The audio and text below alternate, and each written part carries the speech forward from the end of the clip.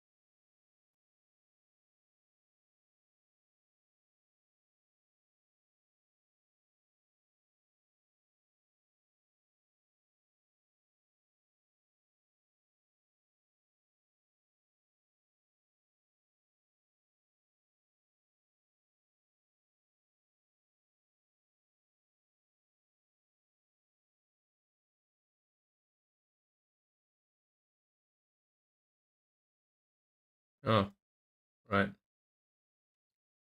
Why is it full screen? Whoops.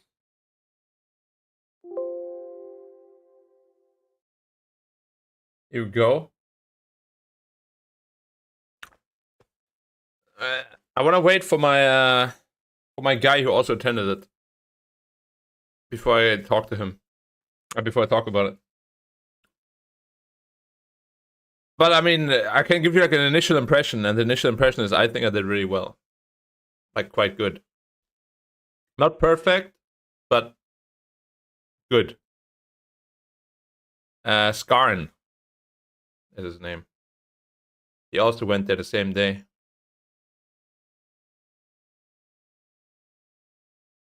Also, never mind. I don't want to talk about it. It's just too depressing right now. Directly west, west, mostly south, bit west, 7, straight, southwest, 6, straight down east, 6, down left, mostly west, a bit south, mostly west, a bit south, 4, straight, mostly west, a bit south, 4, 7, sorry, down right, southeast, 2, up right, mostly west, a bit south, 1, down left, mostly south, a bit east, 4, down right, mostly west, a bit south, 3, down, mostly west, a bit north, 2, up right, west, 5, up right, east 6, straight down, east 1, down right, southeast 6, up left, northwest 5, down left, southeast 7, up left, north 2, left, east, south 6, upright, mostly east, a bit north 6. Easy.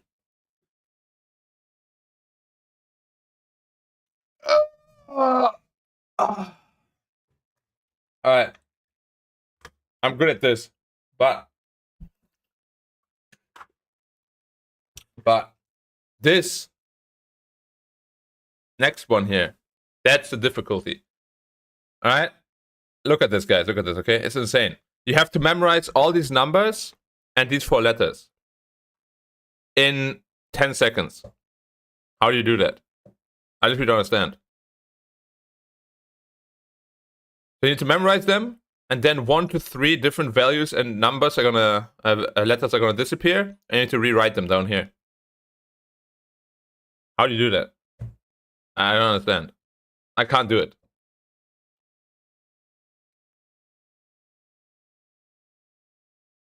It's supposed to test your short-term memory.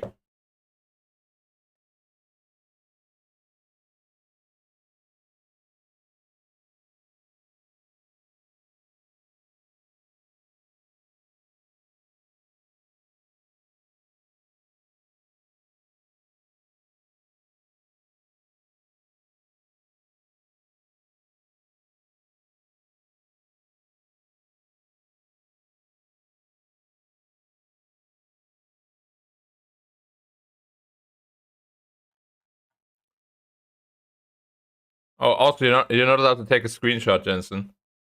In case you didn't know. Screenshots are not allowed.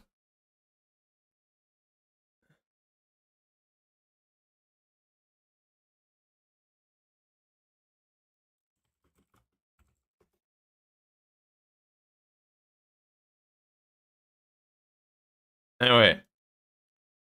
The problem is that any of these values can disappear. And the most I can manage, if I'm lucky with the numbers, is 3 of them. My strategy is... Okay, my strategy is... Wait. Yeah.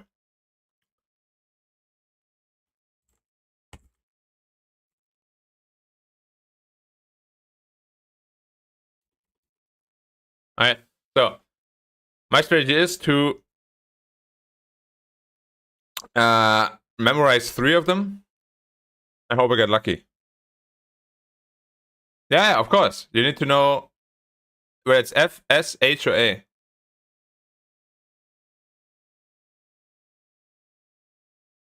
So my strategy is... Wait, first of all, guys. Science, okay? You know me, I love to talk about science. Science says...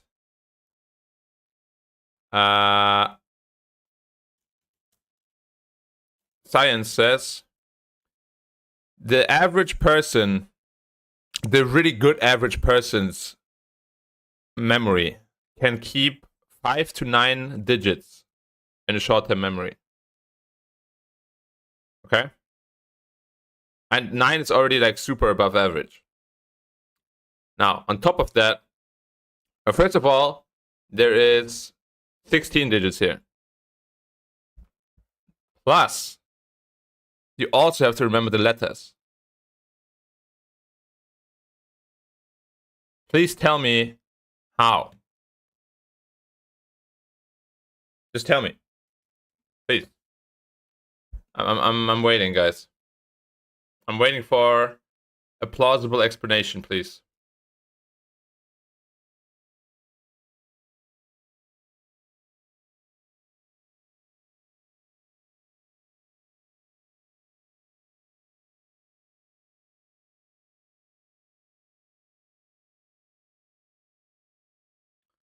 For me, read the letter as one word.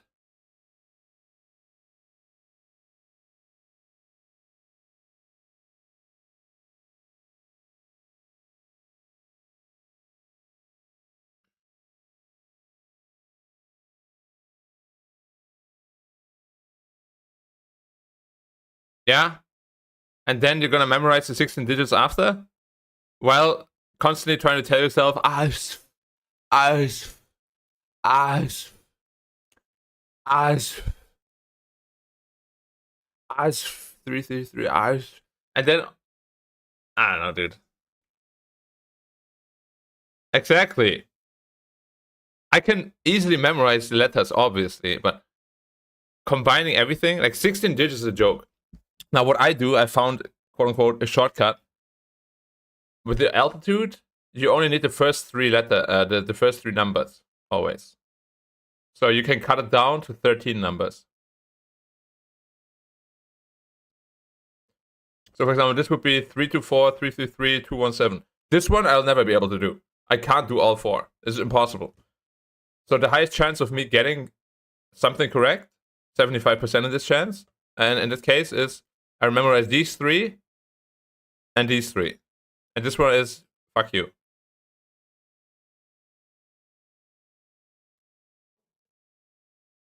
And this one is impossible.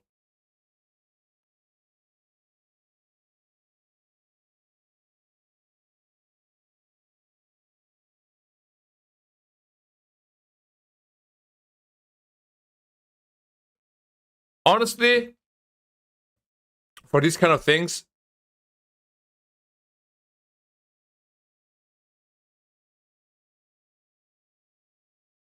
well, that's the thing. I was wrong about that with the frequency. I mean, 99.99% of the time when I heard frequencies being called out, it was that way. But yesterday I heard a frequency that started with a 2. So I don't know if it always works or not. But, like, just look at this. How difficult. And just look at the time, okay? I'm going to click next now. See how much time you have until it disappears.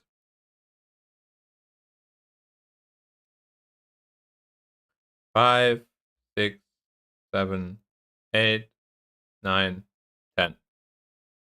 Alright. Oh, unlucky. That's the one number you didn't memorize. You lost.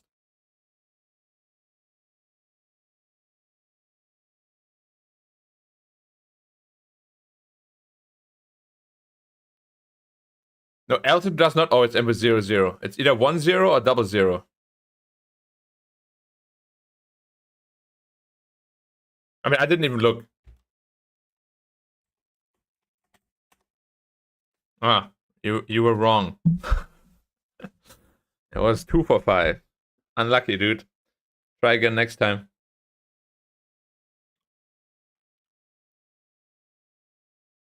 I can't even blame you, dude. Like, as I said, the highest chance you can get is, in my opinion, you ignore frequency always. You literally don't even acknowledge it exists. And you just do the other three. I think that's the only way to come close to getting a decent score.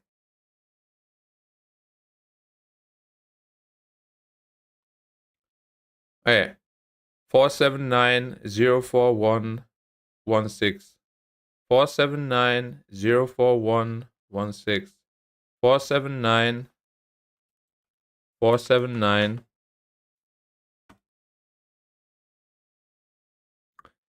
116 383 181 116 383 181 383 181 383 181 383 181 383 181.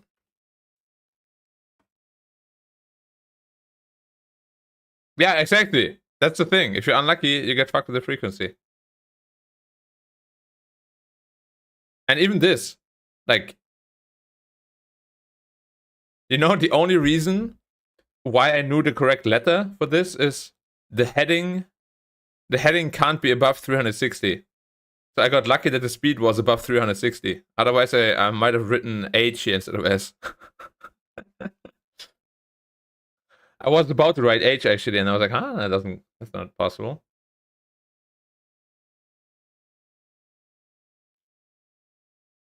Now, the good thing about this exercise is you get half points. So, like, for example, if you get 1 out of 2, you get 0.5 points. Speed, 472 472 170 231. 472 170 231. 472 S 472. That's it. Half a point. I'll take it. 33981 183. 33981 183. 33981 183. 339. Unlucky again. What can you do? Half a point. I'll take it. 209399257. 209399257. 209399257. 399257. 399 399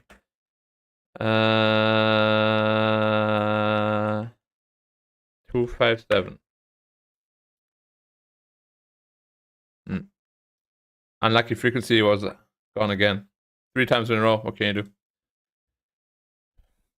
331 184 127. 331 184 127. 331 331 827. What? That can't be. 287? I have no clue. One. See, it's so difficult, even with 3 numbers. I don't know what to do. Like, how do you even practice this? I just don't understand how you practice this. There's just no time. Like, if you gave me 20 seconds to memorize, I would be okay, but 10 seconds?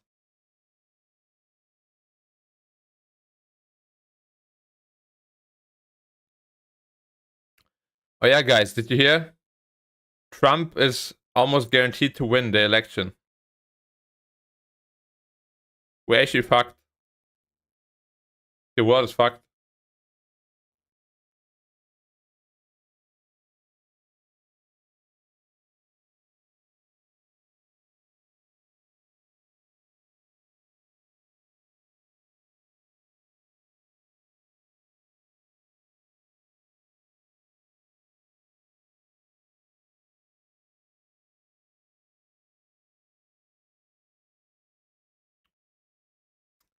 With that, maybe I shouldn't even pursue pilot training anymore.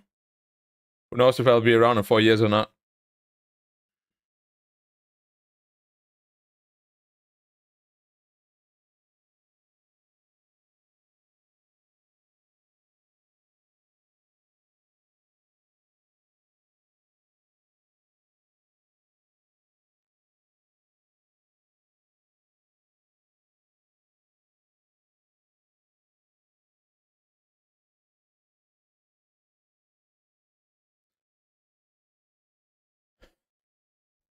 I don't know how to practice this is the thing.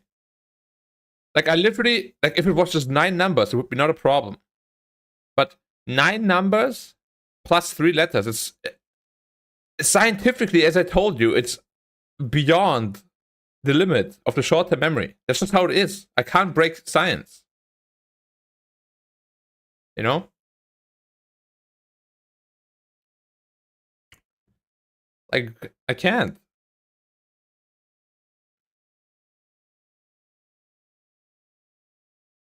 One zero seven zero six two 117. 107 062 117. 107 062 107 062.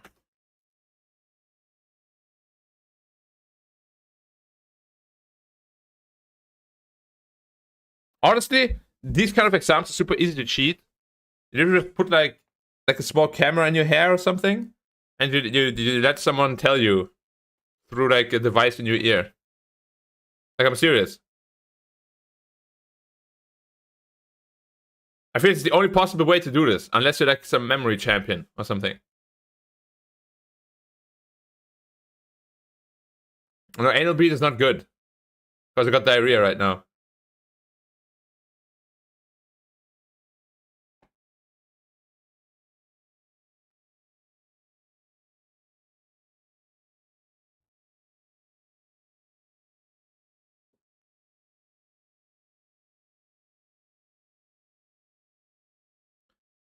But yeah, I really don't know how to practice for this. Do you guys have any advice or any sort of process?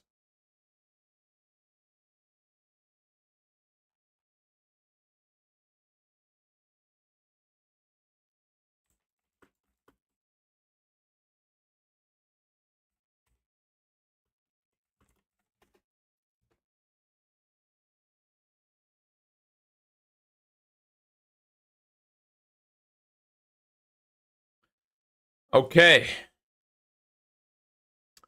115 145 139 115 145 139 115 145 139 145. I forgot the other one already.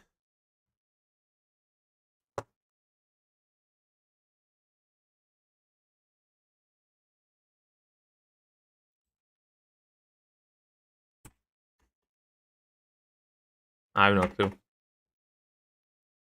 145 139.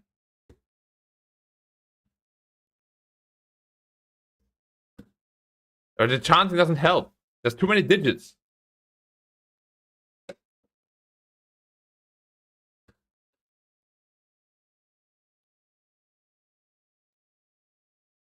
4.6 out of 10. That's pretty good. 317 151 199 317 151 999 317 151 199. What was my first one again? 317?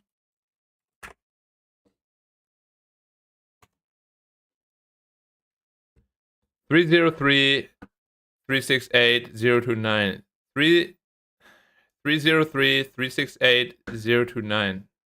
Yeah, of course. You give me the one thing I don't look at. Fuck you.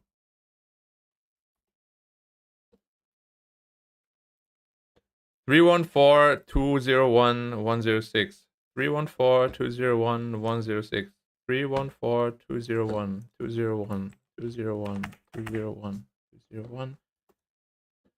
454-268-125. 454-268-125. 454-268-125. 268, 268, 268, 268, 268, 268. 268 251 455 268 251 455 268 455 268 455 268 455 460 163 403 460 163 403 460 163 403 163 4. What was 163 again? S16. No. H163. I have no clue. S was 61.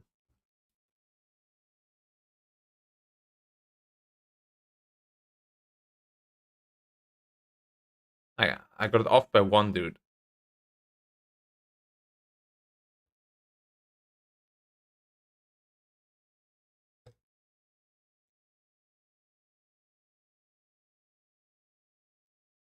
271-032-254. 271-032-254. 271-032-254.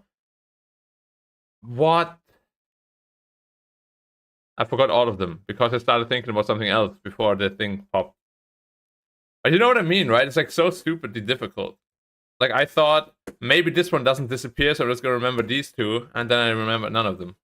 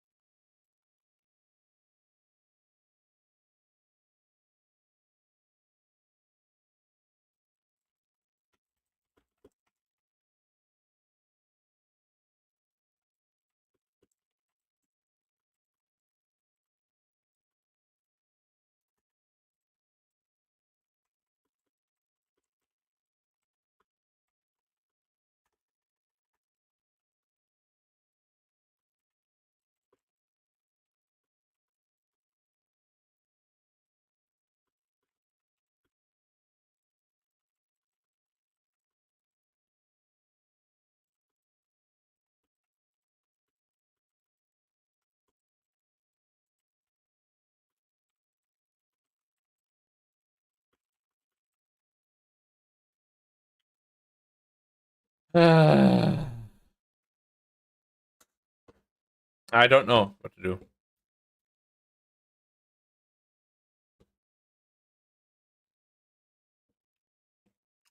And if we don't get it, how is this a test even, dude? And then this one.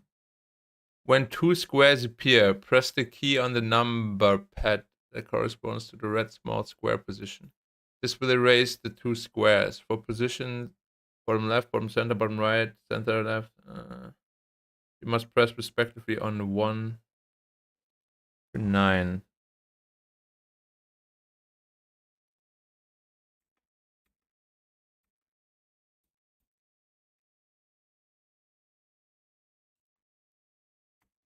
Okay. Oh, again, dude. Let's try this.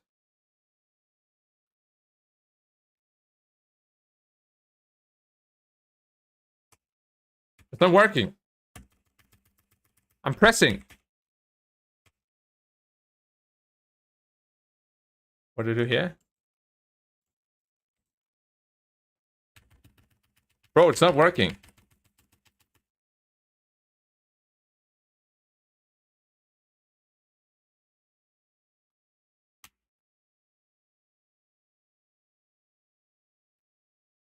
Oh my god, you need to remember all these values too? Are you fucking kidding me, dude?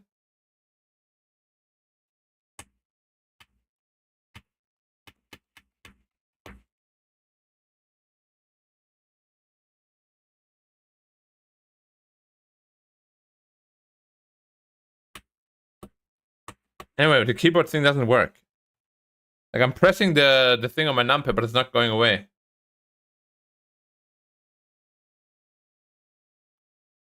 You know what the sad part is? The only thing that actually has anything to do with the compass, this one, is the one that I get 20 out of 20 every time. This is just, these tests are just bullshit. Like, these are actually just bullshit. There's no way a single person gets 100% on this. Not possible. I mean, outside of, as I said, insane people.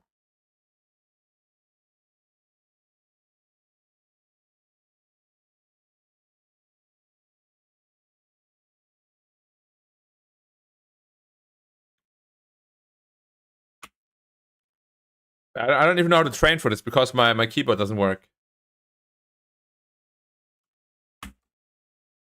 The only button that works is a 1, apparently. Wait, let me see. Yeah, only 1 works, even when I write things.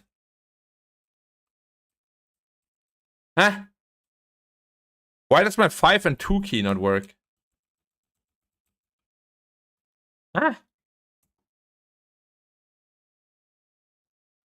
Numpad, my 5 and 2 key doesn't work. Numpad with 5 with numlock won't output 5 unless it is also...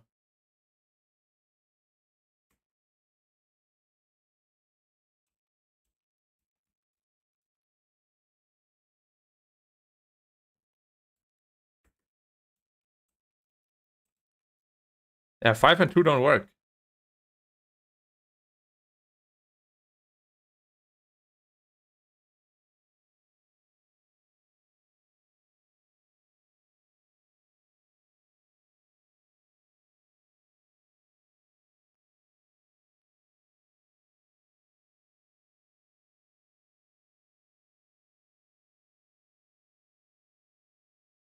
Oh, it's caused by one of the... Caused by one of my programs, maybe?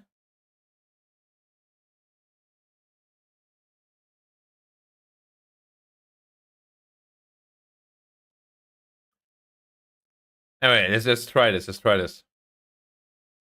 Alright, and we got this one. This test is easier, I think. 5302723. 5602723. 5602723. 5602723. 5602723. Just disappeared. 15960 15960 15960 15960 15960 How do I adjust the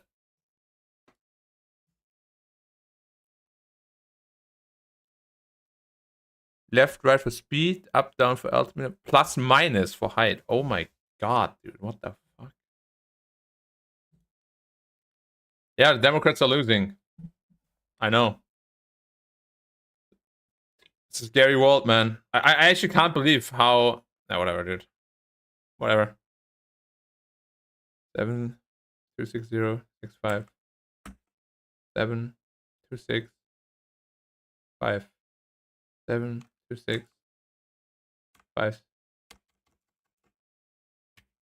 Well, this one doesn't work.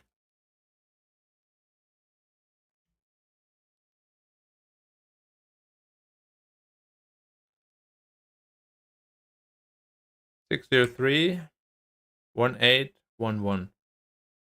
603-1811.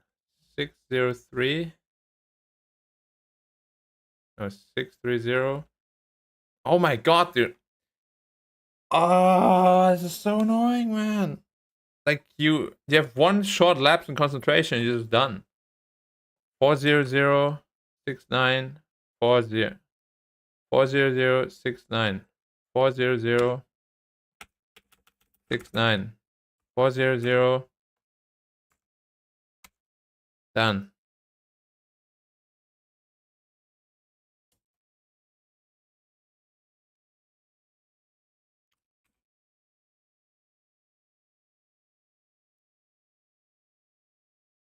Nine one zero 3753 9103757 910. Dude, they changed what I was remembering, man. So how the assignment works is it's very simple. These three values are randomly going to change, and you just have to press the button on the numpad every time it pops up here. So with this, you press 2. If it's the top one, you press 8. If it's the middle one, you press 5, etc. And these, they're super weird hotkeys. That's the hardest part of this assignment, actually. It's super unintuitive. Up, down, left, right, plus, minus. Why can't I just adjust it here? Like, I actually have to remember even more things because I have to now remember 6 hotkeys in my head to adjust these meters. It's fucking stupid, dude. What is that?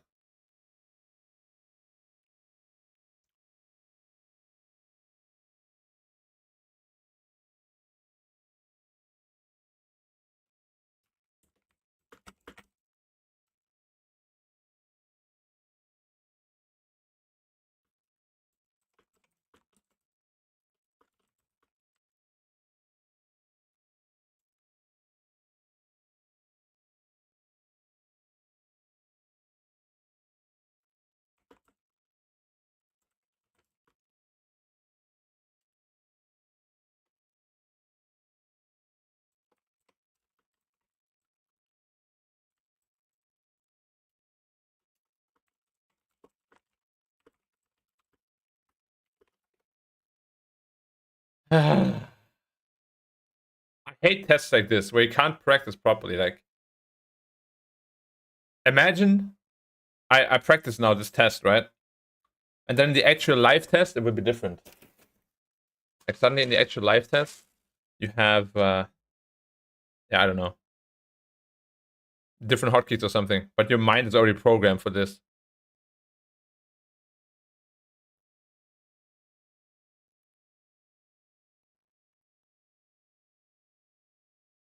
You know what's also really weird? In an aircraft, the altimeter is literally supposed to show you your height. The altimeter is supposed to show you your height, but this one shows you your altimeter and your height. It makes no sense. It's like one instrument in an airplane. This test is, I'm telling you, these tests are super stupid. They have nothing to do with anything realistic, or I just don't know why they test this shit.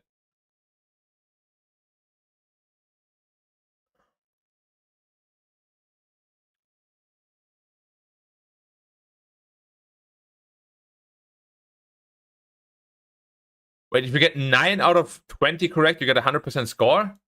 That can't be true, right? Surely?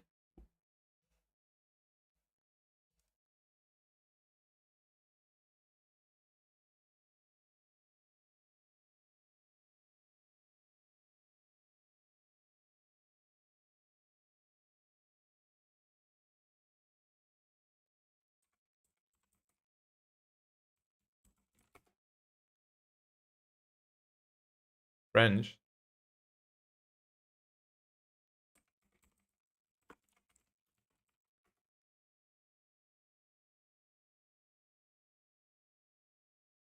That's why, because they're French.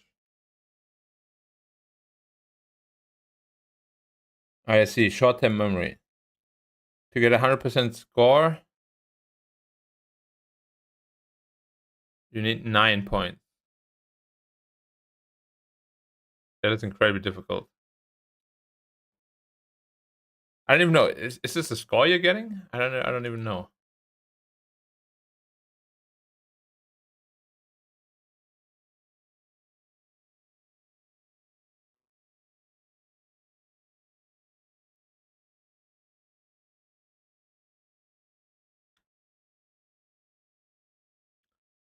Like, how come I'm so good at this?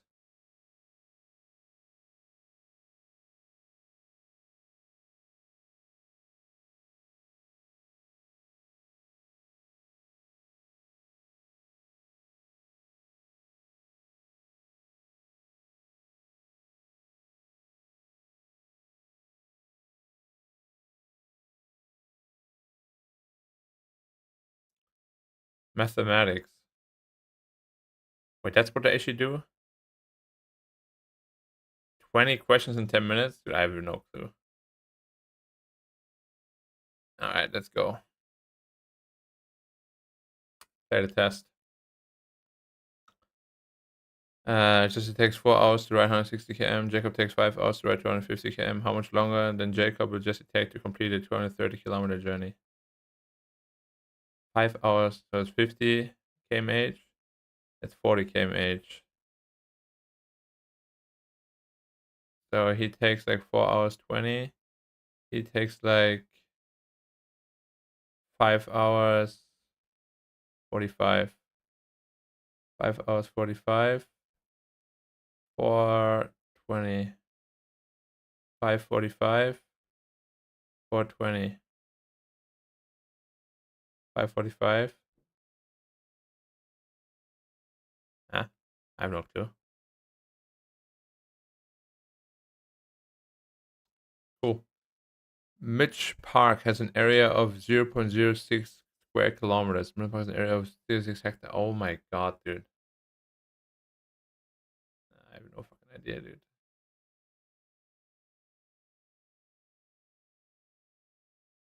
Okay, cool. 1 to 100,000. Rectangular fish on the map. If one side of the field measures 3 on the map on the other side. 1 to 100,000. So 300,000, 500,000. 300,000 is the first one. Oh, it's hectare, dude. Ah, fuck you, man. Joe Long's fuel tank.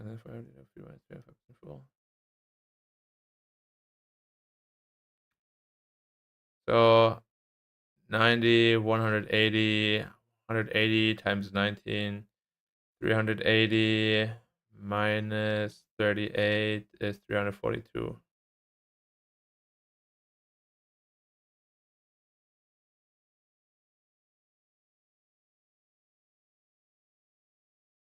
It doesn't seem right.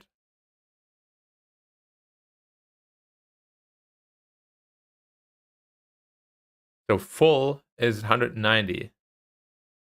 This seems so wrong. A full tank is 190 liters. And per liter, you can go 19 kilometers. That's correct. That's correct. My bad. The total area of a collection of 100 surfaces is 246.176 square centimeters. What is the radius in millimeter of each circle? What?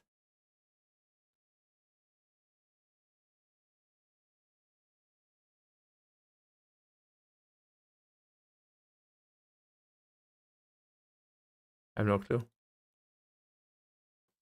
I just took this because of the number at the end. I didn't actually know. The scale on the map is 1 to 250,000. The path joining 2 towns on the map is 5 centimeters long. What should you take to walk home from one town to another? 5 centimeters long, so 250. So 1.25 million. 1.25 million centimeters into kilometers. At 350.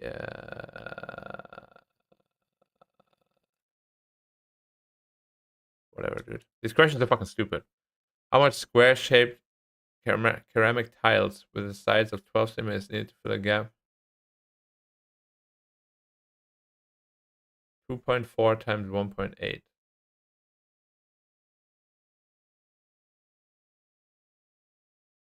1.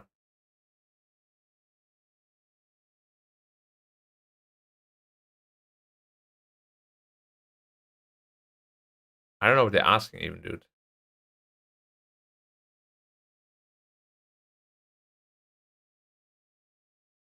I really don't understand the questions.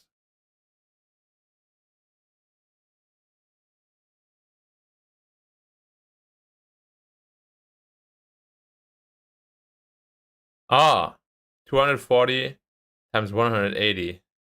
I guess what they want.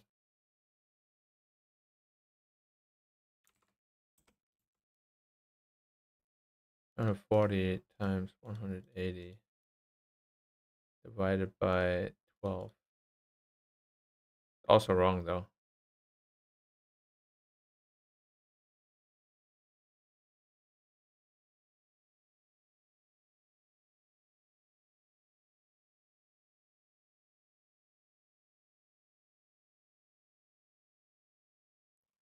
Yo, what's up?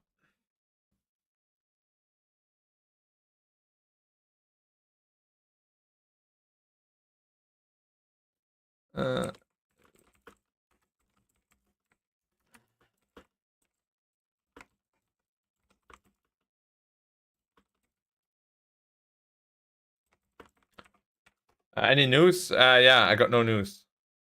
News is I have no news. All right, tell me about yours first, and then I'll tell you about mine. I need to know how yours went in detail, please. Actually, maybe we should do this when you're free of work. What do you think? When you're free from work, or like, I'm not sure how much time you have now.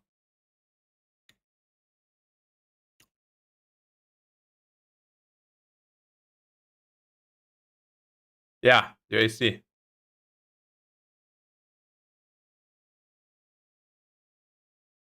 Oh, okay, well, I guess I can just tell you about mine then. So, we started with the whole introduction thing. Then after that, also, I can't believe that they actually asked a question from the introduction thing. I didn't listen to that at all. Like, I listened into the salary, to the benefits, to how the program would work, you know, the pathways, the duration, everything. And then they actually asked you a question from there. It was really fucked up. In the MCQ later. Anyway, we started with we had to calculate fuel and then plan flight routes with that given information. But we had 7 people in our group, which means it was an absolute clusterfuck. Literally everybody tried to talk the entire time. And of course, like the first guy comes in, how about I put a timer here because we don't have much time here, and everyone's like, oh, thank you. Dude, it's so fake. Everything is so fake. It actually kind of triggers me. Anyway, a guy puts a timer, everybody starts reading, we read our thing. Yeah, okay. Then after 10 minutes, they're like, okay, you can now start a group discussion. And I was so confused. First of all, I have a massive disadvantage because I couldn't understand the announcer. Her accent was so thick. Like she told us what the exercise was about, right? Everyone is writing down what it's about. And I'm trying so hard to listen. I'm like, what is she saying? I couldn't understand. Like, it was not audible for me. So I actually lost a minute because I had to read what the actual assignment was on the assignment paper. So then I read through. I had China. Yeah, I had China. Anyway, then we had to calculate all the fuel. And the worst part was that because we were 7 people, we had a duplicate in our group. So the guy sitting in front of me, this was actually double bad. This was awful. Okay. So I met a guy that I befriended before, because we had like 2 hours delay before we started, right? And that same guy, by chance, ended up directly in front of me at the table. And both him and I had the same country with the same information. So, and he was a pretty withdrawn guy. So the problem there was, everything I said, he can't use anymore. So it's super fucked up. Basically, every time I talk, his chances of talking diminish completely. Because the information I'm giving is the information that he can give. It was really stupid. Like, I feel like I really don't like that. Like, I actually feel bad for talking. Because I'm taking someone else's chance away to give the same information that I have. We had China. Both of us had China.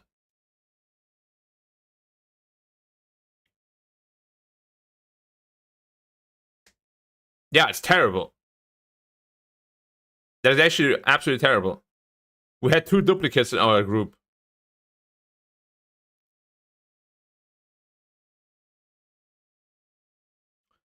And then we basically followed mostly my ideas. It was really weird, because everybody was talking a lot, right? But then I'm like, we should do this. And everyone's like, oh. Yeah, that makes sense. And then, same thing again. They do their thing, and then I say, well, you have to be careful, guys, because if you want to modify something here, our Friday already has too much fuel consumption. And they're like, oh. Yeah. You know? It was really strange. It feels like there was just 7 people for 15 minutes. Everyone's in a rush. Everyone's like trying to talk all the time, even if it's not very substantial. And to begin with, there was no structure. Like, I couldn't understand any of the calculations. You know? Like, they just speak so fast. So I was like, okay, how much is this from here? How much is there from there? How much is from here to here? Please be structured, guys. Because I couldn't understand anything. It was not audible. You know? So we finally wrote down everything properly. But of course, time was ticking. And then we made a plan. Now, the biggest issue was, because we had so little time, we didn't have a perfect schedule. We had quite a lot of fuel left over. So we could have flown like 1 or 2 more destinations, but we didn't. You know, and then it was the same with you when they like cut the fuel in half or whatever. The good thing with us was we didn't have to make any changes, because we had way too much fuel left over anyway, because we're a very fuel efficient company.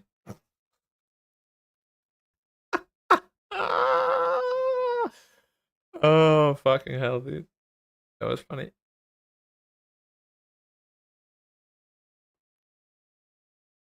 Anyway, I felt quite good about it. I feel like I made good contributions. I tried to... Yeah, as I said, every time I said something, the entire group was like, oh! And nobody talked anymore for like 10 seconds. That was crazy, actually.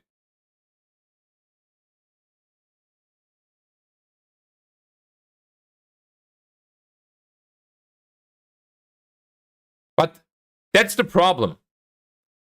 I'm not sure whether we had Japan and Australia correctly. I'm pretty sure we did, because like I said at the beginning, that's literally what I said word by word. So we don't fuck up anymore, because we have no structure and no time. Let's put Because there's a minimum of 1 Japan flight, which means there's a minimum of 1 Australia flight. So I said, okay, let's put 1 Japan flight to meet minimums, and then 1 Australia flight to meet that requirement. And that's it. Then all the other days, I suggested we do mostly China, because China is the most fuel efficient for the most profit. So we had China on every day. And then a little bit of Russia and lots of SEA in between. Well, that's the thing.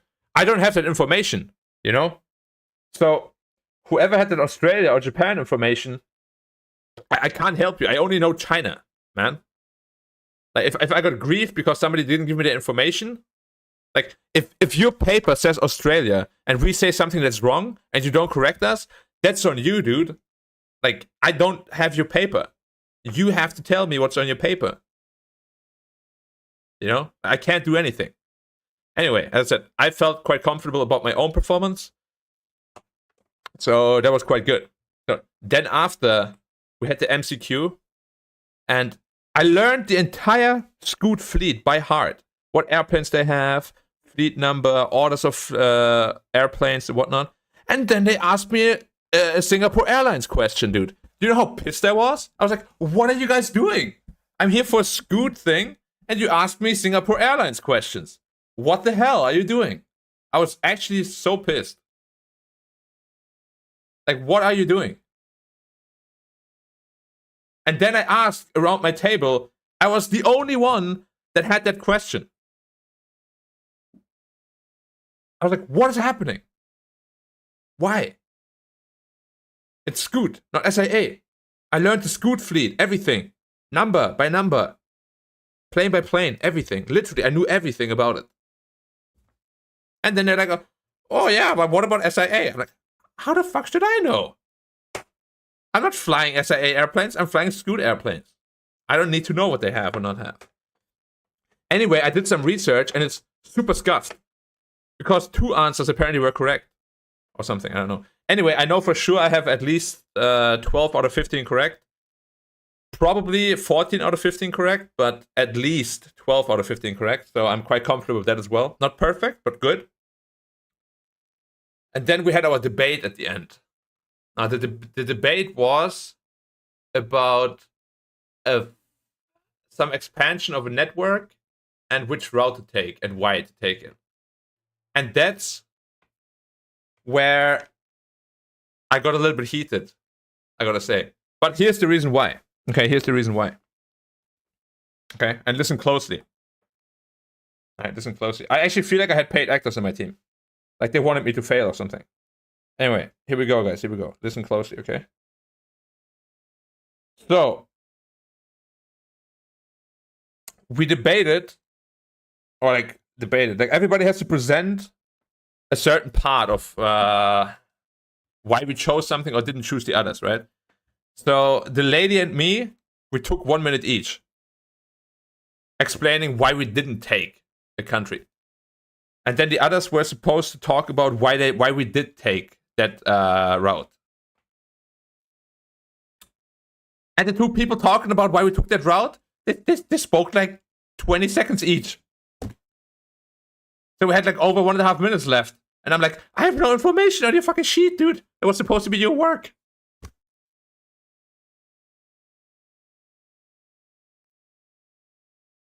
Fucking hell.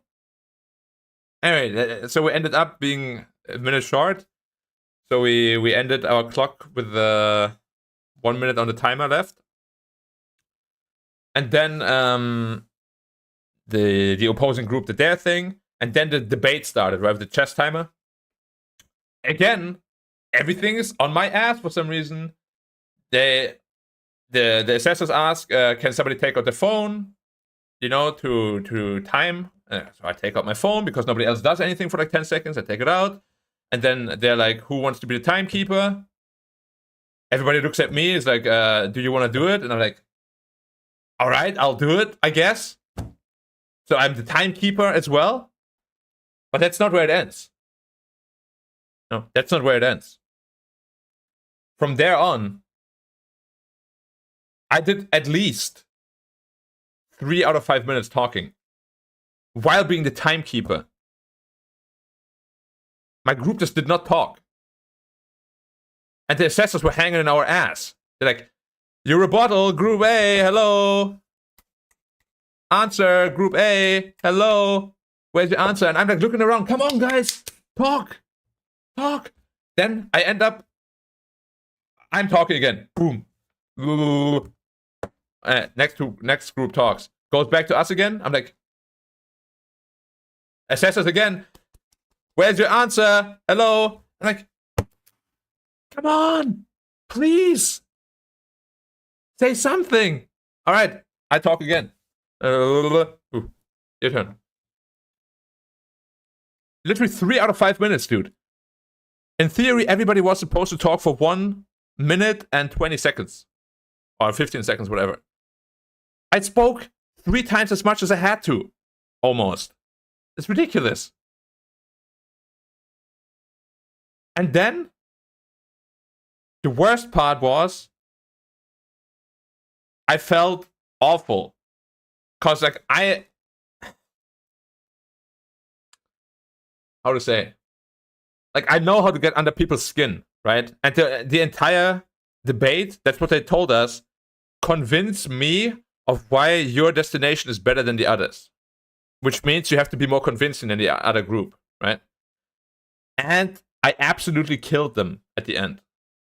You know, if one timer is expired, the other group has to do all the talking constantly, right? Because we can't talk anymore. It's at 0.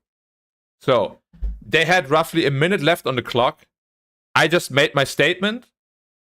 Then it went back to them. They struggled, right? They struggled to answer for like 15 seconds. Then I came in again. I said, okay, I'm going to finish now. Boom. Activate my timer again. Completely kill them. I'm like, the fact that you guys just completely want to disregard the biggest problem of your destination makes absolutely no sense. And it's a huge risk to the profit of the company. Right? Boom. I end. We're at 0 seconds. And they were already choking before that. At that point, they were done. They tried to discuss without activating the timer. And then the SSRs are like, stop talking! You have to press the timer if you want to talk. But you're not allowed to discuss. Right? You're only allowed to present and debate. So you're not allowed to discuss between each other at all. So they press the button finally because the assessors are like, come on, where's your answer? Hurry up. They press the button. They don't talk for like 30 seconds because they don't know what to say. You know, and then they say something completely irrelevant. And that's what made me feel terrible. Because I pressured them so much with that, you know, running down the timer and everything that they just didn't know what to say anymore. They had so much pressure. And then the assessors are in their ass and everything. It was brutal. Absolutely brutal. Now, the problem is, usually in these assessment centers, you don't want to talk so much. You know, like it shows that you want to share the work and that you like to work with other people and stuff. So I genuinely think I did a good job. I think I did really well at that part, but because I was technically forced to talk because nobody else wanted to. I don't know if that negatively reflects on me or not. You know? It could very well negatively reflect on me as well.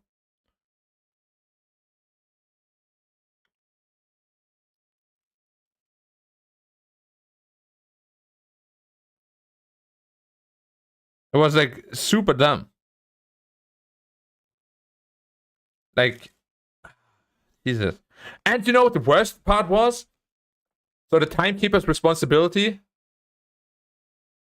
I have ads. Alright, let me know when your ads are over.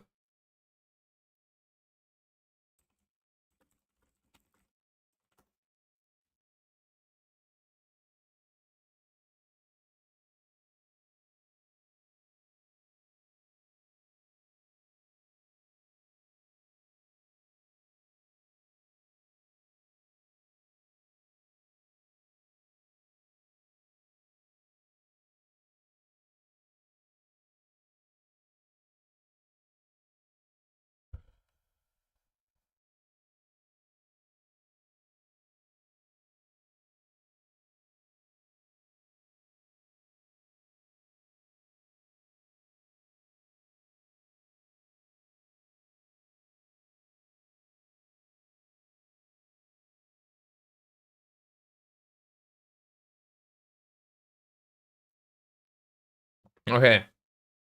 I mean, they said they would tell us by the end of the week, I think. So probably if you don't get an email by then, you didn't get chosen.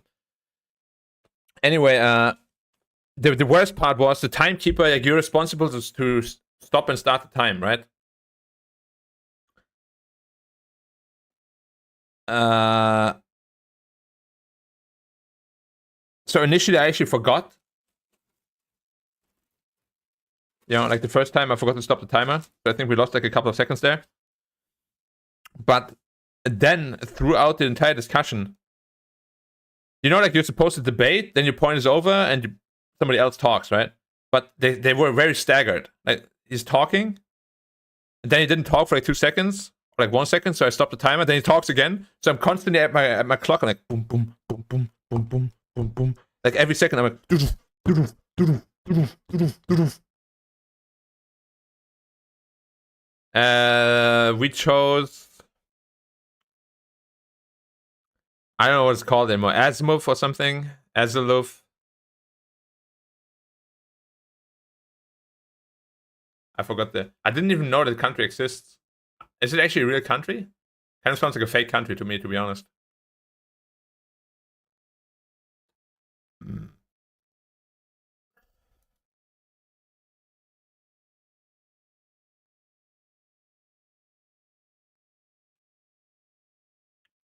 I'm gonna go pee real quick.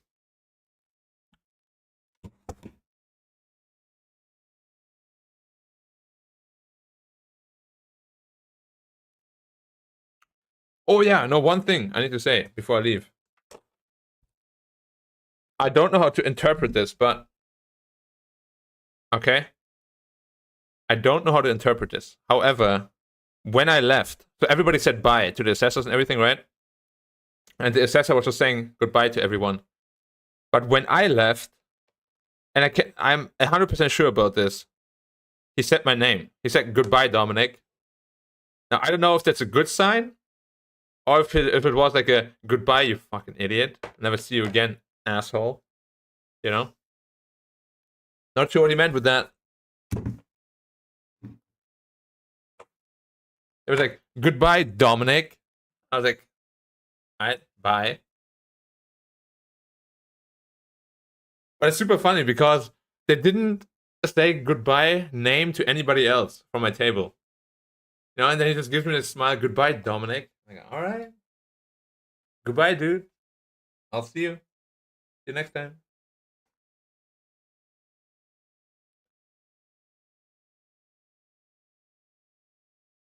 No, I'm not keeping the sticker as a souvenir. I threw that thing away as soon as possible.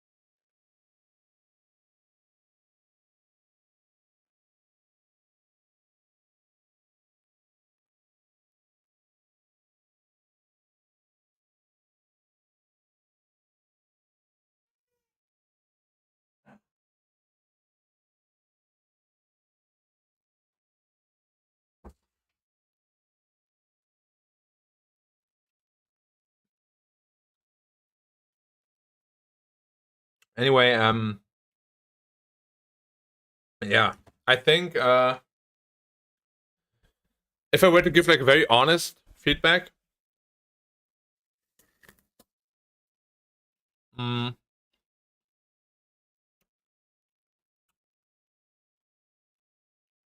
well, I also have to say about me,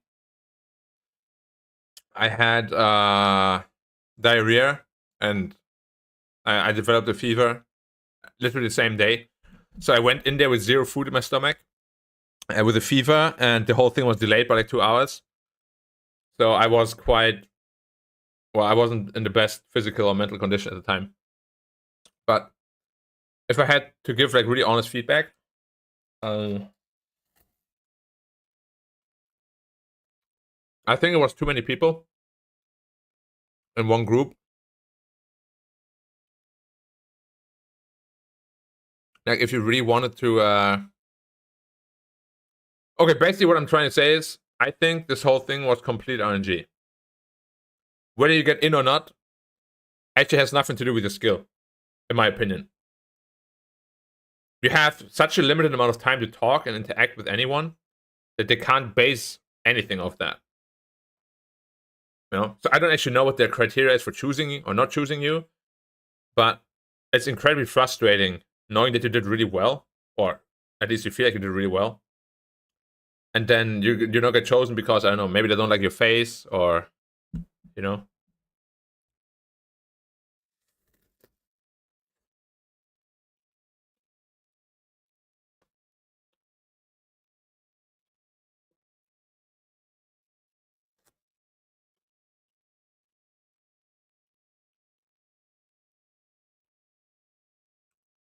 Yeah, I know. It's really stupid. It's actually incredibly stupid, the system. I don't know how this became the norm. How did this become the norm?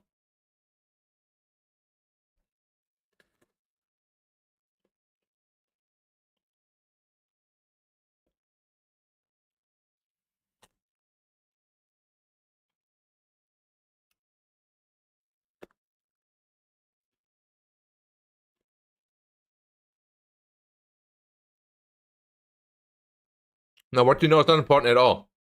I agree.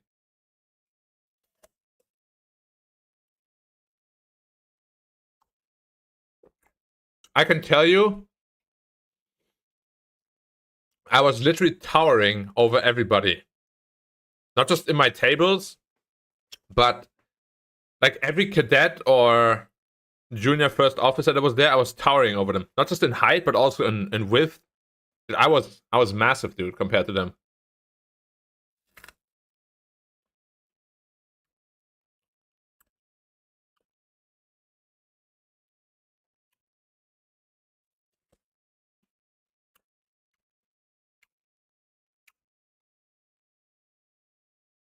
But yeah, it's very frustrating.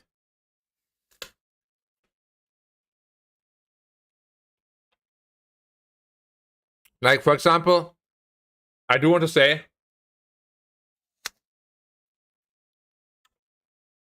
I have never. I'm from Europe. It's different there probably, but I've never seen such a life defining moment come down to this. You have to remember, you're not applying for a job or like internship position or something.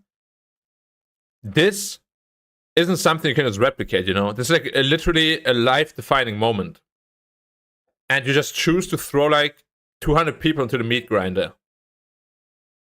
It's like, I feel it's really disrespectful to people and their goals and dreams, you know?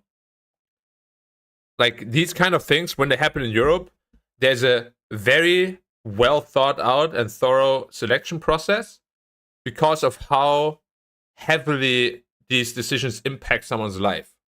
Whereas yesterday, I felt like, oh, you shit. Oh, you're out. Oh, you shit. Oh, why you shit? I don't even know. Oh, you're out anyway. Oh, you didn't say much, but I like your face. Okay, you're in. What? What is it based on? You know? And these big decisions in Europe always have a very fair and lengthy selection process. Like, if you know you fucked up, you probably fucked up. Most of the time, people in fact think they fucked up more than they didn't. So the fact that I think I actually did quite well, I think means a lot. I really do think I did quite well. If that was, for example, in Europe, I would definitely be in the next round. I can guarantee you I would be in the next round.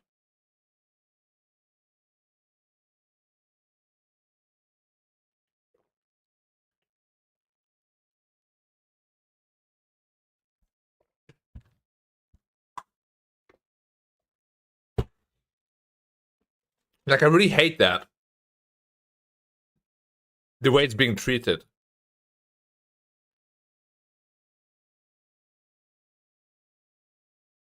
I don't know. Like, obviously nothing is over. Like, I'm gonna wait until Saturday, Sunday to like plan my next steps or whatever, but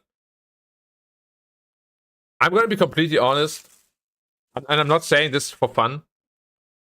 Like, in all seriousness, I do think I would be a very textbook pilot. Because I know my personality. And I know how I work. So the fact that I can't pursue this potentially because of something like this, it just doesn't sit right with me. You know? As I said before, pursuing this career through a private license, it's possible, but it's so much more difficult. So I don't know if I can. Of course there's regret, that's a problem. If you do really well, and you didn't get it for like an arbitrary reason, there is a lot of regrets, unfortunately. You know? And I know there's things I could have done better, of course. I'm not saying I was perfect. I had some questions wrong in the MCQ. Like, the way I was communicating wasn't always perfect and everything. But you can't tell me that everybody was perfect that was chosen. You know, no way. I don't believe it. I don't at all believe that.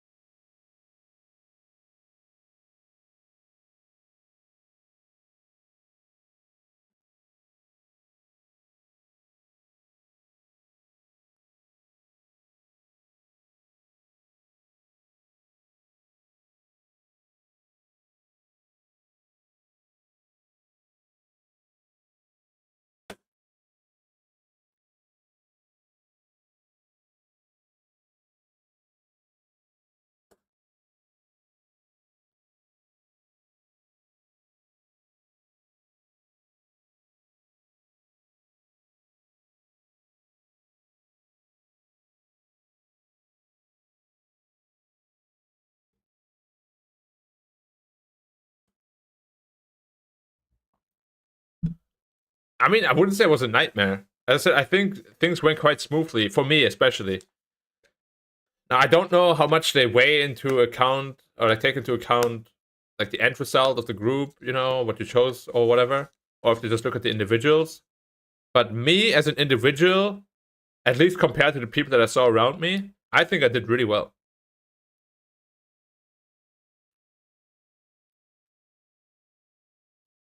There were, of course, other people that also did well. I'm not saying everybody was bad or whatever.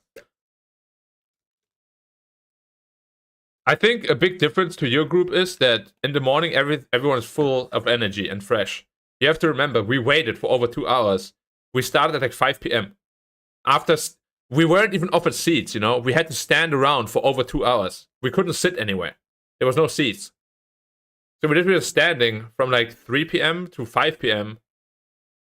And I'm sure it affected a lot of people.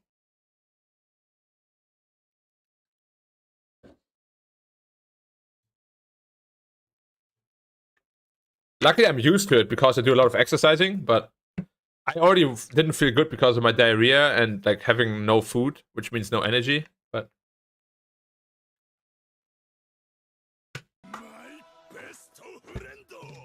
yeah. All I can say is, if I don't end up making it to the final interview, where I would actually get the chance to really show my personality and my person, and then if I fail that, all right, fair enough. I'm gonna be pretty frustrated, for sure. if I felt like I failed hard yesterday or underperformed, I wouldn't be mad. But looking back, as I feel like I did really well, or quite well.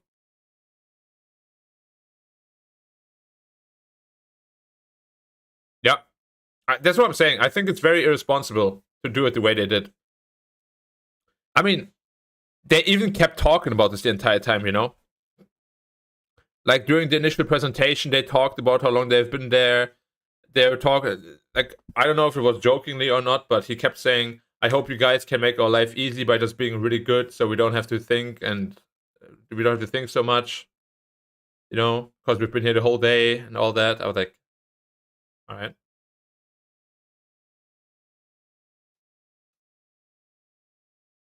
Well, even if it doesn't affect most candidates, there are always going to be people like me who get severely affected by it.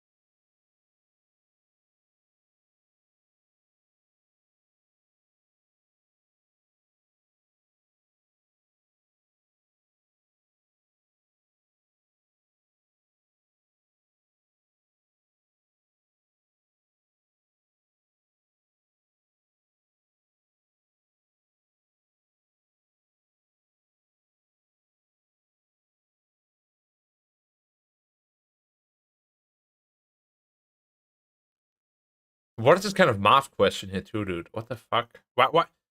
Ah, man. Whatever, dude. I was gonna say, the more I do these exercises and the more I interact with people, the less I'm surprised that the world's going to shit. Like, all of this stuff is so fucking stupid, man. Like, what are you trying to do? You give me 10 minutes to read this text and understand everything with 20 exercises? Can you just be a normal fucking human and test me on things that actually make sense?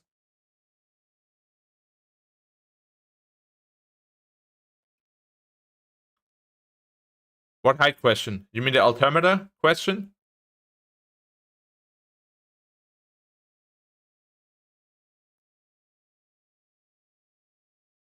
Yeah, I did. And that one was easy. They just asked, like, what instrument measures this? For me, at least. It was super easy. The entire MCQ was easy except, like, the SIA question and I had one sign question at airports and I had the Scoot value question. I got wrong.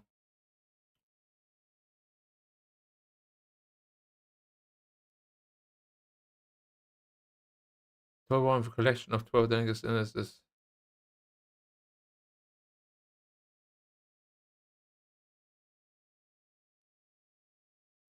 I don't know what they want, honestly. I literally don't get it.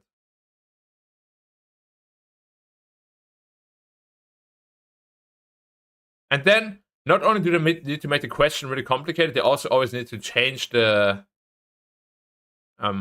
unit.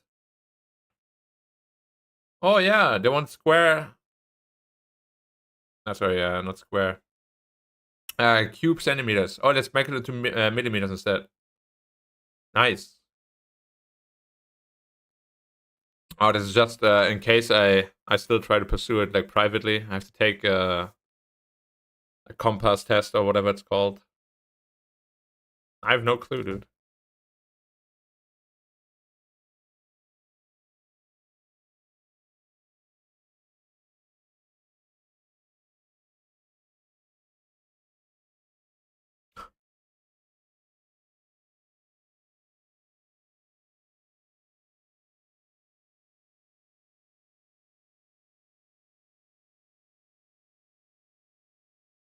$30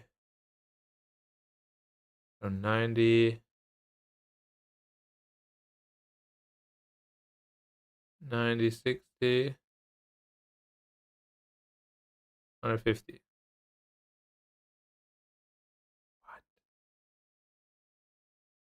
Oh, 60, 90.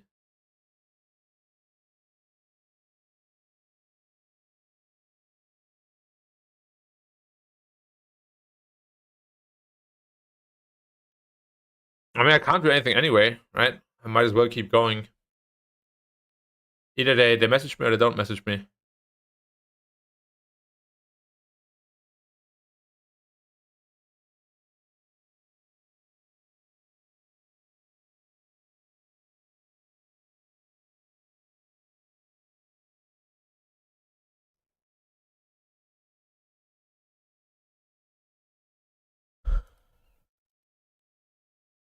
What? How is that even possible? I don't understand this at all. Average speed of 20 and then of 40. That should mean, if you take the two values, it's an average, like a total average of 30. How does it ever get to 28?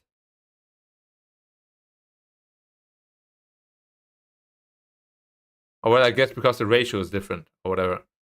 It's so many stupid trick questions, man. It's fucking stupid. I really hate it. I hate all of it.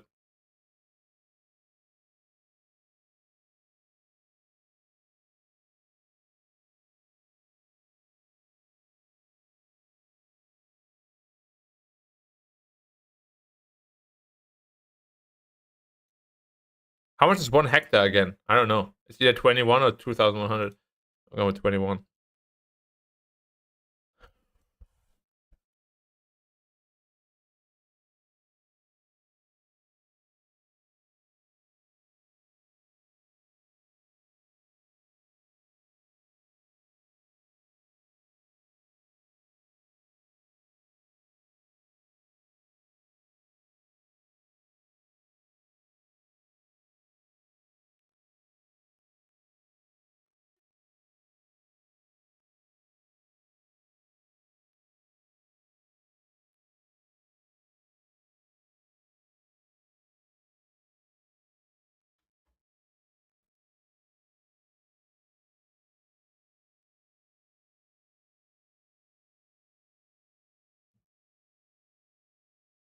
What are these questions, dude?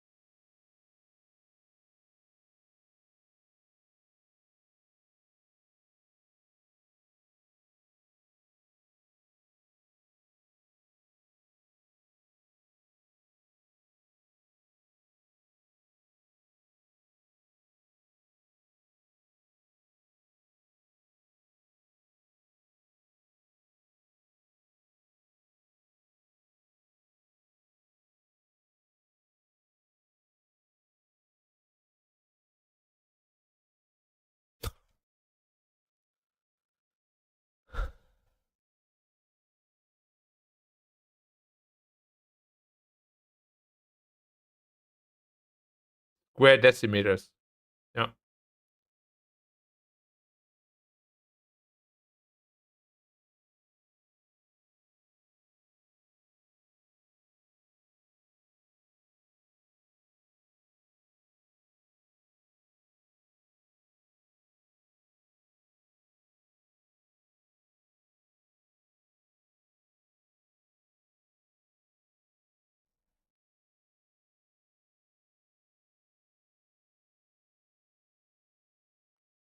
One liter per 4 seconds.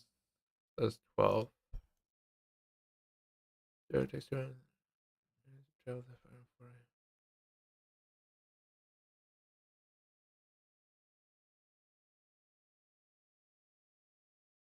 480. 480 minutes. Travel 1080 kilometers.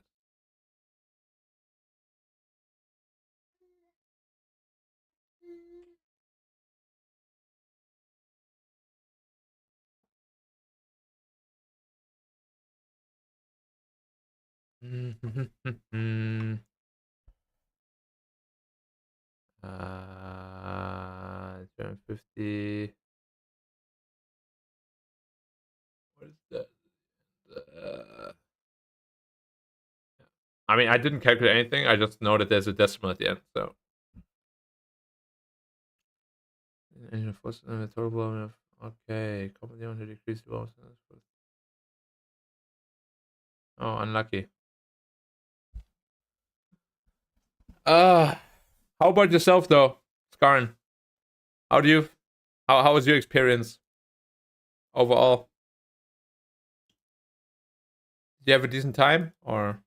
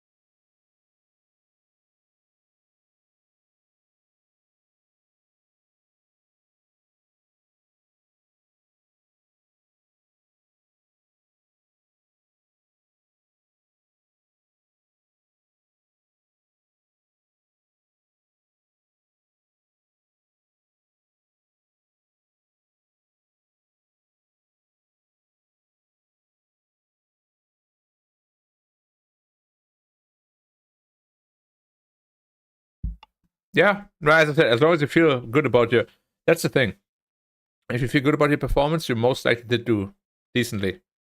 Because people know when they did poorly, generally, and yeah, they would be somewhat aware of it.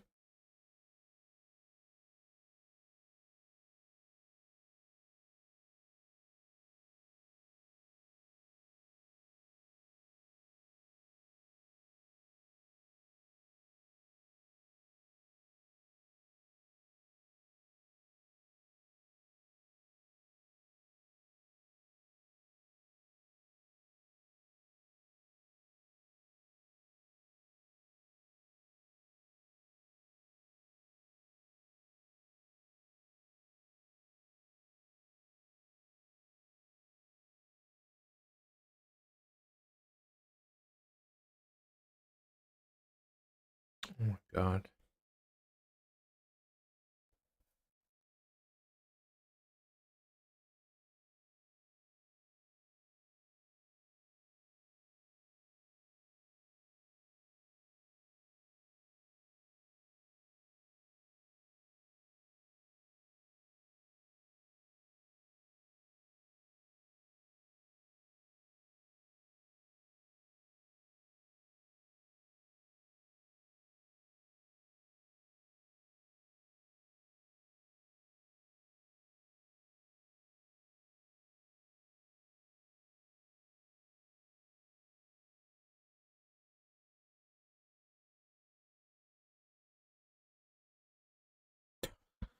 Dude, I thought 4 ms because I did the math, but it didn't sound real.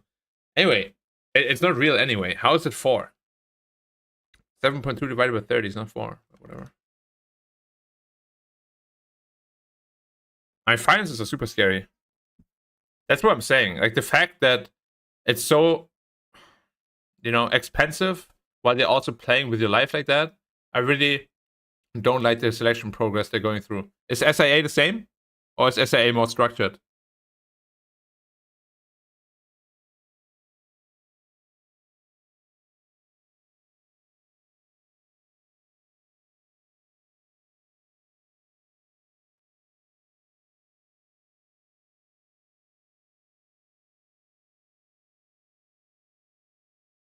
Oh, it's way better, dude. What? Maybe I should wait for that. It's way better.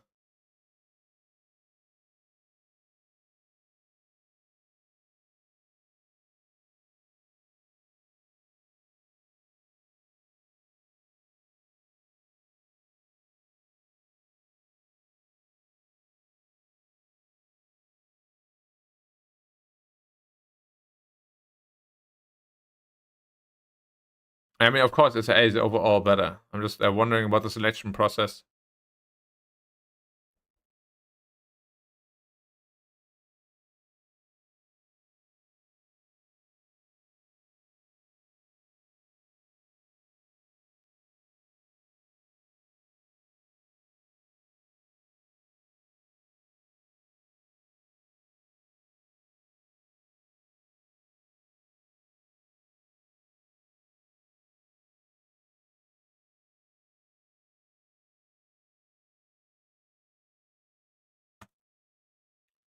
But you said you got to the finals of SIA before, right?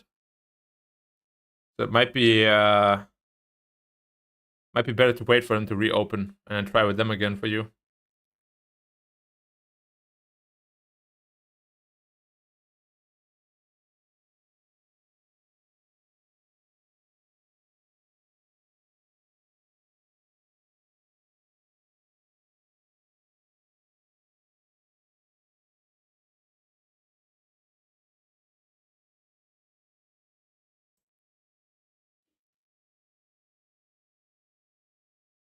Oh, right. Was it the same as Scoot? Like, for example, shouldn't you be in there automatically of the backlog?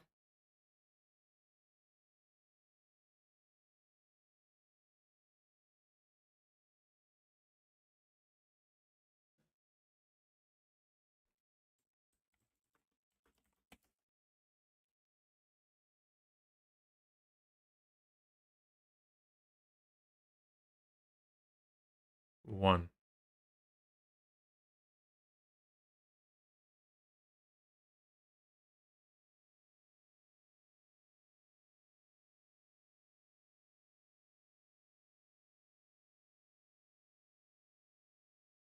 I'm pretty sure I said meter.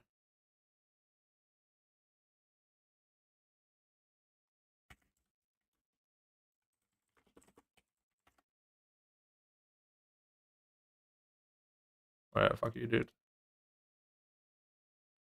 40.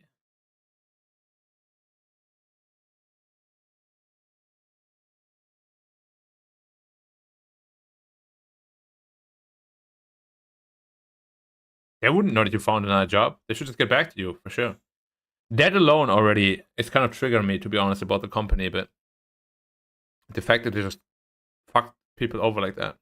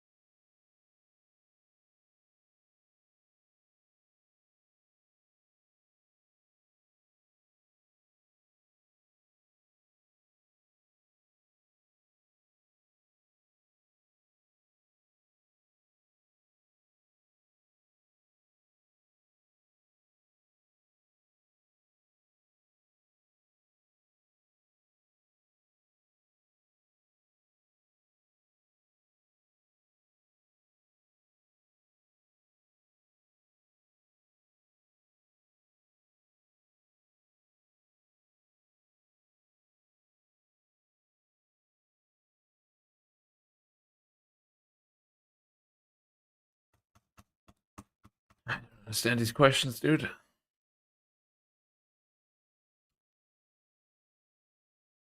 Science books. So that means 80 science books Change this. Oh, 20. All right. Whoops.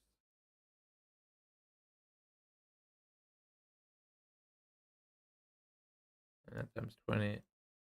120 times 20.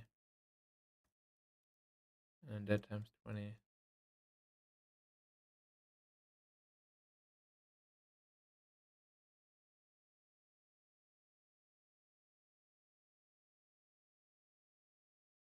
Or 180.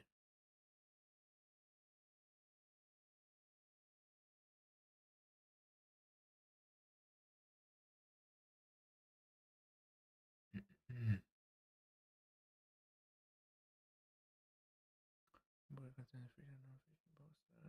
180. That's 30. 150. 30, 30. Oh man, how are you supposed to do 20 questions like this in 10 minutes, man? That's so annoying. That was one of the easier ones already. Plus 10%, that's 60, plus 20%, 60%, 66. Like how? How do you have such shit questions and you have a question like this? Like what is happening? How can it be so imbalanced in difficulty? Jesus Christ, man. I'm telling you, these assessments mean jack shit. Literally. No. I'm doing it all in my head right now. Which makes things a lot harder.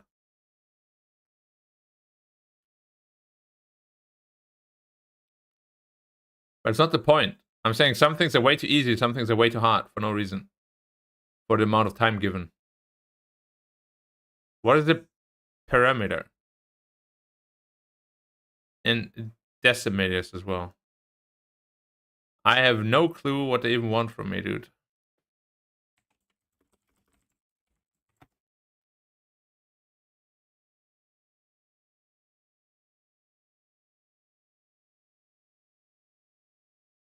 Is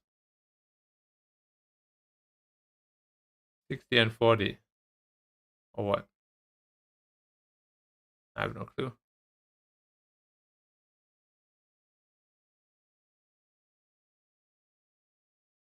Huh. Thanks.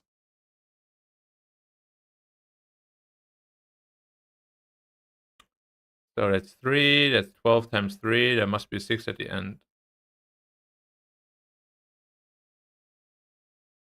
What's the total resistance of sugar shown in the diagram below?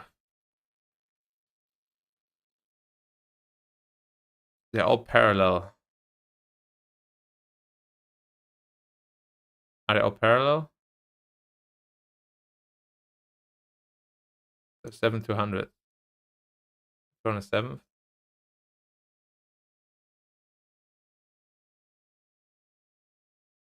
All right, you have to turn it around. My bad. Number 1 is 30% more than number 3, and number 2 is 40% more than number 3. Find the ratio of number 1 and 2. Number 1 is 30% more than number 3, and number 2 is 40% more than number 3. So the ratio is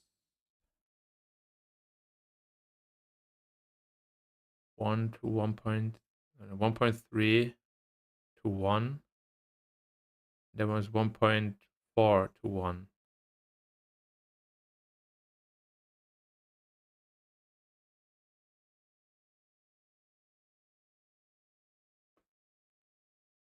The building has a rectangular base. Its area is 0.57 square kilometers.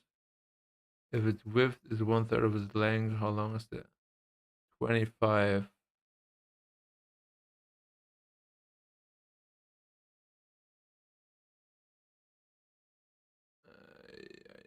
Dude, questions are so annoying. No clue. 15,000. A triangular prism has a volume of okay. The height of the triangular base is 8, and the base in a triangle is 6. 8 times 6, 36 has to be 10 or 100. 150? 8 times 6 is 48. Oh. What did I read? 150 also can't be right though, right?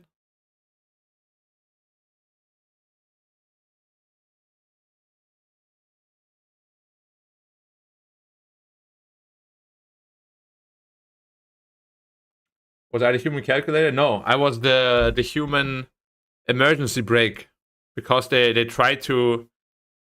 I mean, I calculated fuel also, but I just made sure that my group didn't input wrong numbers. Basically, they tried to fly distances we couldn't fly because of fuel consumption.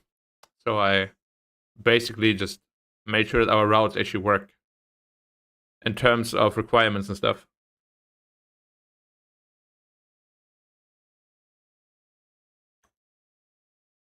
What's the total resistance of the circuit shown below? That's 60. A triangular prism is one with 360. The base area drive double and the height of the is tripled. If the length of the triangular base is doubled.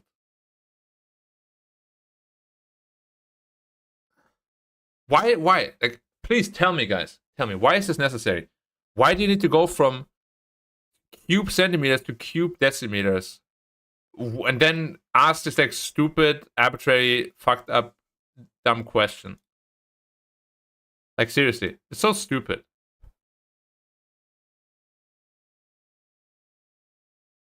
Yeah, of course they're confused, but that's what I'm saying. Why is it important?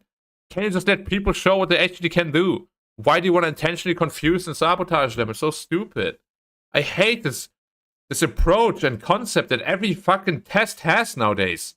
Oh, if it was not confusing, it would be too easy because people can actually logically think. Oh, wait, we have to throw in like 10 curveballs to make sure that the guy is just a little bit of an idiot, not a real idiot. It's fucking stupid, man.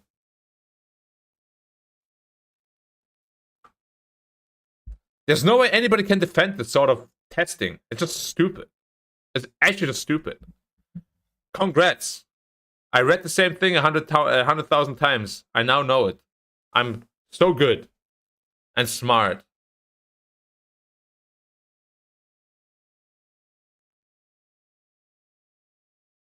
I'm so good and smart, guys.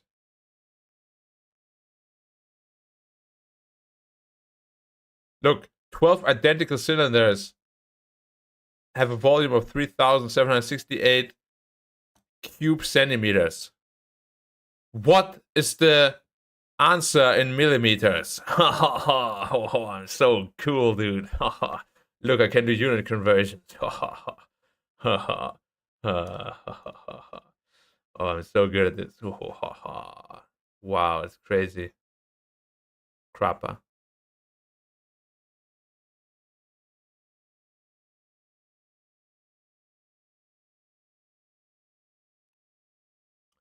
Whatever, dude. I think I'm kind of done with this, to be honest.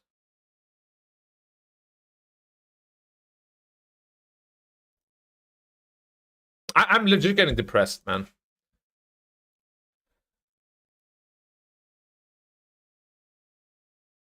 I'm getting depressed by doing these tests. I'm getting depressed by seeing how companies do their tests.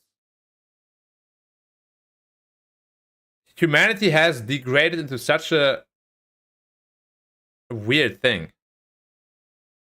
I don't even know what happened to humanity, man. When I was a kid, things were way different. What happened in 20 years? When I went from teenager to adult? Why is everything so different now? The tests.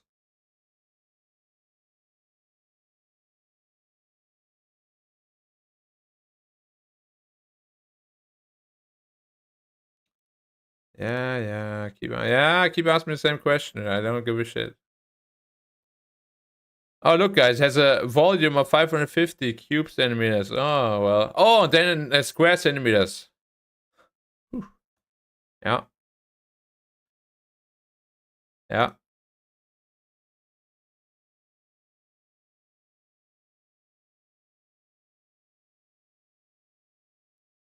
whatever.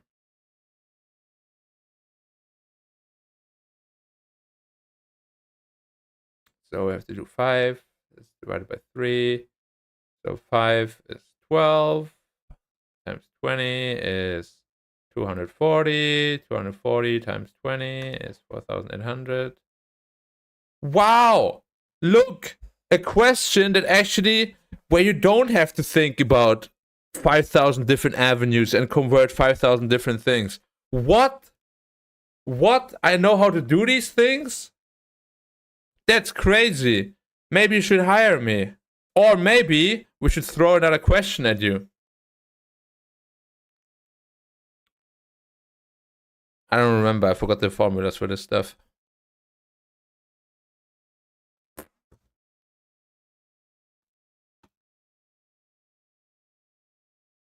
Oh, look. Another question that actually makes logical sense. 50 plus 10 plus 6. 66. What? That is illegal. That is illegal. He can actually use his brain to think? And he doesn't have to convert 5,000 units to do so? What? I thought the only way to measure intelligence is to differently calculate different areas and change unit forms to different forms. That's the only way to make sure people are smart and understand a question. Oh, look here, guys. Millimeters, meters, square meters. Take pi 3.14. Wow, that's crazy, man. It's so fun. I'm just gonna choose a random one. Oh, I got it. So good. So you do that. It's parallel, which means it's this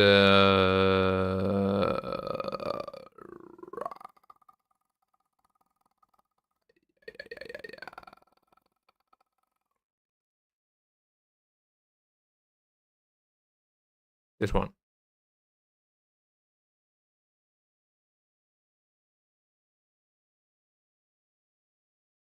All right, it's gone. I'll talk to you soon, my friend. And I'm just practicing because, as I said, if I want to pursue a private license outside of the cadet programs, I have to do a test that's something like this, apparently. I don't know if it's true or not, but look how many I got right, guys, despite just randomly guessing. Nick pump out 20% of the water.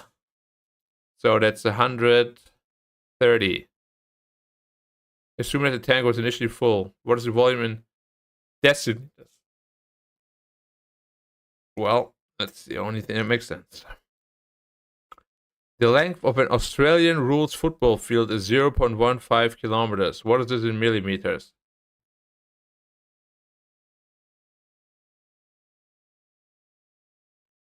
$185. 10,000. 185. 18,500. 180. Bob cycles up a hill for 3 hours at an average speed of 30 at 20 meters per second. So 180 times 20 would be 3,600 meters. So 3.6 kilometers. 3.6 kilometers. And then we have 3.6 kilometers. Whatever, dude. Jesse takes 4 hours to ride 140. That's 40 kmh. That's 50 kmh. How much longer than Jacob? 230-kilometer journey. He takes 4 hours and 36 minutes. He takes 5 hours 45 minutes. 5 hour 45. 4 hours 36. It must be 9 at the end. A current of 3 ampere flows through a circuit that's supplied by 9-volt power source. How much power would the circuit draw if the resistance was increased to 150%?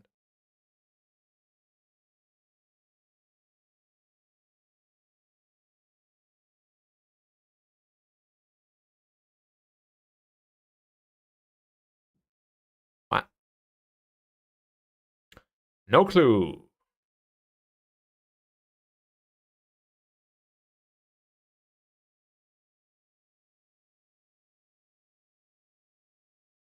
Mikhail run for 1 hour and 45 minutes at an average speed of 8 km/h. So 1.75. 1.75 times 8 times 10 is 17.5 times 2 is 3.5, so 14. 230 minutes to travel 550 kilometers from his home to town, 250 minutes to travel back. So that's 480 for 1080. So that's 1080 divided by 8. That is 100. Oh, in meters per second. Sorry, guys. We have to do it in meters per second, not kmh. My bad. My bad. Wouldn't be fun otherwise. 1080 divided by 480 times 1000 times 1000, or divided by 1000 times 60. I mean, if I had a paper, that would be pretty easy. So it's an 8 at the end, and 480 times 60. There is whatever, dude.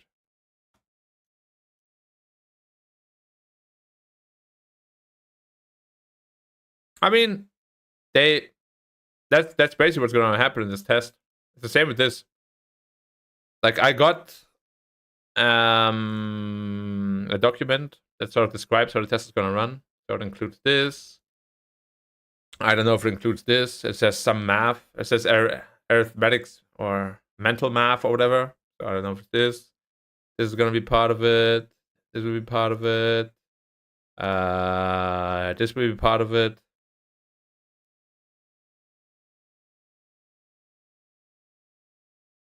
But I'm serious. I actually believe that society as a whole, or maybe not society, but just the way everything works, like hiring procedures and everything, isn't it like degraded to a point where, like, I kind of feel like an animal right now, to be honest. Like, I went there yesterday and there were like literally 180 people or something or more. It kind of feels like I'm an animal that's getting herded into like into like some random field. I'm stuck there. And then if I'm lucky, I get butchered first. If not, I have to like be fed more and become fat as fuck and suffer and then get butchered at some point.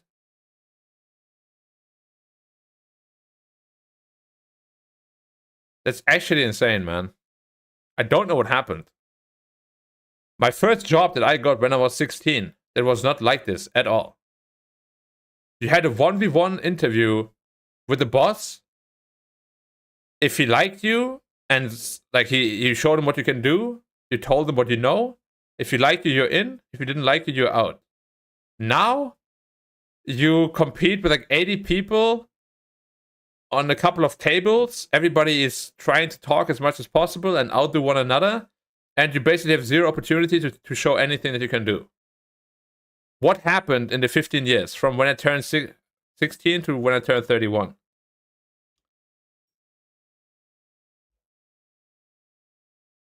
Yeah, you need to choose the best of the best.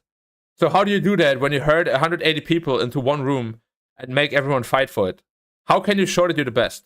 You can't. I can guarantee you I'm going to be a better pilot than all of them. Not all, than 90% of the room. Yesterday. I can guarantee you that. I know I'm going to be a fantastic pilot. 100%. No doubt in my mind. How do they know? I got roughly 5 minutes to talk. Maybe less. So, what exactly did I do? How is that efficient? Please tell me, how is that efficient? To run a butchering mill like that. You're literally weeding out good candidates en masse, and you're intaking shitty candidates with shitty procedures like that, and you're weeding out the good candidates with shitty procedures like that. Of course, you're gonna get some good ones, and you're gonna weed out some bad ones, but overall, you're not gaining. You know? Like, people that are genuinely good at the job will never get the job just because they got shafted because of some arbitrary reason. Huh?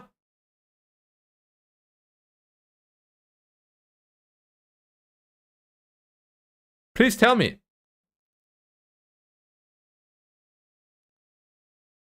Please tell me how anybody can assess me based on 5 minutes of me talking about nothing aviation related.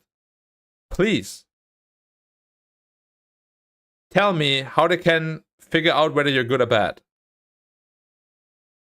You said they want the best of the best. I tell you, this process that they're doing now, this procedures, achieves exactly the opposite of that. They get a lot of shitty ones, some good ones. They weed out a lot of good ones and some shitty ones. That's the exact opposite effect of what they should want. If you think about it logically.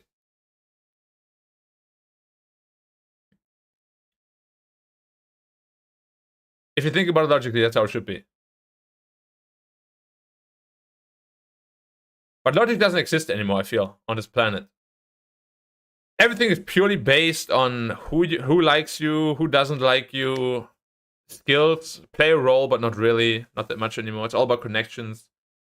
In fact, I know a guy that just got into SQ because he knew a captain from SQ that's pretty high up, and he just got like a free position there.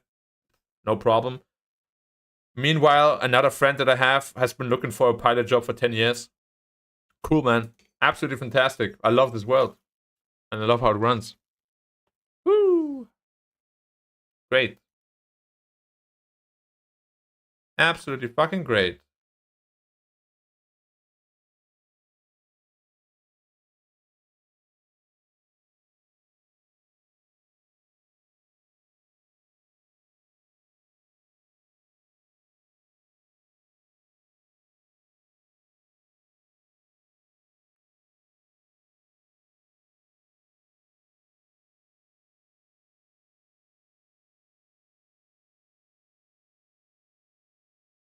I mean, it's not about HR related things. Just think about it logically.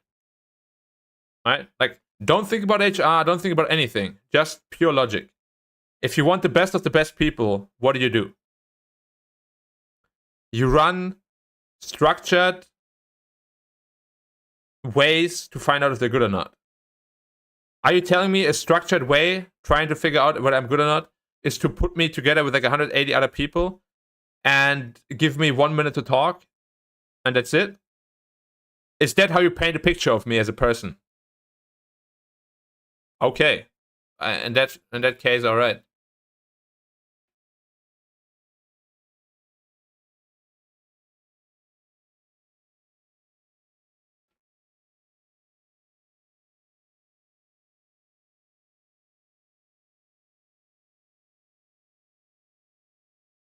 Yeah, okay. Tell me the reasoning. Any reasoning that makes sense or is logical. I'm waiting for it. I've been thinking myself a lot. I'm not saying these things out of spite or anything.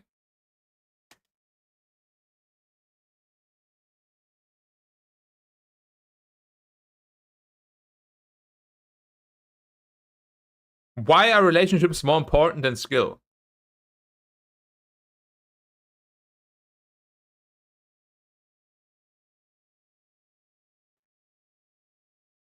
There's no logical explanation for all of this. There really isn't. I can't think of one.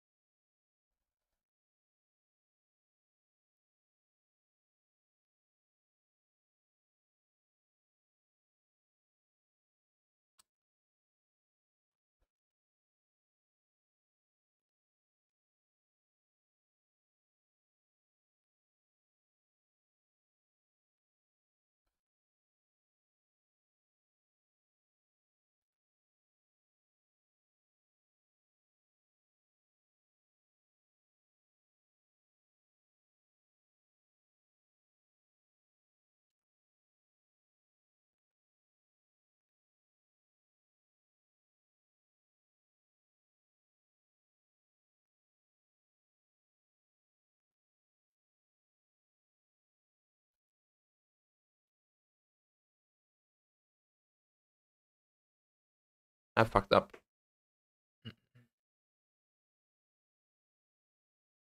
It's not the point. It's not about like or dislike. I'm telling you, I don't even get the chance to make people like me. That's what I'm saying. And generally, people should like you for being good at something. You know, of course, your personality matters. But I feel like a lot of people are just getting discarded before anything, really.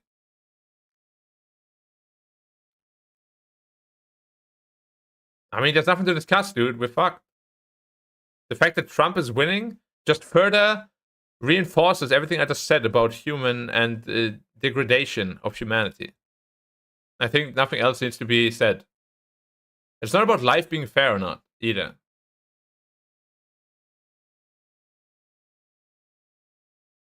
Yeah, it's over. It's impossible, pretty much, for Kamala to win. It's game over.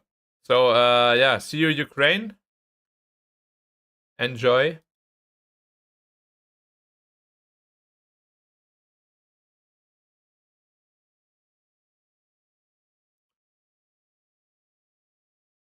This is horrible, man.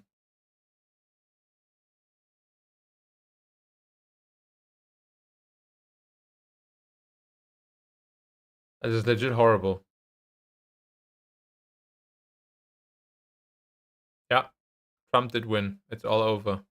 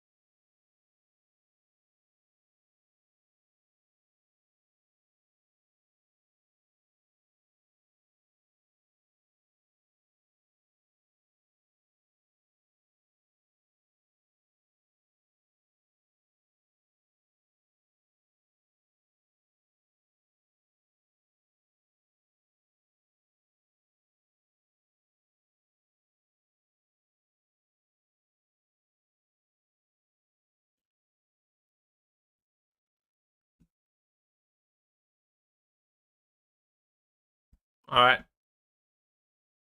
Cool.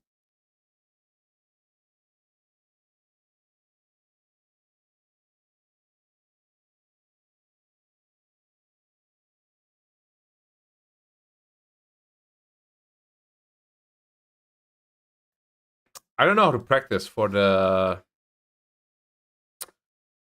this one. I really don't know. It's so difficult to like. I don't even feel like my memory is bad. Like I feel like I have a pretty decent memory, short and long term. But I don't know about this. There's too many numbers.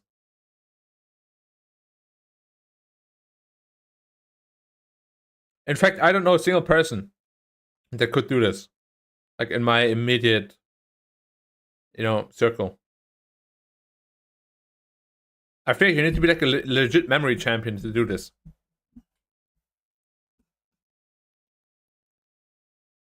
It's actual test style, yes. Exactly this.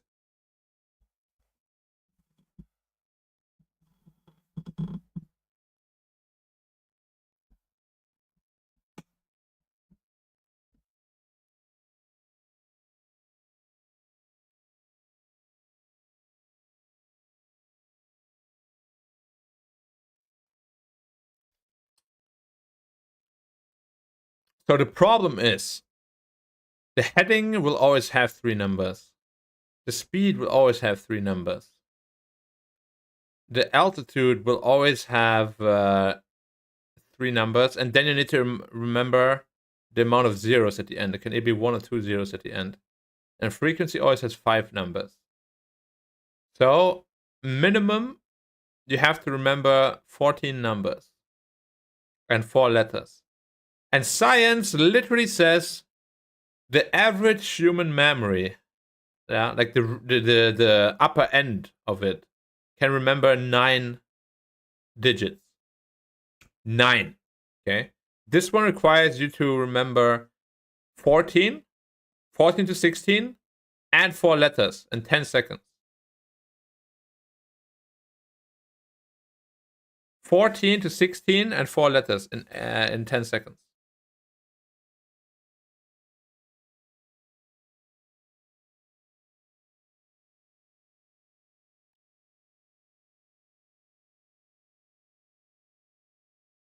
Neo, it's not time yet.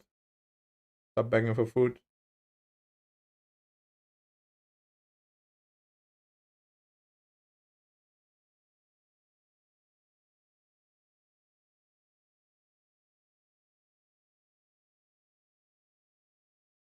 That's what I'm saying. I'm above average already. By quite a bit. 9 is way above average. Most people can do 7 or less. The fact that I can do 9 to 12 is good.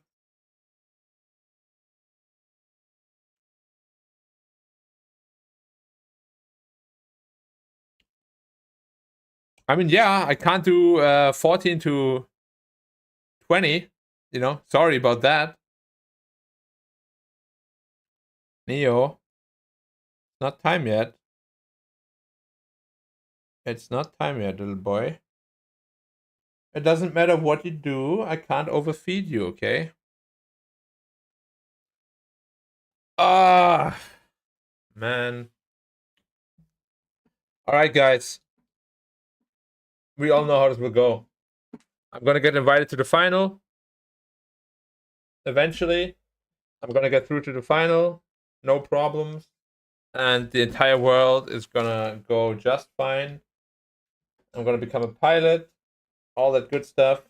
And yeah. Just stay positive, guys. Stay positive. Pray for me. Nakama power.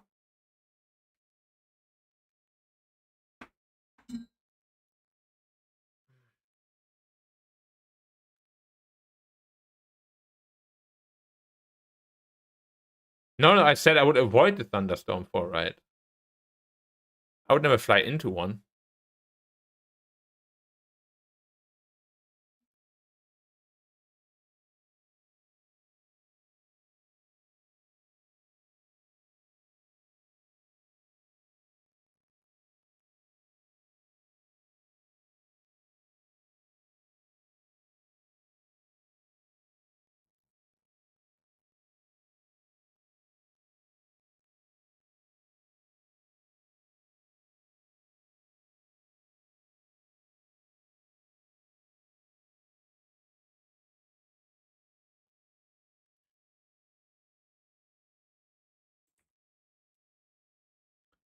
No, somebody wanted me to fly into a thunderstorm, but I said I wouldn't.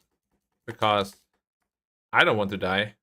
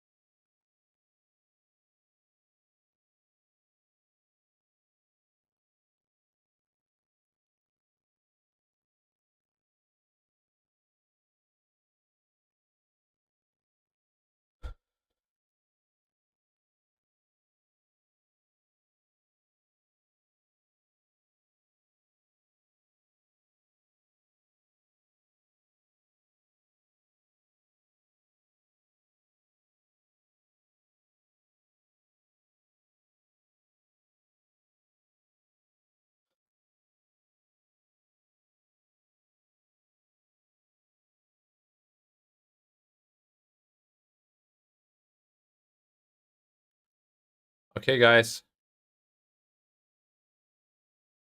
Do it.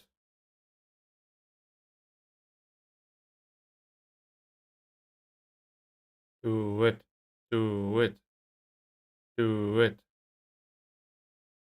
Do it.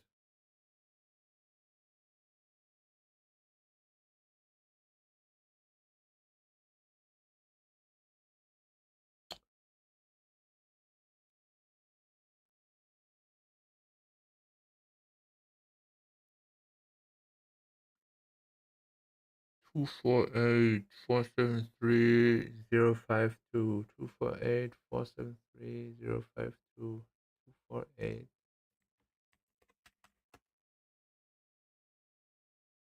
159-418-279. 159-418-279. 159-418. 418. 418. I didn't register my second zero. Nice. 275-263-397. 275-263-207. I think.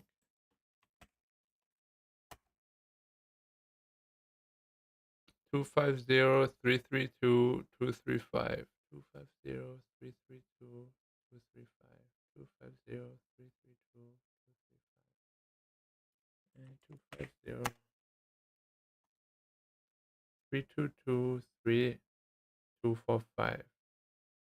322-3245. 322-3245. 245. 245. 245.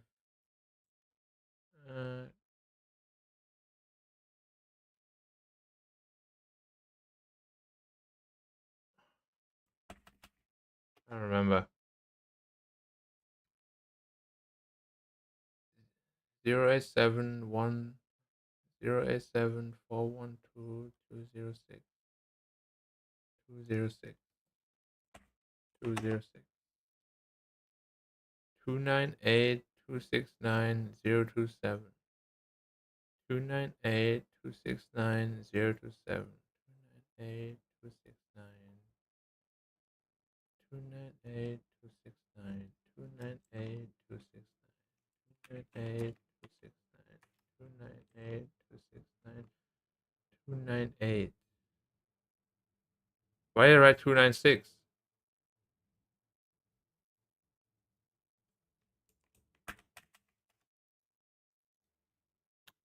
One seven six 429 059 176 429 059 76 429. I forgot already. I don't know how to practice this, dude.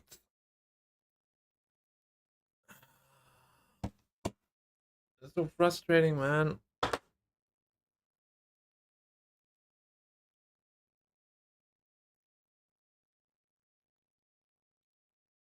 Ah, there's way too many things to remember.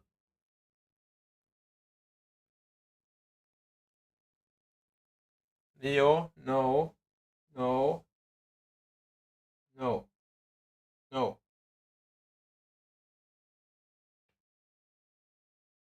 Not time for food yet. It's not about break or not. It's just not possible. Like, you can't make your memory that much better, you know? Mine is already above average. I don't know what to do. Test was done. I don't know. Not time for food yet.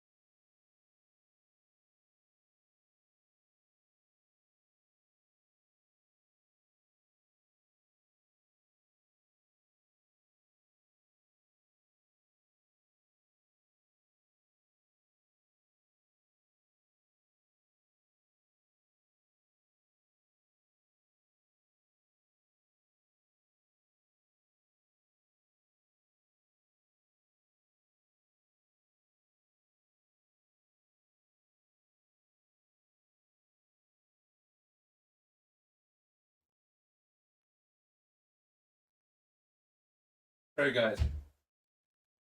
I watched too many live control tower talks where pilots couldn't even remember two uh, of their turns given, and yet I have to remember this.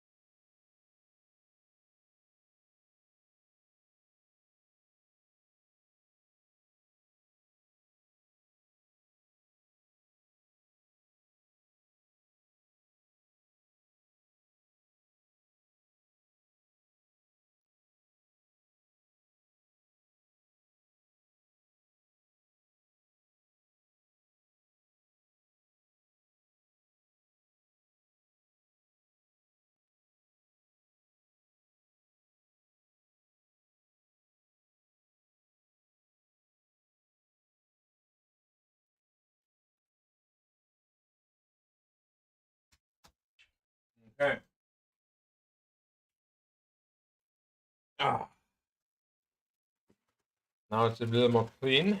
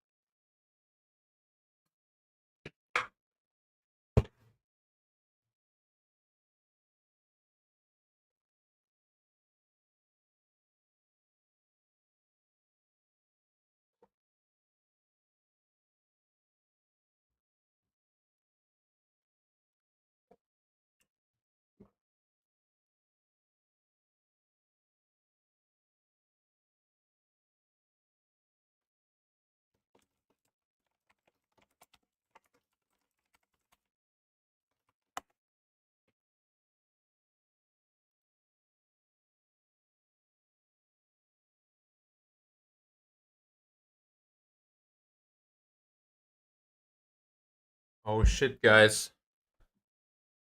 He's 3 away from winning.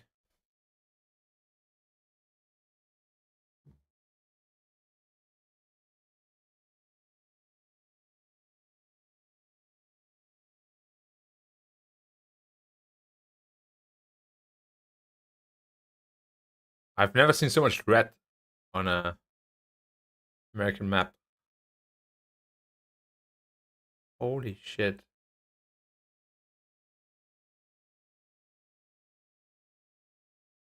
Jesus Christ.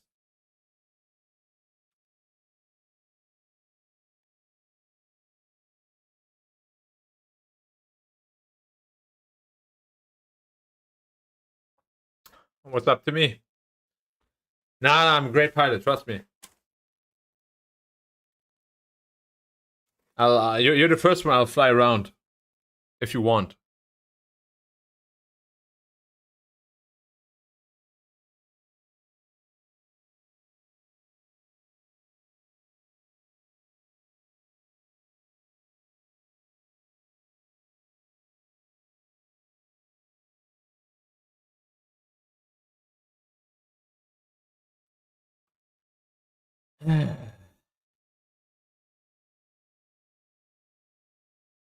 Yeah. I'll be in Europe. Don't worry.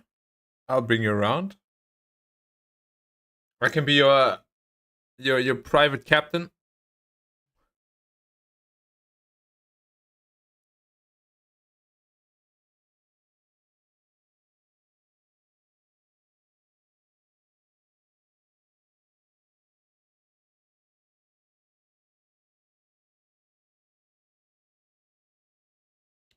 Yeah, it doesn't really work.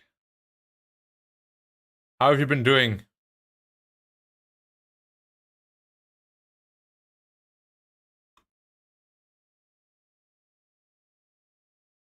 I hope life's been good for you, my friend.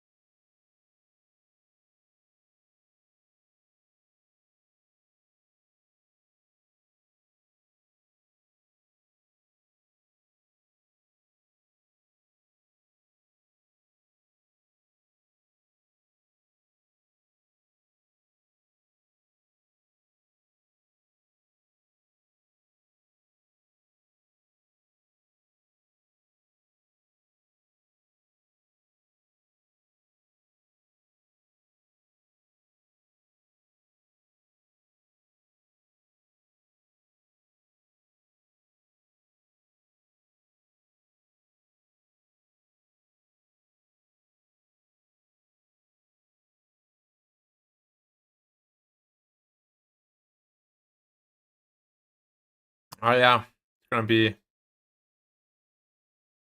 Whew. Nvidia passes Apple as world's most valuable company. Damn, really?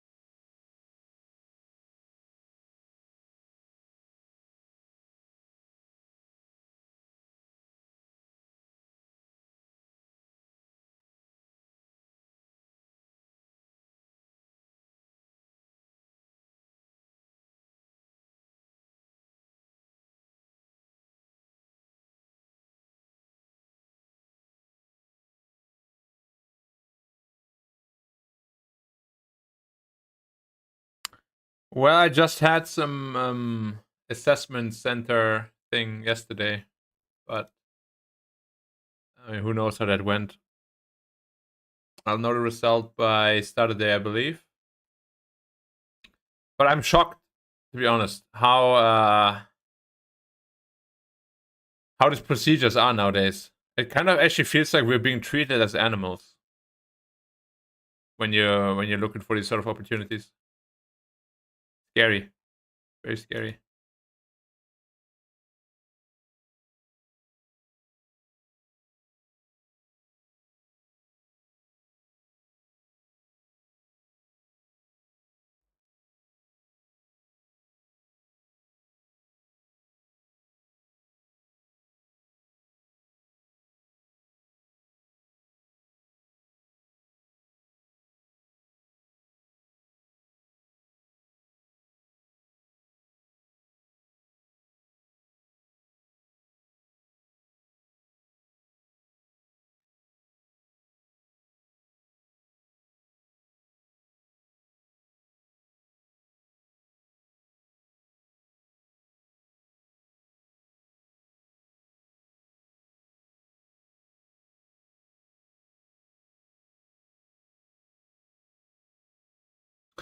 There's many ways to start. So the best is through a cadet program because it ensures you work once you're done with your training. And then the second path is like a private one. You go to flight school, and then you get a private license, which you can then use to apply to flight to airlines with. But it's very risky. That path is very risky, and yeah, I know lots of people that got a job like right away. I also know a lot of people that have been jobless for many years. It's a big risk.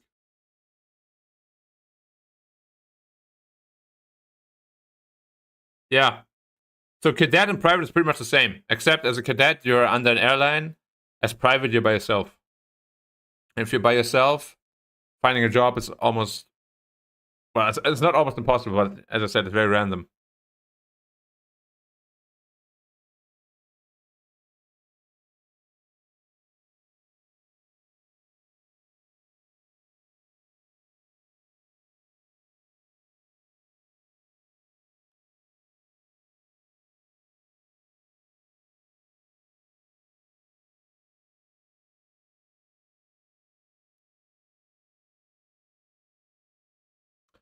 I mean, I won't be in debt, but the thing is,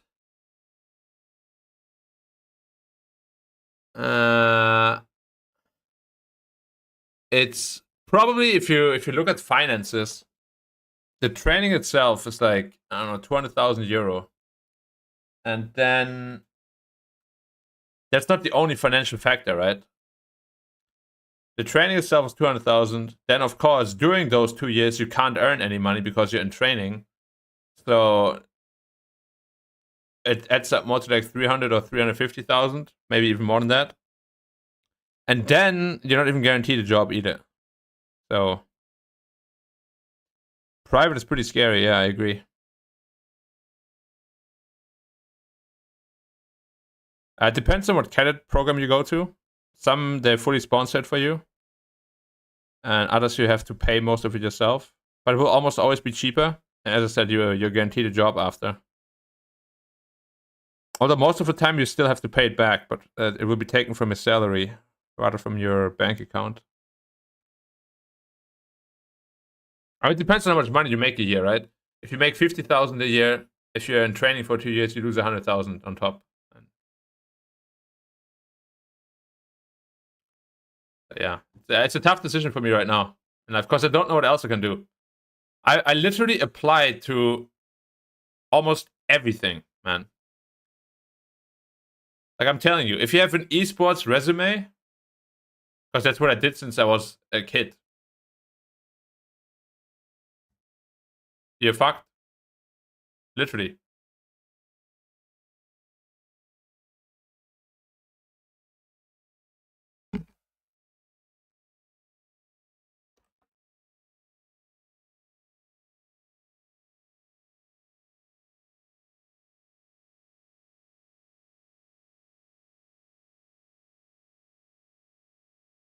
I applied everything, man. Producer, host, microphone controller, salesperson, at some banks, and some management roles, marketing roles. I have a list of all the applications I sent, and the folder is over 1,000 big. Way more than 1,000. My folder is huge. Takes off most of the space on my computer right now, in fact.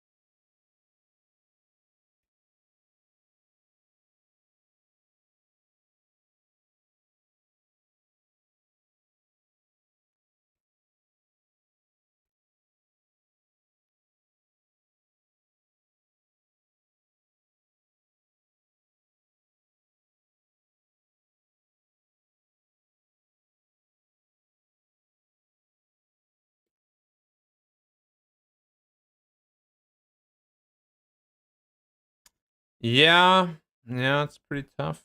Pretty tough. So now I'm at like this point, right?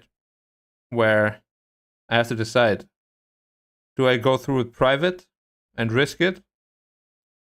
Or do I hope for other future opportunities?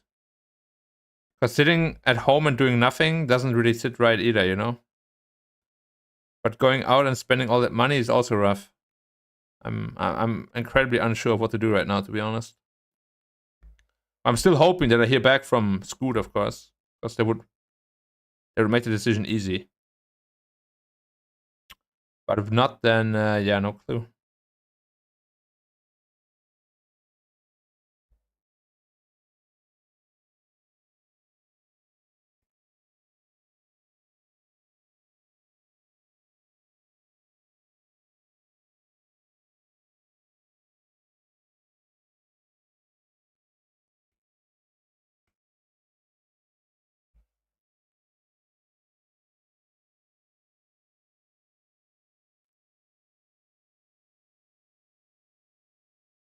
Yeah, it's a very hard one.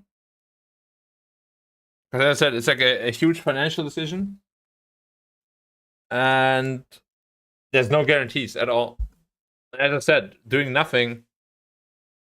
Obviously, streaming is not really an option. It's not like I earn money with that. I mean, I always have some esports to do here and there, but it's not really a sustainable thing either. But that's basically the question.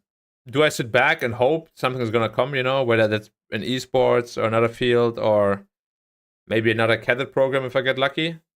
Or do I go private and become a pilot and hope I can find a job after? It's basically the crossroads I'm at right now.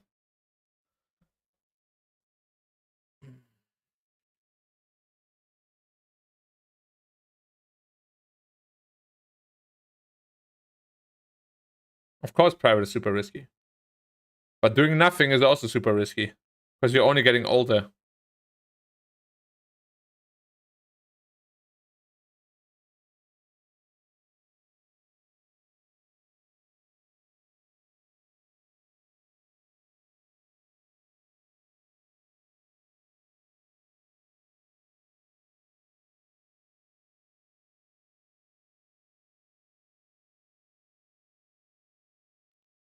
What do you mean a job at Decathlon, dude? I don't wanna. No offense, but I don't like. I would never be satisfied with something like that.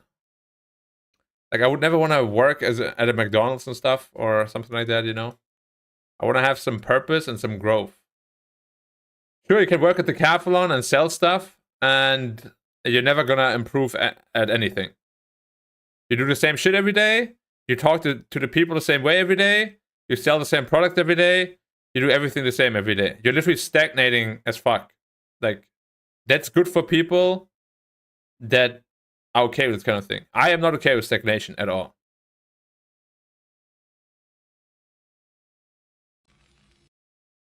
I hate stagnation. It's my biggest fear in life.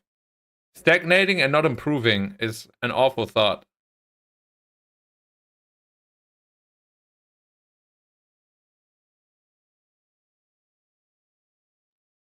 No? Pilot, you constantly keep learning everything. New maneuvers, the way the aircraft works. You always have to be up to date with the newest procedures and lists and knowledge and everything. You never stop learning as a pilot. No way.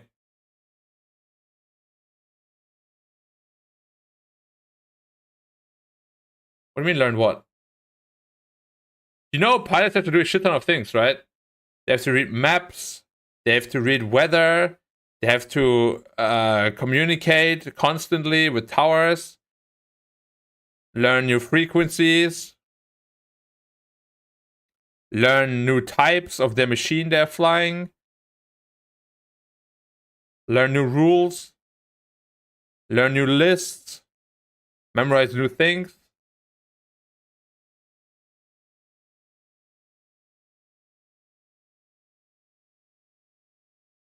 Yeah, but a worker at the Decathlon. Oh yeah, let's see. How much salary Decathlon salesperson? $12 to $16 an hour. That's pretty sad, dude. Like, that is sad right there.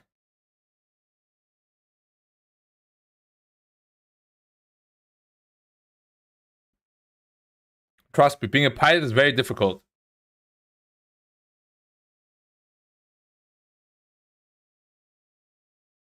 Like, you literally have to do a shit ton of things all the time. It's never, you can't ever stagnate. If you stagnate, you die. And I don't want to die. That's what I'm saying. It is, in theory, the perfect job for me. Because I love the sort of environment. You always keep learning, you keep improving.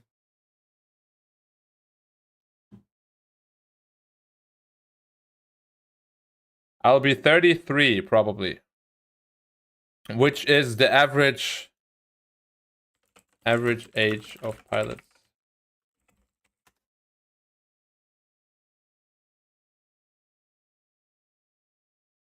51, 40, 44. So 33, I'm quite below the average still. It's quite common, in fact, for people in their 30s to become airline pilots. I know that.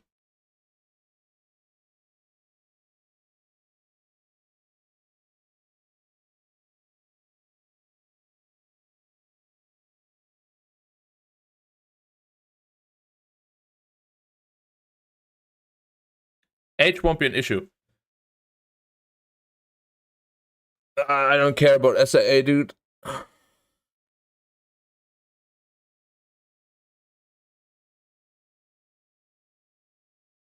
mean, if they want to be so, high and mighty and everything, what can I do?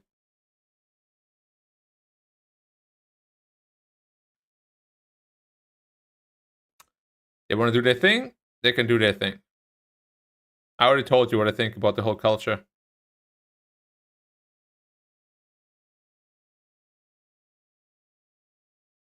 They say the unofficial cutoff limit for the cadet program is 32 years.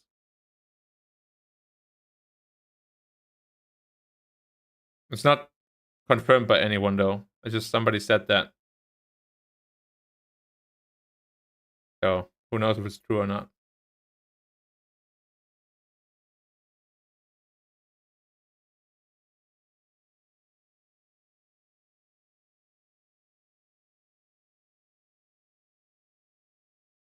No, I don't think it's true, to be honest. It could be true. But I don't think it is. No, it doesn't make sense at all. Why would it? Huh?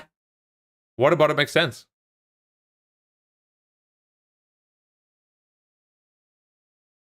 It makes no sense.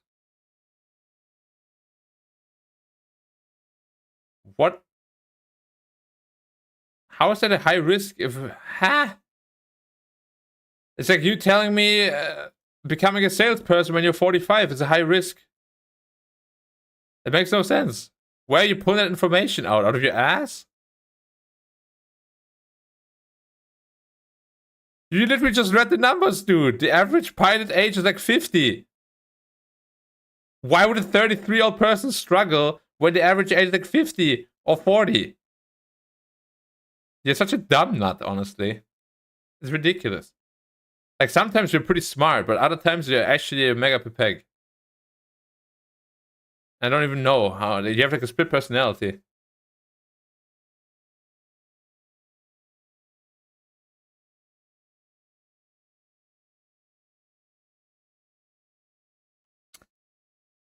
Of course. What? New pilot age? What are you talking about, dude? Do you know how an average works? The youngest and the oldest form an average. What are you doing right now? Do not pretend, bro. Stop pretending.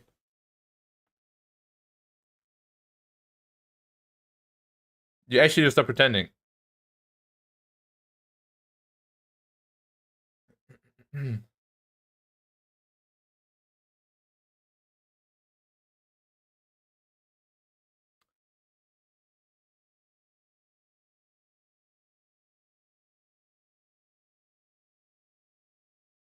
I mean, generally, to become a captain, it takes 10 to 15 years. Let's say, in my case, worst case, there would be 48 or 49. That means I'm well within the average of 40 to 51 average age right now. And the thing is, they're not even captains, all of them. You know? So there's no way that being in your mid-30s is too old to start your career as an airline. I already know it's not. I went to a lot of these meetings, and lots of people in their 30s do this. I'm not the only one. There's no way. 30 is definitely not too old. Maybe like 40 is a different story, but 30 or like mid-30s, there's no way.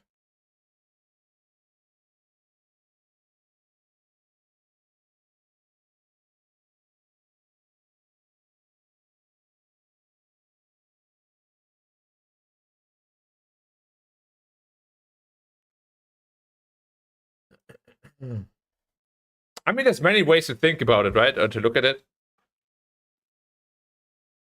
Because a lot of older pilots are going to be retiring soon, and that is going to drive the average age down a bit again.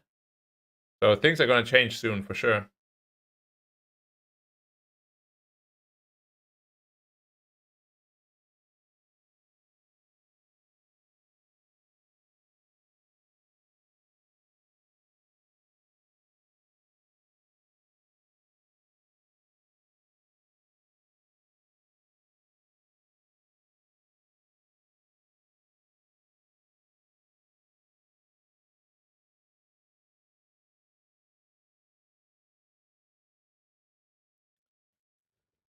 Ah, man. I feel like I'm so trapped right now.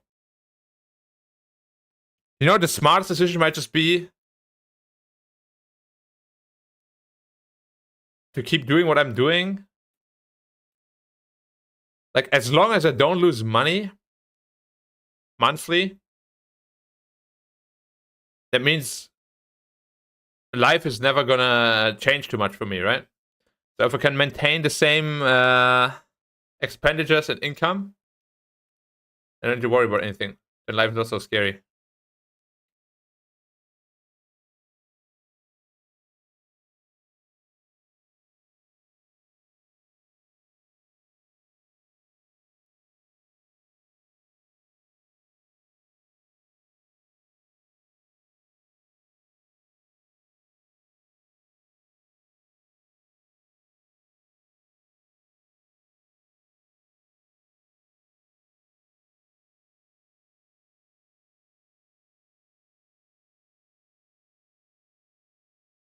I mean, it's not really stable, right? I'm not really getting many esports opportunities. Like, Dota is kind of also disappearing more and more. You know, so it's not like I can comfortably say I'll be able to maintain this for a long time. Because obviously Valve doesn't give a shit about Dota anymore. So eventually, when the third-party tournament organizers give up on it, then it's over.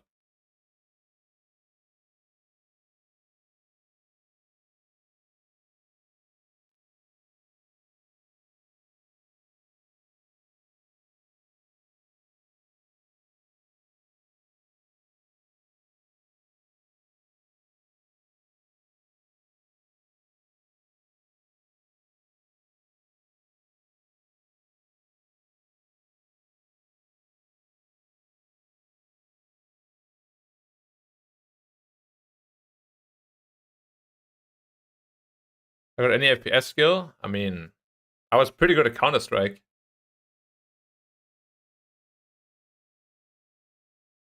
But who knows if that's even ever going to be a thing too, right? That's also just RNG. That's the thing. Like, going from one game to another to become a caster is also not easy. Because the truth is right now, there's just way too many people trying to do it. I feel like no matter what I'm thinking about right now,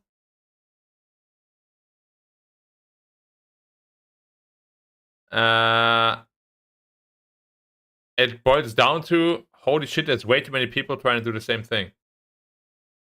And that's with everything.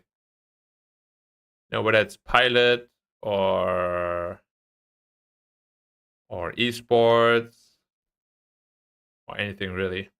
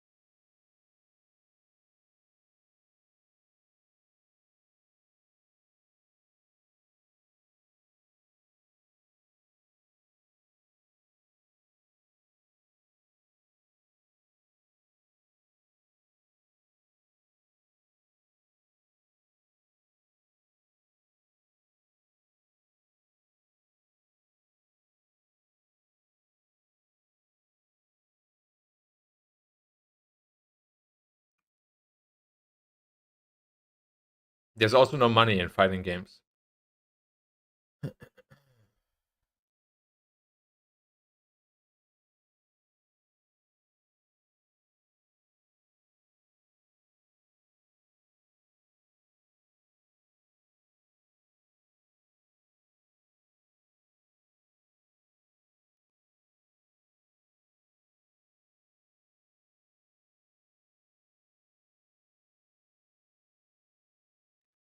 Dude.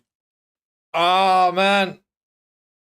I don't remember the last time my life was on the balance like that, waiting for something. Literally any moment until Friday or Saturday could change my life completely in one way or another. If I get it, it's very straightforward. If I don't get it, I don't know, it's incredibly scary, dude. There's actually so much fear. Like, I literally, I mean, I don't know about you guys, how your childhood was like, but I was literally, when I was very young, like really young, I was poor as shit. I mean, my family, we didn't have anything. So to me,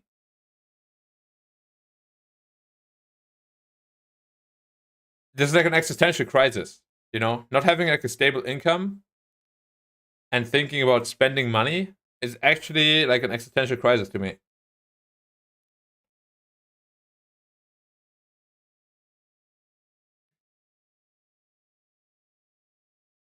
Thank you, Tim. I'll talk to you later, man. Take care.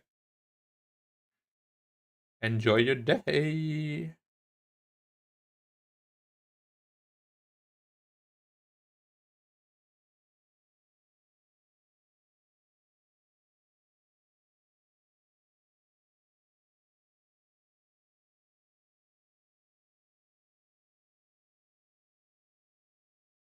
Maybe it is.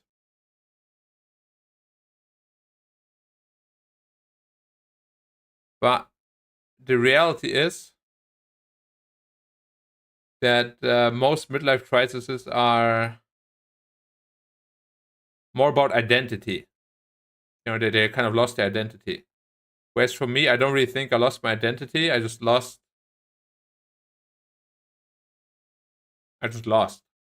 basically.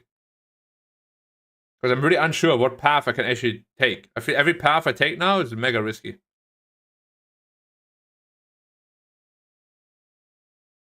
The pilot path is super ultra risky with a lot of investments. Not doing anything means you get older, which means you can't really do anything if you wait too long either. Going back to school, I have an incredible fear about that because I know people that retired from esports quite late, even have their master's degree and they're not finding a job because of their age. So everything I think about right now is just I'm scared, man. It's very scary.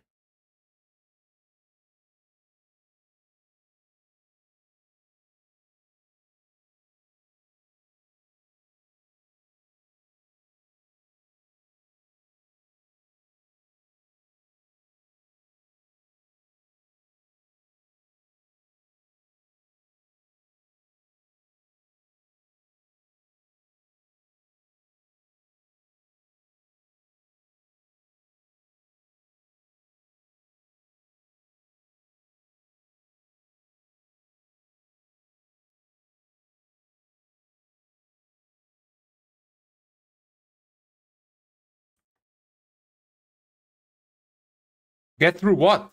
That's the thing. I don't even know what I'm looking for. You know, if I had like an idea what I could do, I would do it. But I literally just don't know. Like I'm a guy. If I have a goal or something to work towards, I make it no matter what. But I don't know what it could be without completely risking my life. Because I feel that's what I'm saying. Like every choice that I make now is super fucked.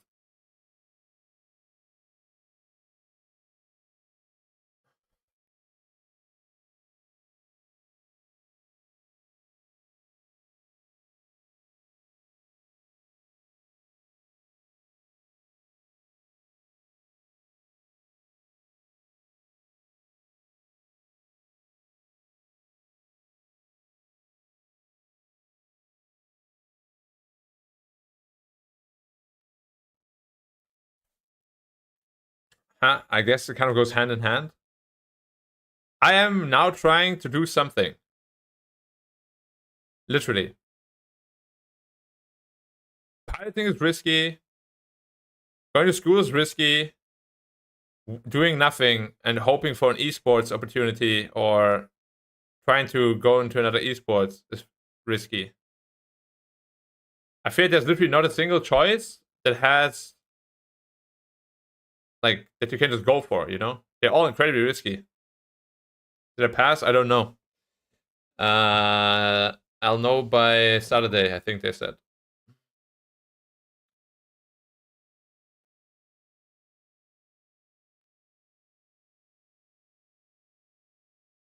Audience. What do you mean by audience? No way, dude. I make like $100 a month from Twitch, if even. No, there's no audience. I'm just streaming because I mean I'm studying and I'm like exploring new things. Maybe it can help other people do similar things. I don't know. I'm not really streaming for profit anymore. I'm happy with how I did. Yeah, quite happy in fact. I wasn't perfect. I know my mistakes, but despite that, I feel I did quite well.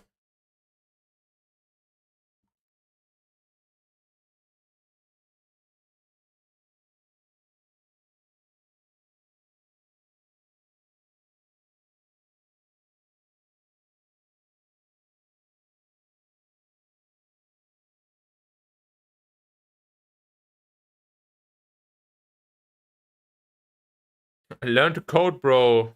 What do you think I just told you? Going back to school, become a coder is incredibly risky because you're not going to find a job. I literally know someone that has a master's, okay? And he also retired from esports, and he can't find a job. They're saying he's too old. So by the time I finish my degree, I'm going to be like 34 or something. And I would be older than he is now. Why would I find a job above him, for example? Huge risk. Just go to coding, lol. Just do this, lol.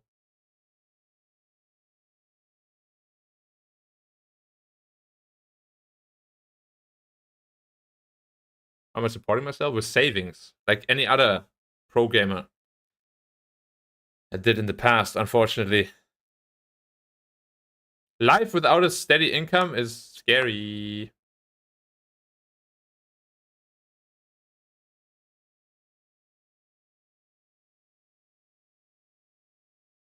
Yeah, you probably also have some sort of experience already.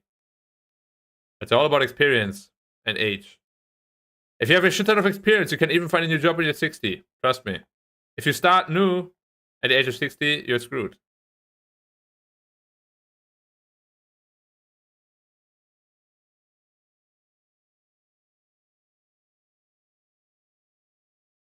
Like, okay, I always ask the same question. Imagine you're the person hiring someone.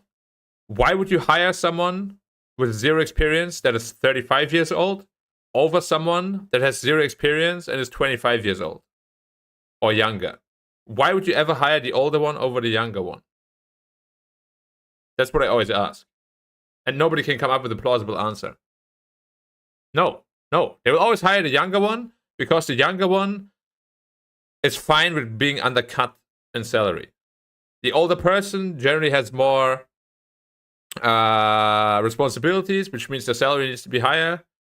Obviously, nowadays it's all about profit. You're gonna go for the younger one, always. Always.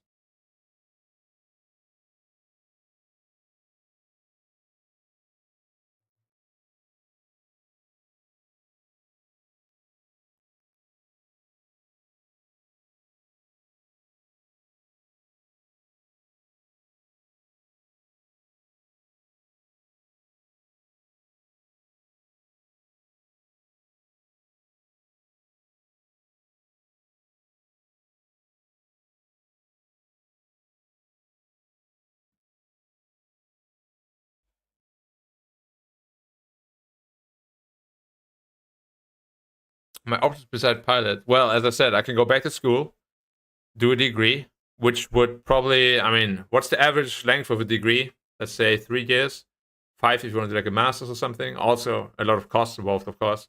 So I'd be done by the age of 34 to 36, which brings the problem that I just spoke about. You have zero experience. Nobody's going to hire you anyway.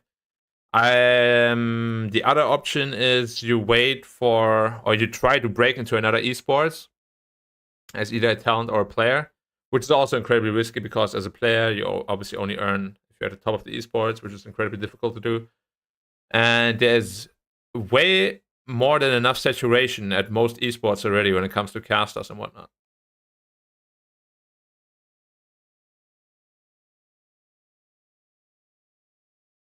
Yep, yep.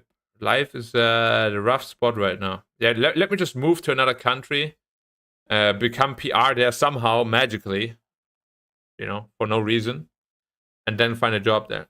Sounds easy enough. Of course, 100%. I know I'm going to be an incredibly good pilot. That is not the question here. I know, in fact, whatever I pursue to do, I will be really good at it. That's just who I am. I can dedicate myself to something and do it like forever. Like I don't get bored of things. I always know how to motivate myself. I'm not worried whatsoever about once I found a path, I'll go that path. No problem. 100% confident with that.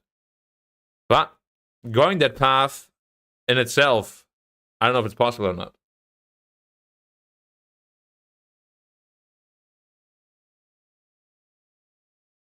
That's what I'm saying. It's incredibly risky, and I'm not sure I think honestly, my mental state wouldn't be able to. Let's say,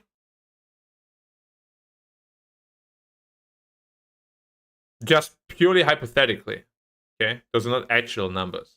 Let's say I have 400,000 saved up, okay, and this whole pilot training, whatever, would cost like 250,000. I don't think I would be able to handle that mentally because, as I said, when I was a kid, I was incredibly poor. So this kind of money thing causes an existential crisis to trigger in my head. The reason why I always save a shit ton of money is because of that. I think investing money is almost always better than keeping it, but I can't do that just because of my mental state. You know?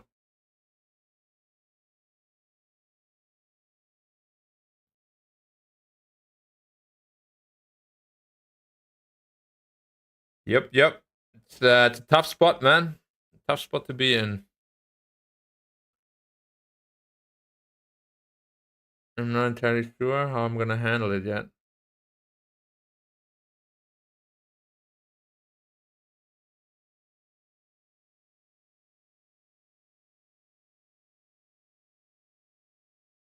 No, you can't just do that.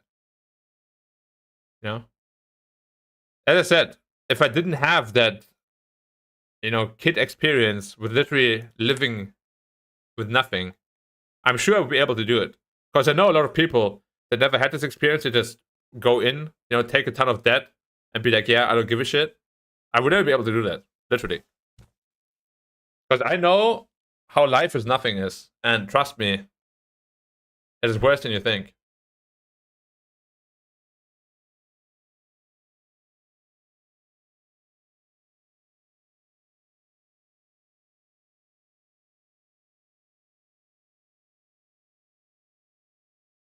Yeah, there's no story time. It's just if you're poor as fuck, life is not pleasant.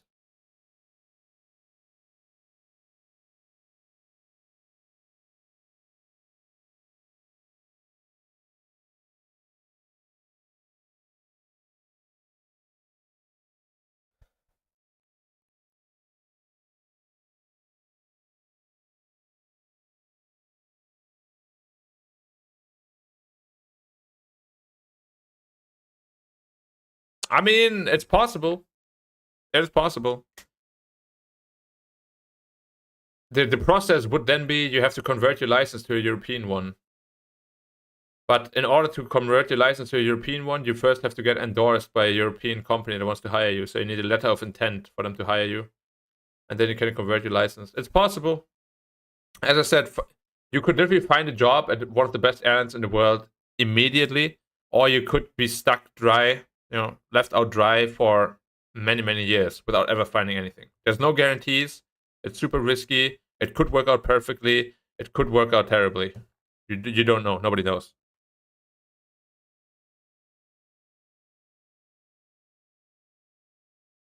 It's 18 to 24 months.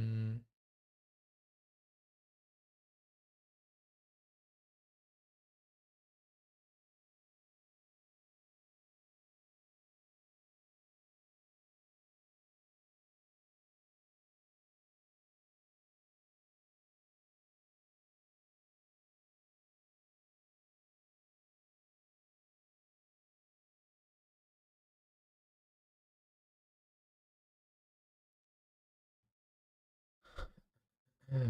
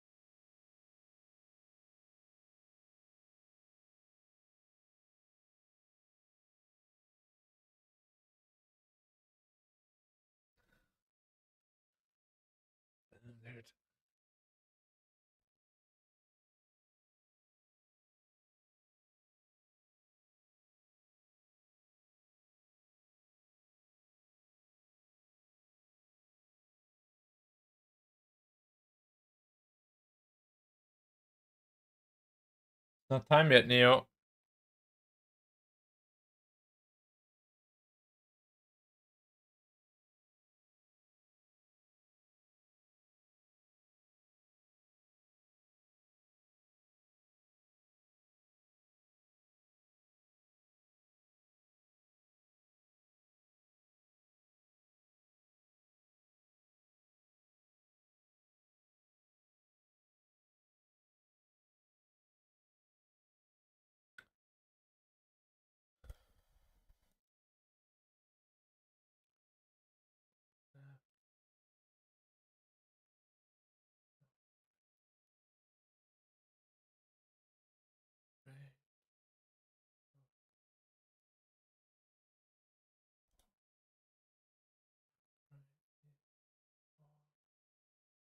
Down, up, left, east,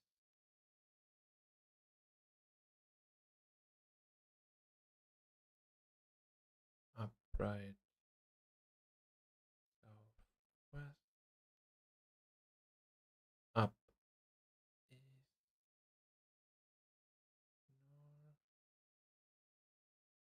north, down, east,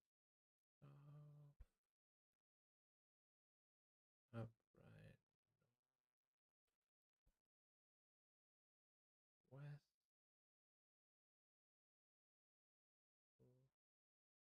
Oops, I did the wrong one. Left, northwest, one, down, southwest, 4, 5, up, southwest, 7, bottom left, southeast, 6, left, east, northeast, 3, up, left, west, 1,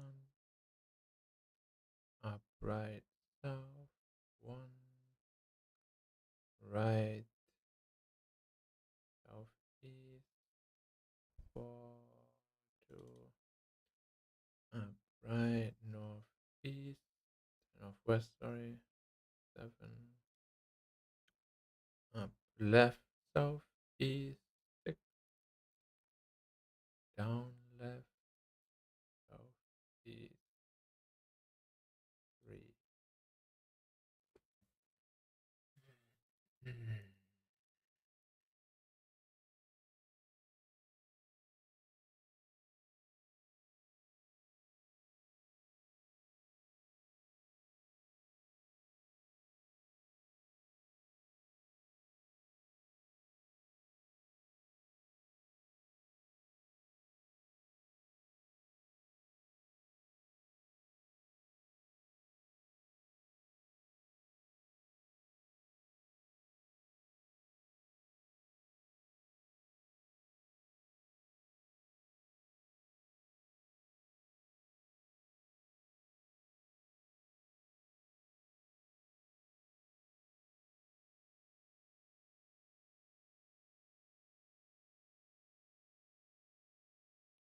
Yeah, that's right. I mean, apparently there's like a tiny minuscule chance that it gets turned around, like a minimum tiny, almost non-existential chance. But yeah,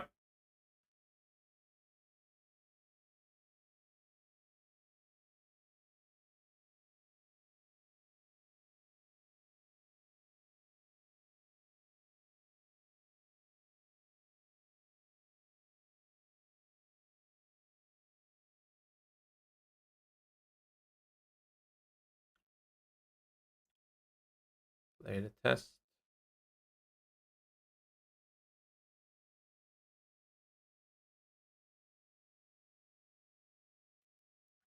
Fill in, fill in the formula.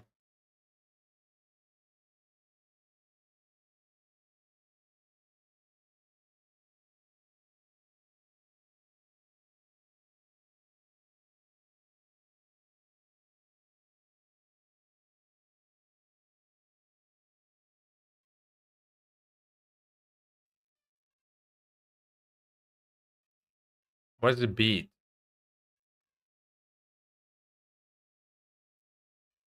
I don't even know what a beat is. Oh, I got it right. Heck W.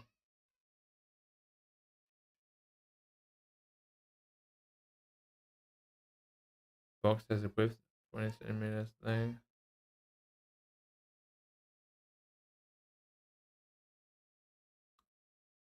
60 times 180 times 240. 60 times 180 times 240.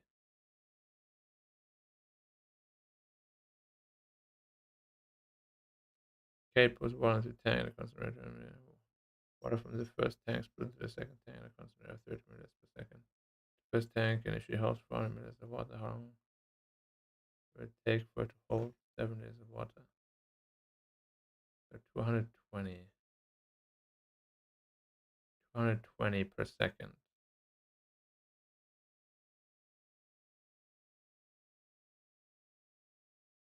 That's 6.6.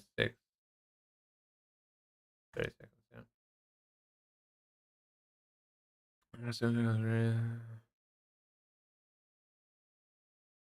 Yana draws 7 circles of radius 4 cm, 6 squares of side 4 cm.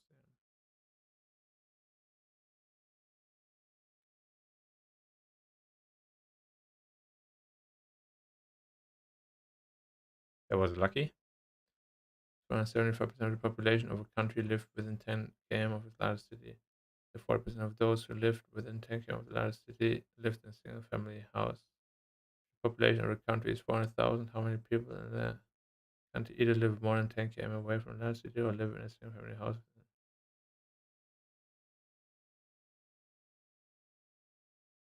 So 75% of that.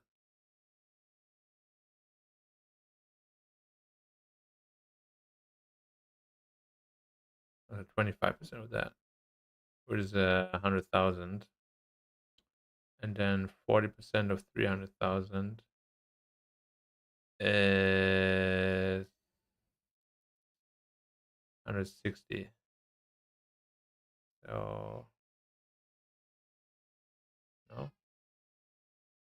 Oh, what am I saying? 120. So 220.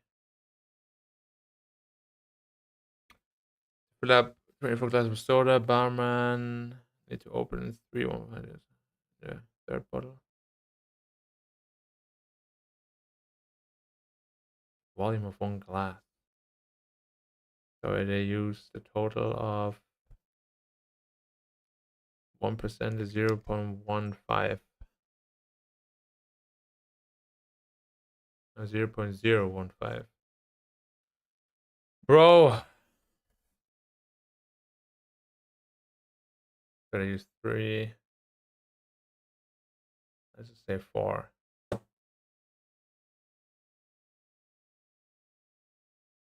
24 divided by 4. Whatever it is, one of these. I can't do without paper. On a plan, 0.5 cm represents 2 meters. The actual distance between two buildings is 26.4 meters. What would be the distance between the buildings on the plan? Divided by 4. It would be 9.1. Find the area of shape below.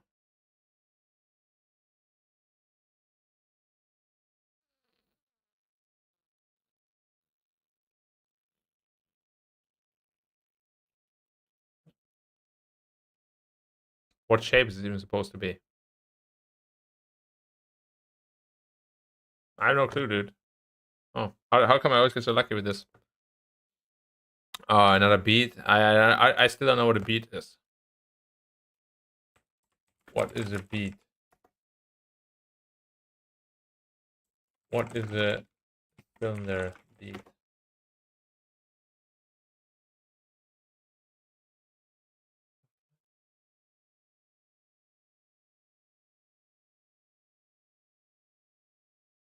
Shelf contains fiction and non-fiction books in ratio 4 to 3. The non-fiction books include one history book and science books in ratio 3 to 3. The 60 science books. How many books are on the bookshelf altogether? 60. That means there's 60 books there. That means 30, 90, so 150. 150 non-fiction. 150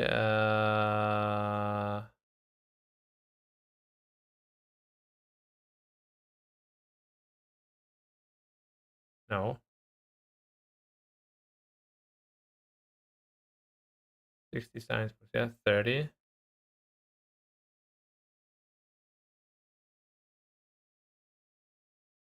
times 30, 150.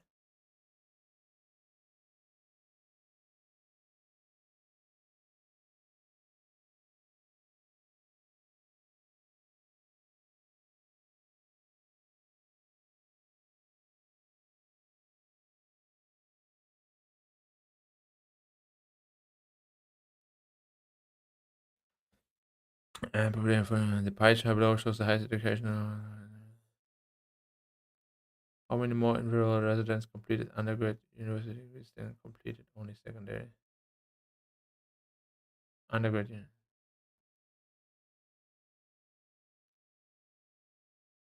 Then completed only secondary school. How many more? Well, this is 41%.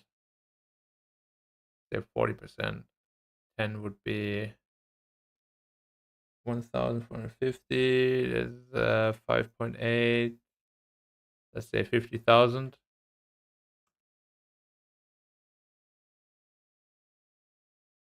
And this is 5,000. And this is roughly whatever, dude. 12 light bulbs, each with resume train are connected in series. How much power do they draw?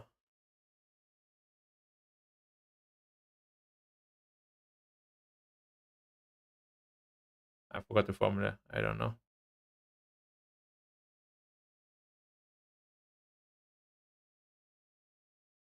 I don't remember how it works. Enter the water to remember the water is removed. That is 640.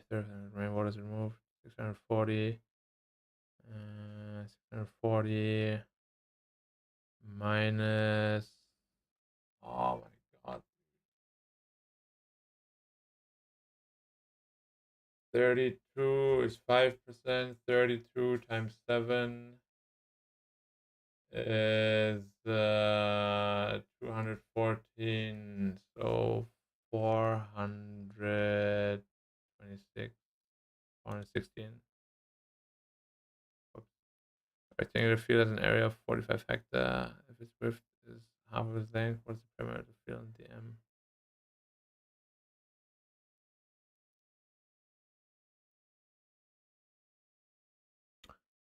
Class Cake Shop stocks cupcake and cookies in a ratio of 5-4. The cookies are either chopstick or butterscotch and 718. If the shop stocks 140 chopstick cookies, how many cupcakes does it stock? 140 chip cookies. So that's times 20.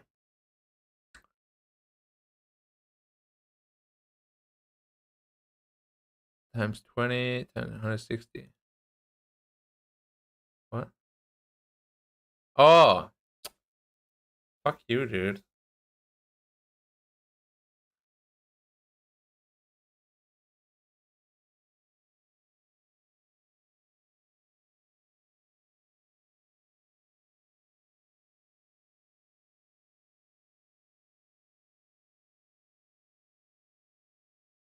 I mean, flight simulators don't really help anyway in flight school because the controls aren't the same.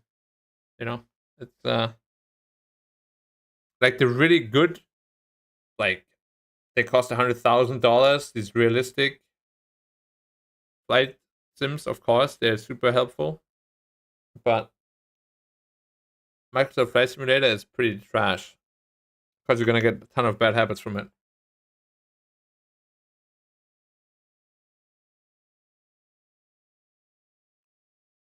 Now, why is this 400?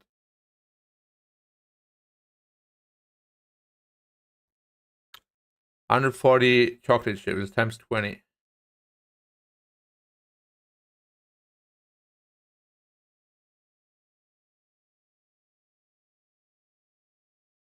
Oh no, times 35. Doesn't make sense.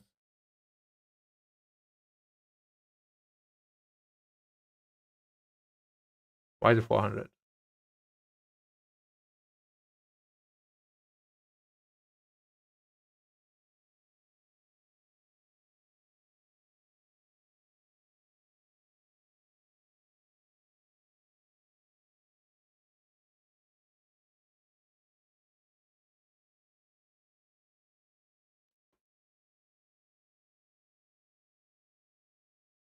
So,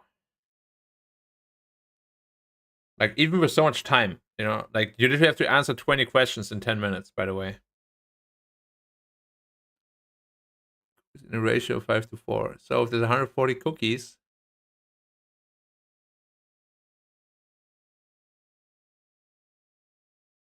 oh, 140 of these, that means 160 of these, that means there's 300 cookies. But then I still don't understand why the cupcakes are 400.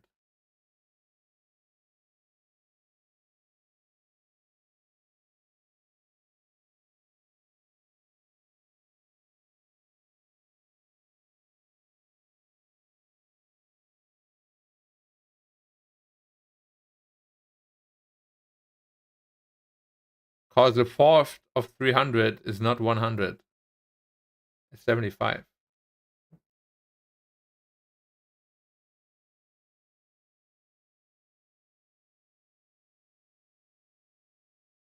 Oh, wait. I think I'm perplexed. 60, 70, 75 times 75. It would also not be 400 though. Times 80. I feel like this is wrong.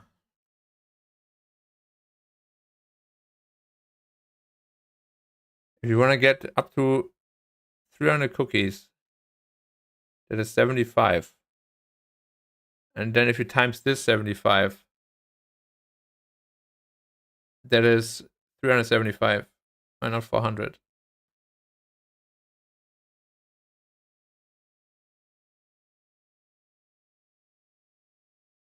No?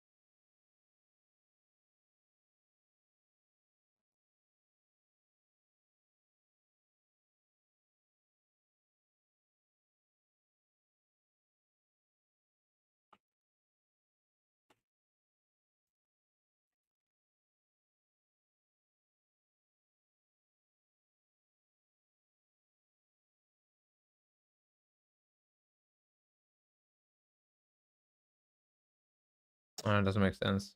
I know how to input that here.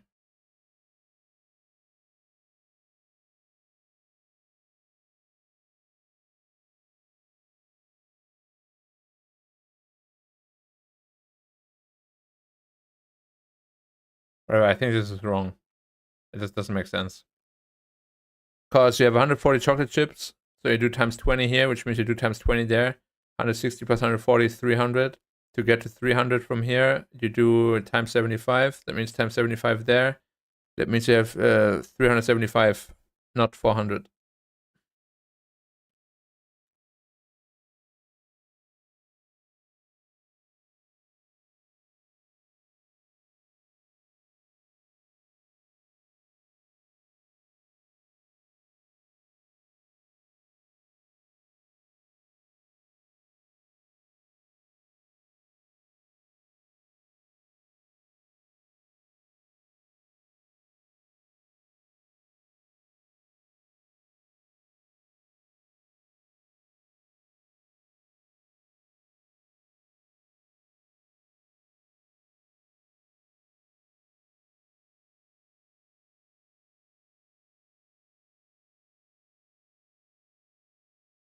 %, 55, 20%, 110. So it's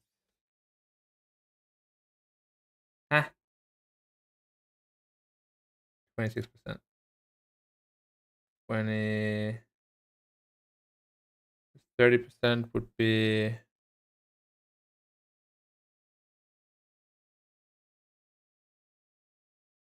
yeah. Why am I thinking so much? Aaron's weight equal to 35 of Catherine's weight. Catherine weighs 80 gram kg.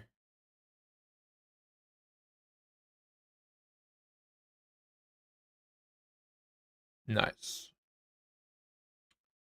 I still don't know how to calculate the. I mean, I still don't know how to get better at this. Ah, dude.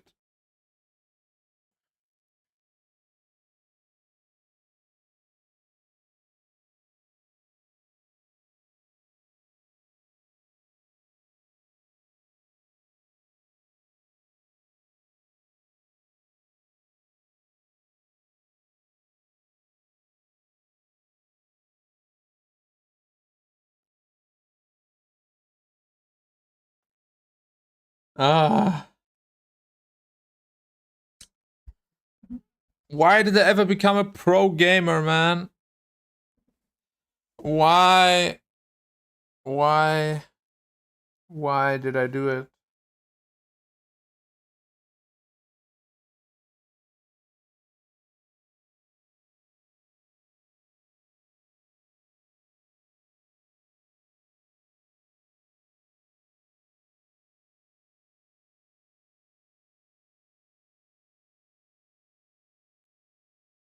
Why? Why? Why?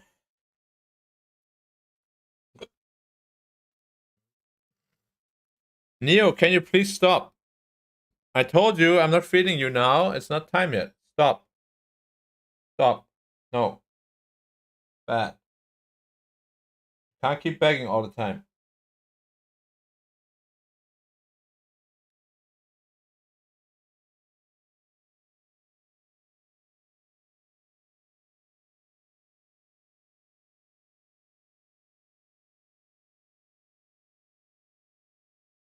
Yes, I know. Things would be very different.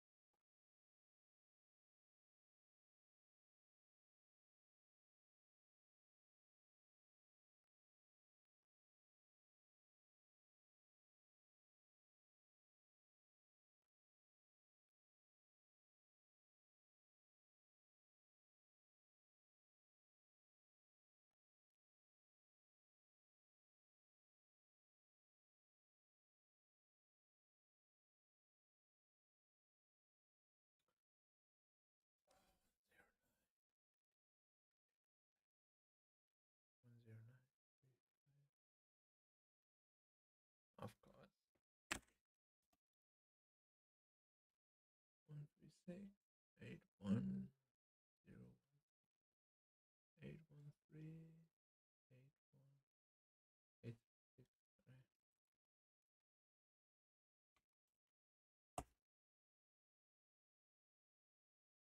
176 128 056 176 128 056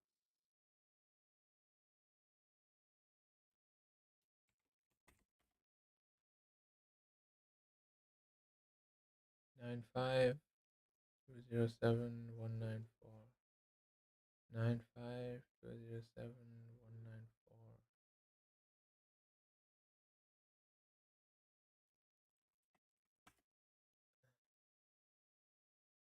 213 458 105 213 458 105 3 258.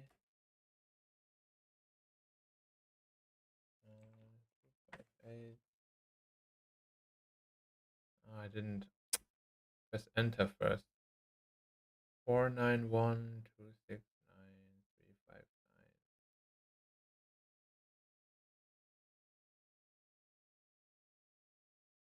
Yeah, I've not updated it. This is way too fast. I actually don't get it.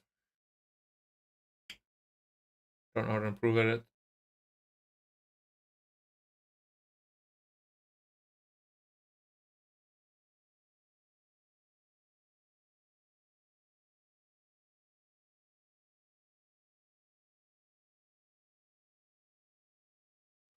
How do I stretch?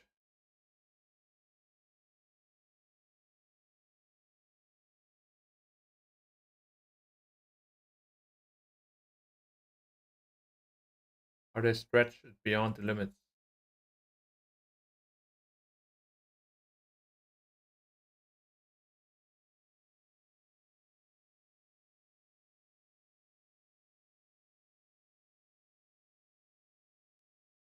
I mean, maybe if they open a slot again, but as I said, what makes that different, you know? I was already quite confident this time about around.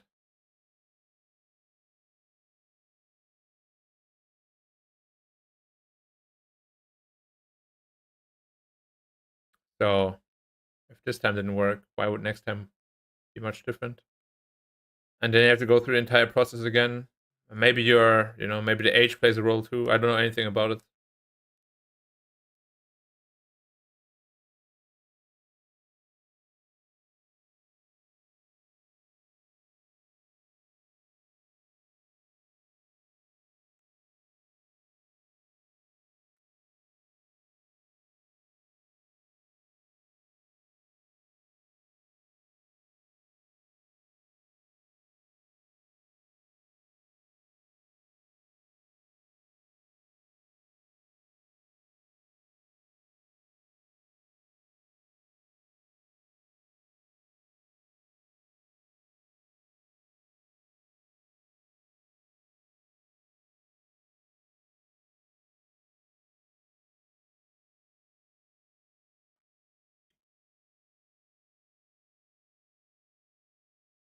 I think it's a good job for me. I know the traits that good pilots have, and I think I have them too. I mean, it helps that I've been flying since I was like 16, or I mean, younger than that even. Been traveling the world, been to so many different countries and everything. It's sort of a lifestyle that I've adopted already at this point. So it just makes the most sense out of anything for me.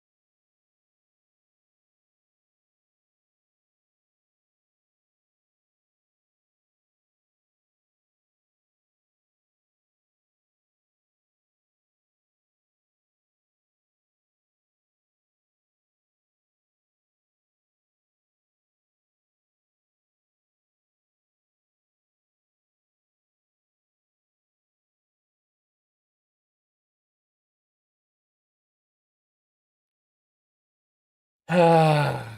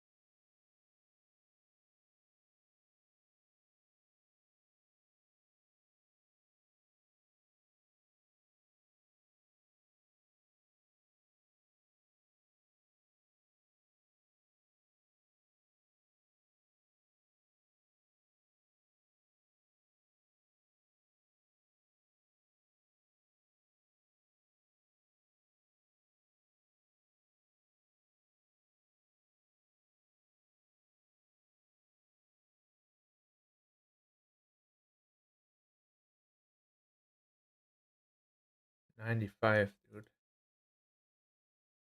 Holy shit. I mean, I'm gonna get 100 on this, pretty much guaranteed. Actually, no. So this is a percentage, okay.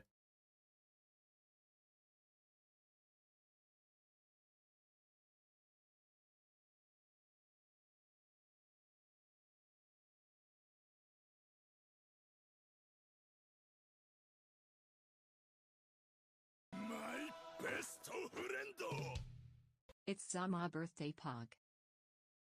What's Zama? Is that you?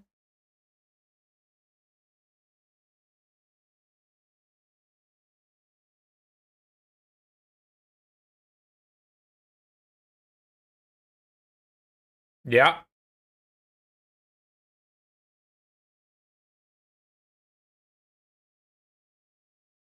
All yours. Happy birthday, my friend. How are things on the other end?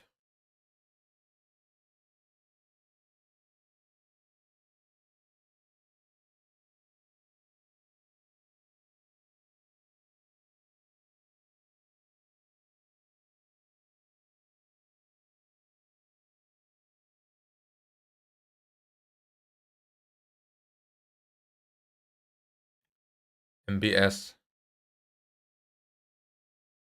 Huh. Yeah, MBS is really pricey though, if you want to stay there.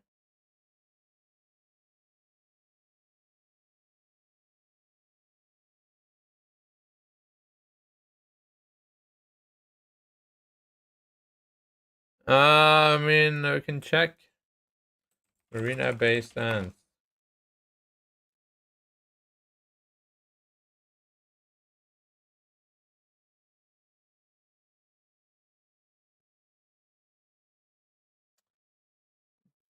Uh, okay. Let's put some different dates. How do I change the month? I can only go into this. Holy shit, dude! $3,000? What the fuck is this?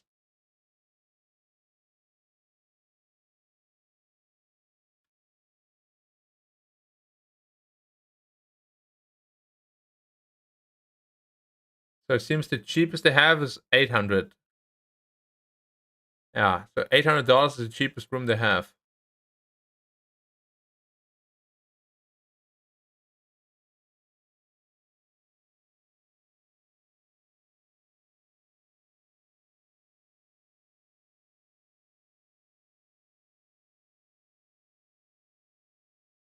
Yeah, so 799. That's all you got, my friend.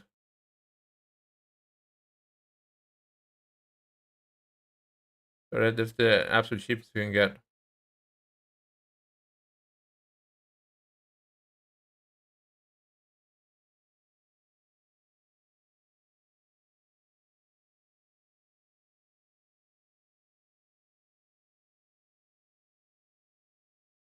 I mean, I'm not gonna lie, it's a fantastic experience. You literally feel like a god in there. Like if you ask them to, maybe they'll even suck your toes for you.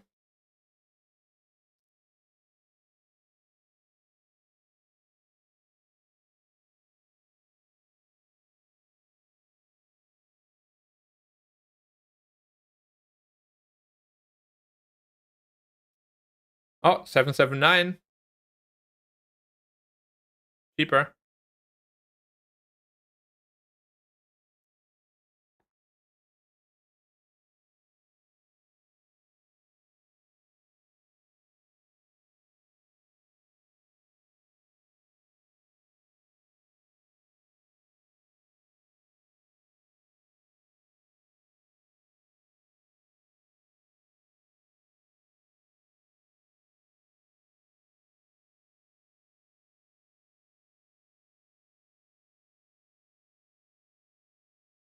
What is IATA code?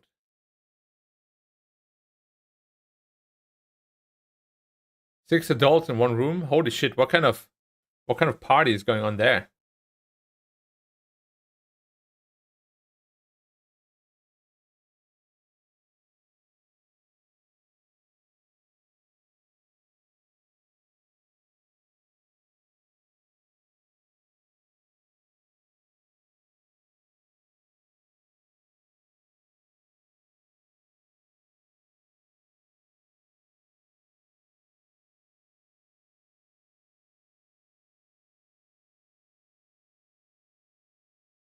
What?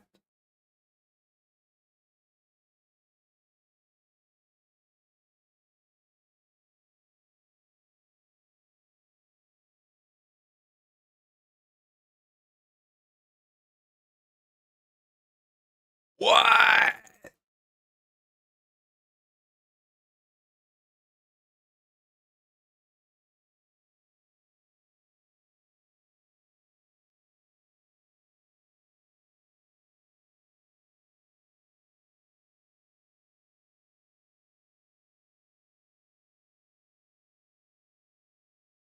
Oh, but don't worry, guys. It includes amenities for the two lower room types as well.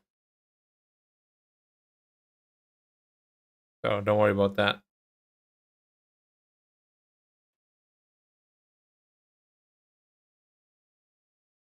Of course, people book it. Like people like Elon Musk. Oh, it's a 4 story room features. Separate living and dining areas, 2 bedrooms, 1 super king size bed, and 1 double queen size bed. Sleeper pull out sofa for additional guests. Dining table for 8. An espresso machine and gourmet tea selection. Night fridge stocked with signature teas and premium mineral water. Oh, wow. 85-inch Samsung television with Yamaha soundbar in living room and dining area. Karaoke facilities on demand. Wi-Fi, integrated bedside wireless charging. Bang and Olufsen Bluetooth speaker. All right. We all know what's going on there. Casada massage chair. Separate powder room with dedicated dressing table. Shoehorn and shoe line. Terry bath linen. 2-person jacuzzi bathtub. Hair dryer. Premium bathroom. Complimentary breakfast and brunch. Afternoon tea, evening drinks, and canopies, and late night tippies at Pisa Sky Residence. Complimentary breakfast also available at the club or rice restaurant. Two-way limousine transfers. Dedicated arrival and private lifts. Access to Sky Park observation deck and infinity pool. Entry to fitness center. Turn down service. Laundry credit. Nightfish stock with signature teas and premium mineral water. Pillow menu. In-suite bartending experience with one complimentary pre-selected cocktail per person per stay. Tippies? I think Tippies is like little bar snacks.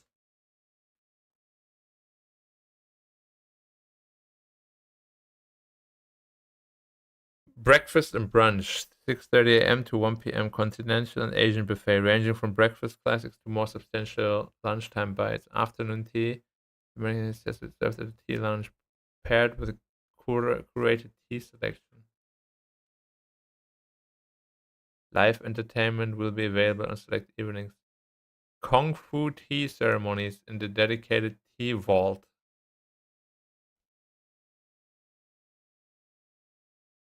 Damn. Worth it.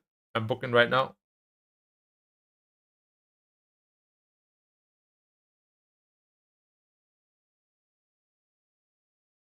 Alright, 2 adults, please.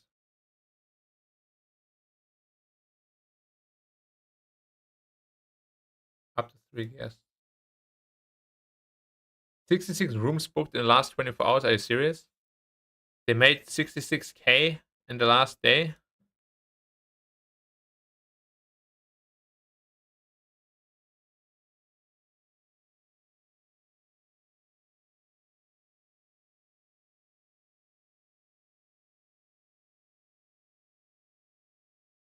Ah, see? No rooms booked. And what? 3 rooms booked in the last 24 hours? They just made 100K from this shit in the last day. What is this?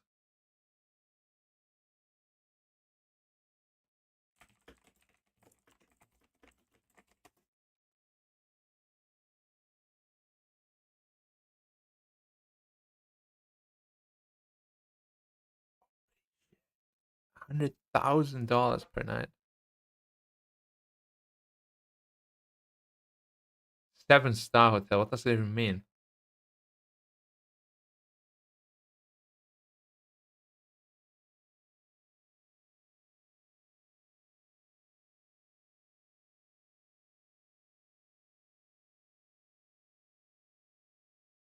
The Lovers Deep St. Lucia Submarine, the underwater hotel. $300,000 per night. Kokomo Private Island. $500,000 per night. The Mark Hotel. $750,000 per night. How, dude? How do people pay for this shit? What the fuck is happening? Ah, MBS should be here somewhere. Why isn't it? Oh, bonus Singapore.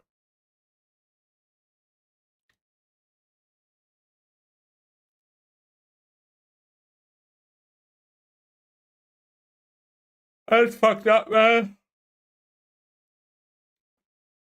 Apparently, Raffles Hotel, Singapore.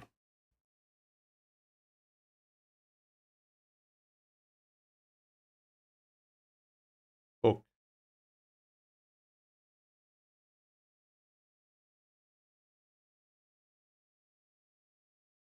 6 adults.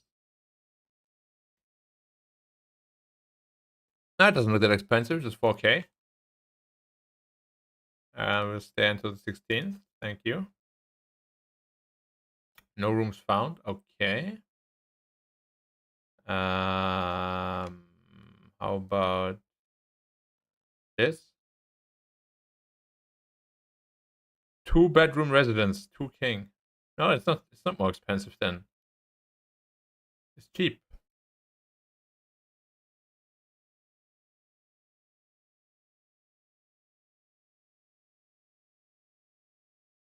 So cheap.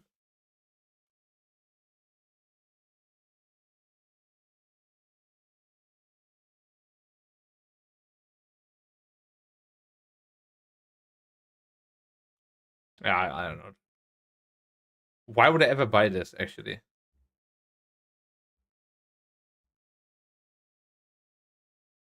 it's ridiculous. It's absolutely ridiculous.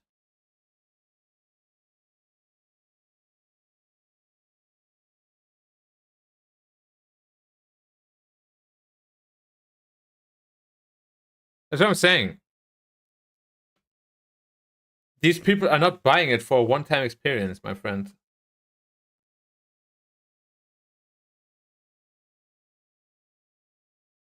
Neo, why are you looking at me like that? Okay, okay, I'm gonna feed you now.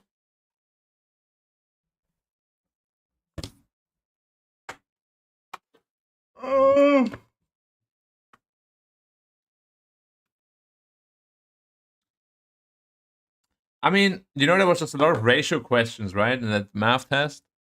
Maybe we need to have like additional ratio questions. Like you put average people compared to like rich people, and then you do like the average as a ratio of 300,000 to 1 or something like that.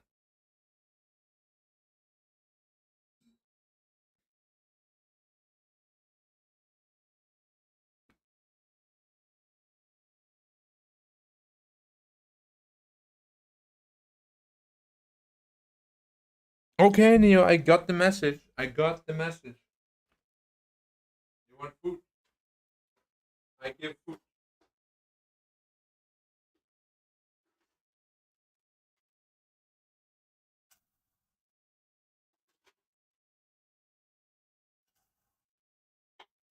Guys, please. I need that invite to the final interview, okay? Can you guys do something? Please. Get all your contacts. Get pray. Do whatever you can do. You gotta help me out here.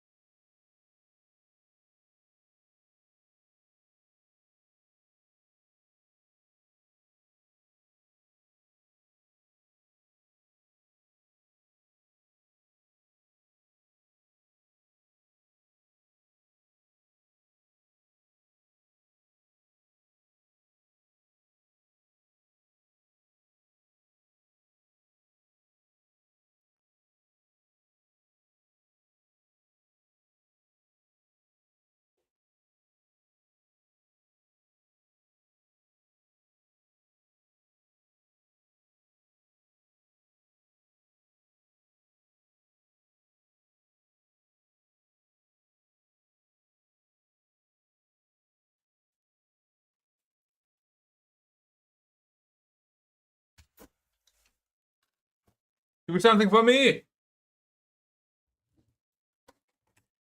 Come on, guys. I need help.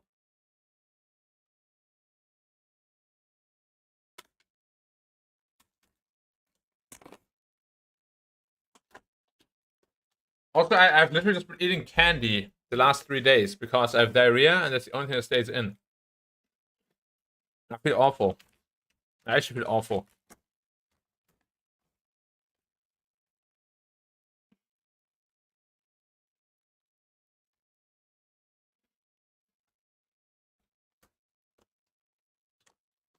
Maybe what did I eat?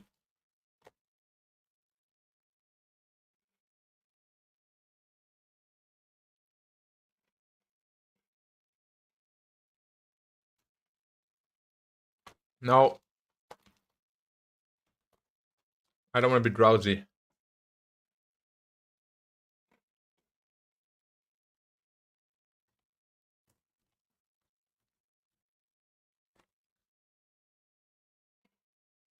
No. I mean, it's just diarrhea, right? That doesn't always get caused. It's just a stomach virus. It can be caused from many things.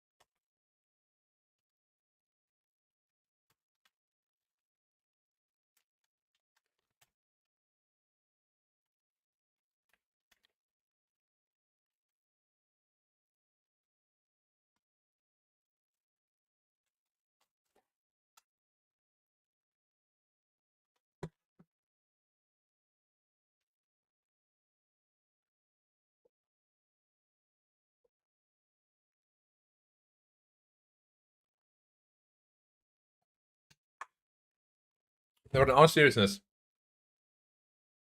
what does it mean?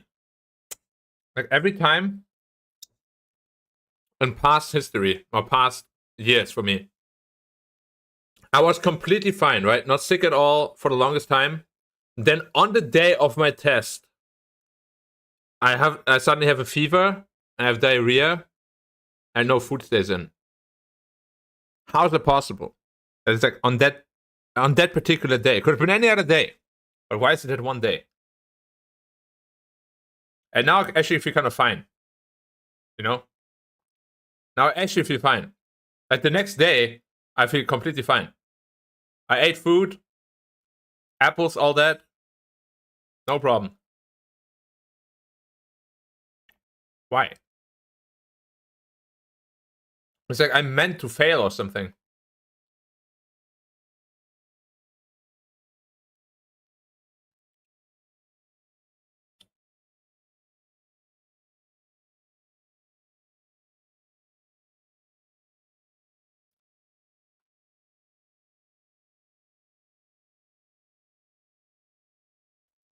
Like, you know how I feel like in my life, right?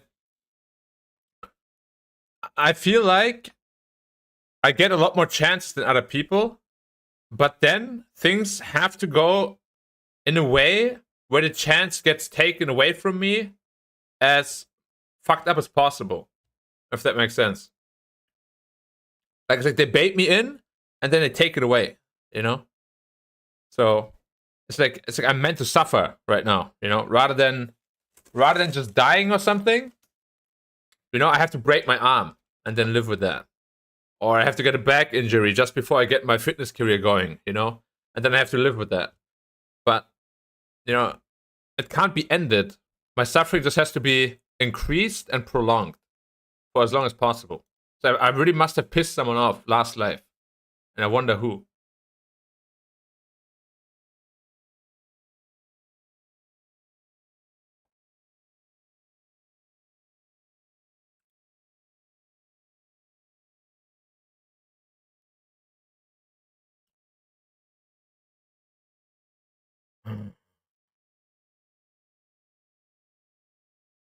Yo, Eden, when you're home, I need your help, okay?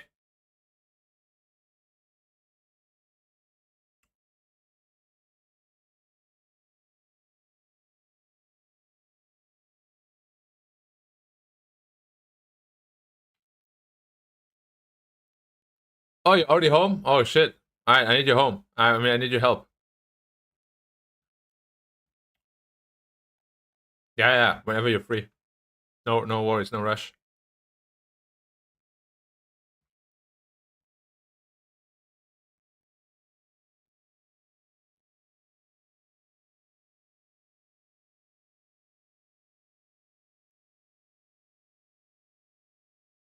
Okay, guys. Time to start thinking positively, right? Definitely.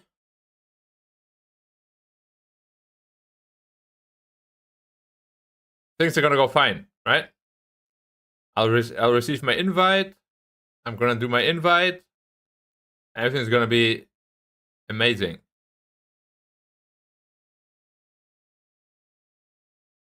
Right? Right? Right?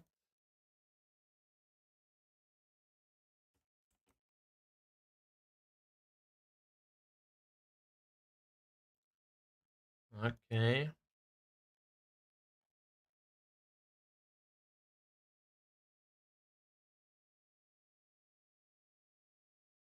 Of course. Right.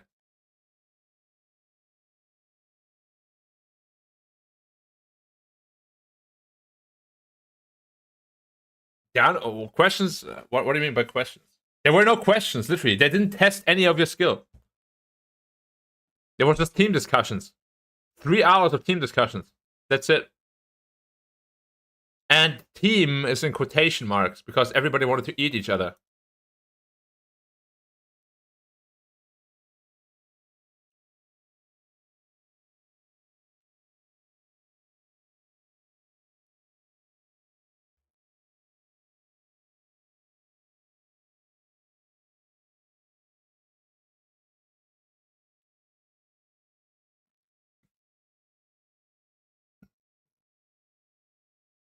Yeah, it's like group exercises and debates and all that. And I'm telling you, I did super well at these. Not perfectly. I could have said things better. I could have treated other people better and everything, of course. Like, you can't do these things perfectly, I think. It's almost impossible.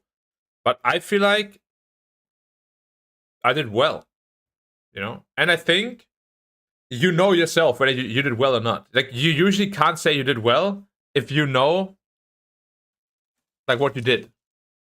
You know? Like, in order to be able to say you did well, it usually means you actually really did well. It's rare to misjudge that. Because most people are more negative than positive to begin with.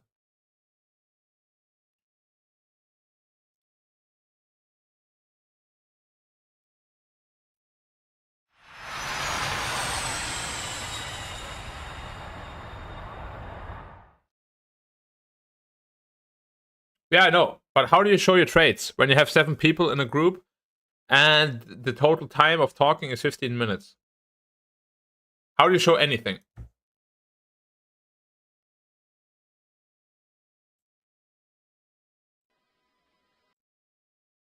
Kennedy. November 70 Victor.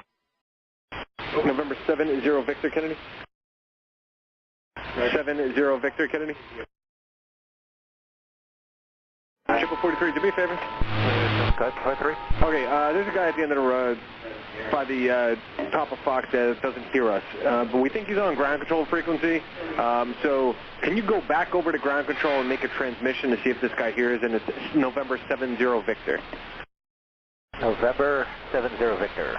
Yeah, you can go back to ground control. I just told him that you're going to go back there. Just reach out. Maybe he can hear you over there because we can't get in contact with this guy. Copy that. Triple 43, you still here? He just contacted us. I heard him. Thanks. Thank you. 70 Victor Kennedy, hold position. Brickyard 5613, can you do me a favor again and see if he can hear you, November 70 Victor? Okay, we'll, on 23.9 you want us to call him? Yeah, on this frequency. He's here. I just heard him. Okay, yeah. Hey, 70 Victor, do you hear me? It's Brickyard 5613 up here at 13, right? Okay, hey Tower, we can hear him. I just heard him transmit too, but I don't think he hears me at all. Hey, 70 Victor, do you hear the tower at all? Alright, Brickyard 56. No, that's the thing. you don't show more by being silent. 15 minutes for 7 people. If you don't talk at all, 0 contribution. If you talk for like 1 minute, you'll get completely drowned out. That's the thing.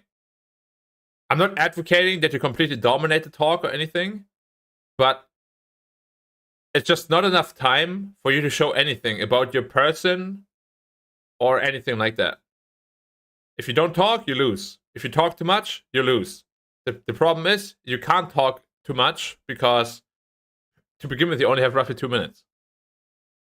These games are... I already said it before, I'm going to say it again just for you. It feels more like you're being herded up to get butchered one by one. These games are not fair. The way they're constructed is awful. And I really just feel like it's not just that particular one. I feel like in a lot of companies it's like that nowadays. If not every company, I don't know. And it's just terrible design. You don't get to know anybody. You don't get to know their strengths or weaknesses. You're basing everything on like a couple of minutes of interaction. That's it.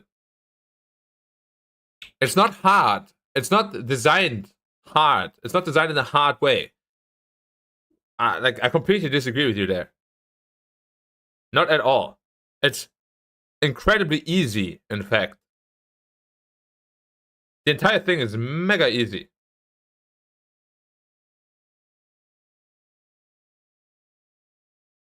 What makes it hard is that you have no time to get to know anything, and they have no time to get to know you. They're making a judgment based on nothing, ultimately. They'll never get to know you in a normal scenario. Nobody's normal in these scenarios. I can promise you that. Every single person that goes to these things is not normal.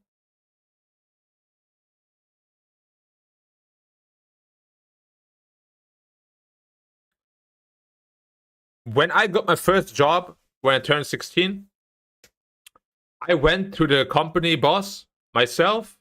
I had a 1v1 talk with him. The whole thing took about an hour. He asked me some questions, some technical questions, some life questions, all that. Done. Now, I'm 31. I go to some center with over 180 people, and we're all trying to kill each other. Why? How does that help you find the best possible people for the position? It doesn't. I'll answer that for you. It doesn't. You will get rid of way more good pilots than you will get rid of bad pilots. And you will find way more bad pilots than you will find good pilots with this method. I can guarantee you that. Nobody knows how many open slots. Nobody knows how many interview slots. Nobody knows anything.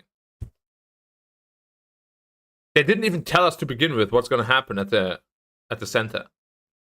We just came there. It was, yeah. You come there, and you know nothing.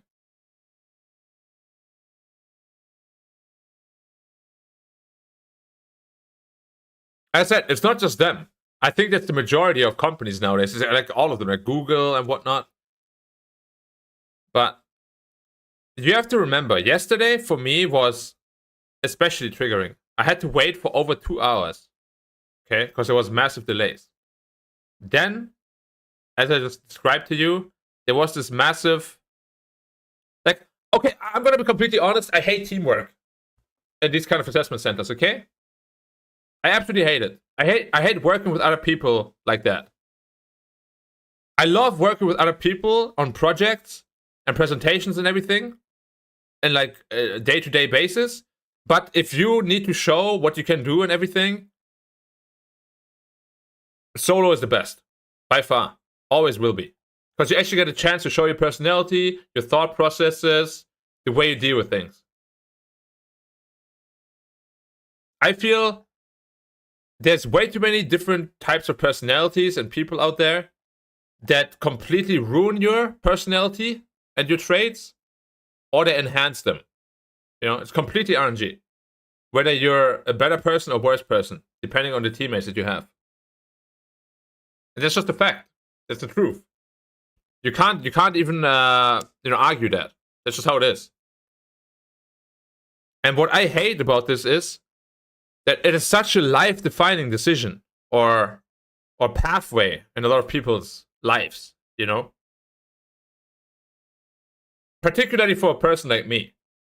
Obviously, most people that go there, they just go there for the fun of it, right? They're like, oh yeah, why not just try it? I'm kind of bored in my job. I'll try this. For me, it's completely different. I actually need this, okay? Like, out of anybody that came there yesterday, I would say I am the guy that would go to the greatest heights to get that position. And I can almost guarantee you that.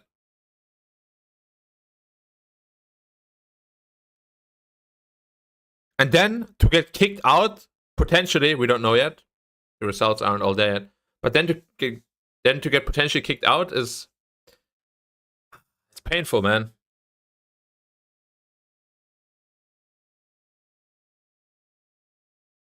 The average age of all this stuff is like 30 plus. Generally. Like most flying schools, the general age of the people is 30 plus.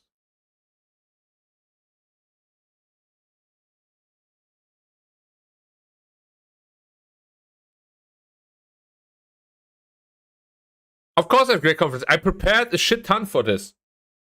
Like, I prepared so much for it. And it turns out, rip.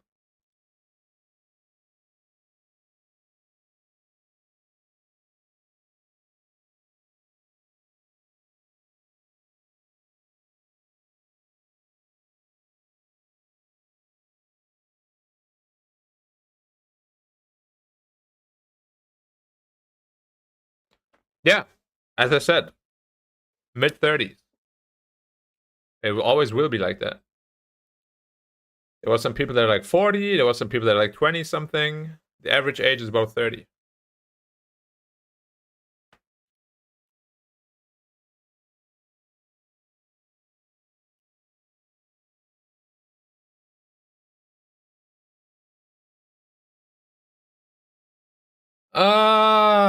I absolutely hate this, man.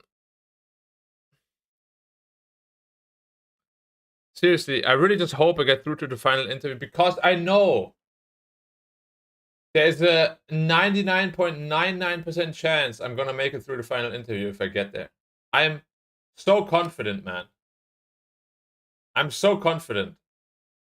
Like, if you were to interview me right now, you could literally see the confidence brimming around me, man. Like, I'm sparkling with confidence. I learned so much. I prepared so much. I over-prepared so much for this. Like, I don't want to say I deserve it, but if I get it, I'm gonna absolutely kill it.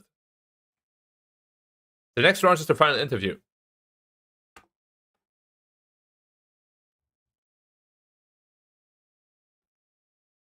No, academies in Germany is not an option. Because it's the same situation, basically. I mean, it is an option, but it's the same situation. Nothing changes. So there's no reason to move back to Europe in order to have the same odds, you know? Is there a test to be done before finals? No. So from what I know is there's a case study as part of the final interview. Like, you get to go into like your own room for an hour and you figure out what situation it is, what solution you want to present. And then they just have basic HR and interview questions for you. And I'm, as I said, not 100%, you can never be 100% sure, but I'm like 99.99% sure I would pass that. Like, so easy. And I'm not even trying to fake confidence. That's actually how confident I am right now. Of course, chances are I go there and I get completely humbled, but I don't think it will be the case. Yesterday, I went in with a shit ton of confidence, and I know I did great. I had some mistakes, but overall, I did really well. Because I know I prepared for it. It's kind of like exams. Exams are super easy if you prepare for them. Except, yesterday was not an exam, it was a complete clusterfuck. Because as I said, everybody wants to eat each other.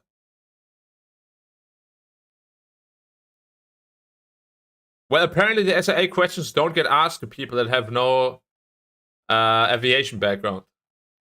Apparently they adjust it to your level. So if you indicated you have no idea about flying and no prior experience, then you don't get these questions.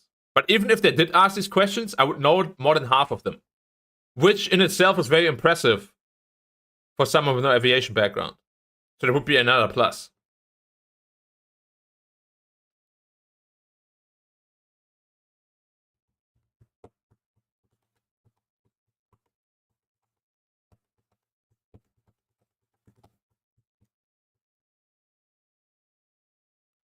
Well, 2 or 3 more days, man. 2 or 3 more days. If nothing comes till then, it's all Jover.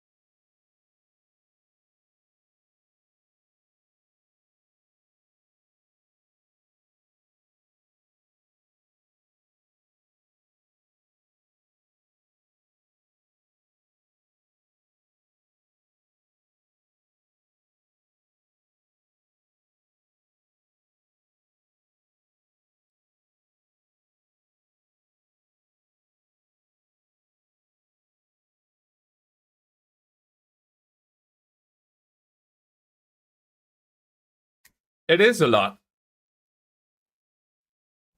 It's just for that day. And you have to also remember, the assessors are just people too, right? The longer they are there, the lesser your chance gets. I was in the last batch, and my batch was delayed by 2 hours. So I can tell you for sure these assessors, they were not in the happiest mind space already. And also, all the cadets or all the people attending were not in the best mind space either, because we had to stand for 2 hours. We couldn't sit anywhere. So probably people had shaky legs already because it was fucking painful.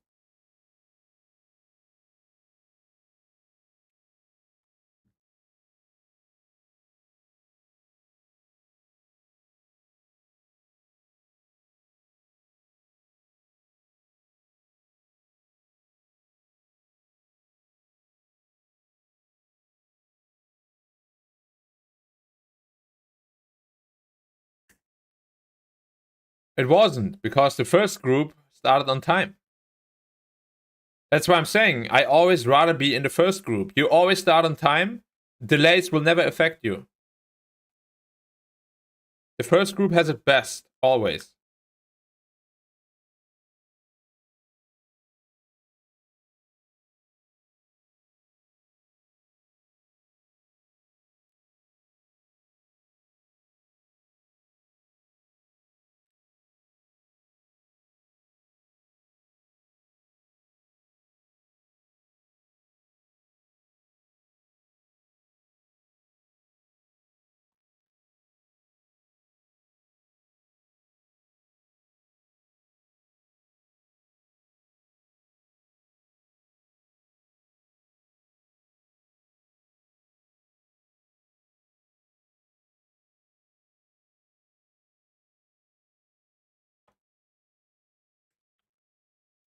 Ah, come on.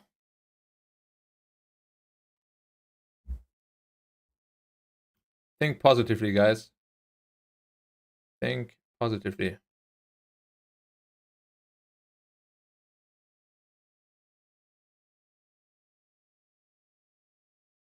It's hard to be positive when everything's on the line. And I have to figure out what I'm going to do next.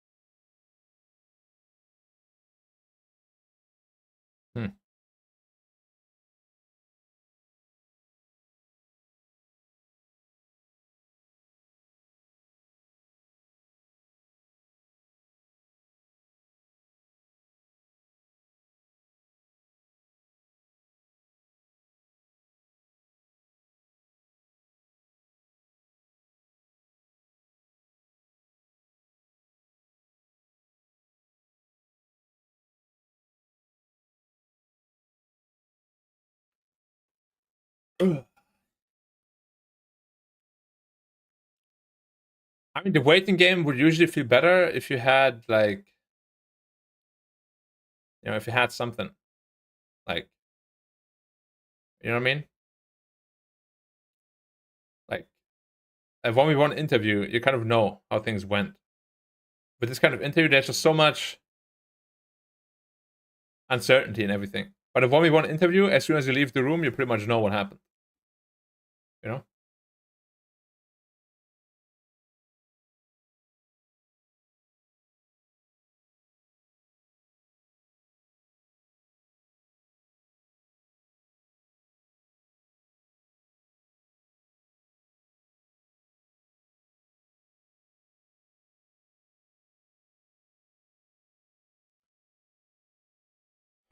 Well.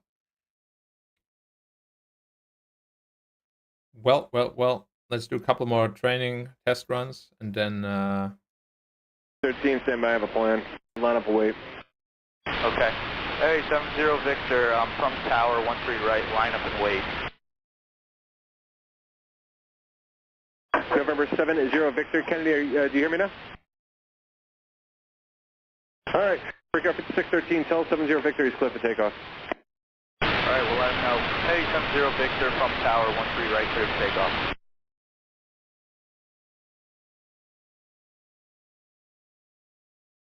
Yep, no problem. Hey, tower, he said for 70 Victor that he's doing heading 140. Perfect, break up at 613, 13 right, line up and wait. 13 right, line up and wait, Brickyard 5613. Brickyard. Victor with you. Ah, perfect, okay. Heading, right turn heading 140. 140, 70 Victor. November 70 Victor, contact New York departure. Order departure, thanks for your help, 70 Victor. No problem, and thank you to the pilot in position. And break up at 613, thank you very much for the help. Just continue in position as inbound traffic 22 left. 613, okay. 13 right, clear for takeoff, Brickyard. For the help again, and contact New York departure. Okay, over to departure. Next time I'll drop off a resume with the tower, Brickyard 5613. We'll see you. Sounds good, your phraseology was pretty good.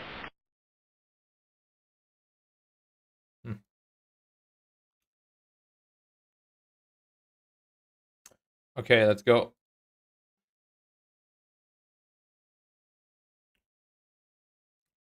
Up, left, southwest, 2. Down, right, southeast, 6. Straight, northeast, 7. Down, left, east, 1. Down, right, southeast. A lot of east, a little left, north, 7. Up, right, southeast, 3. Up left, west, 5. Down left, northwest, 4. Up right, northwest, 3. Down left, east, 5. Down, east, 1. Down left, northeast, 4. Straight, southeast, 7. Straight, northwest, 1. Down right, northwest, 1. Down right, southwest, 3. Left, northeast, left east, 3. I think. I was actually the wrong one. Up left, southeast, 3. South, west, 5. Alright, pretty good on that. This one's impossible.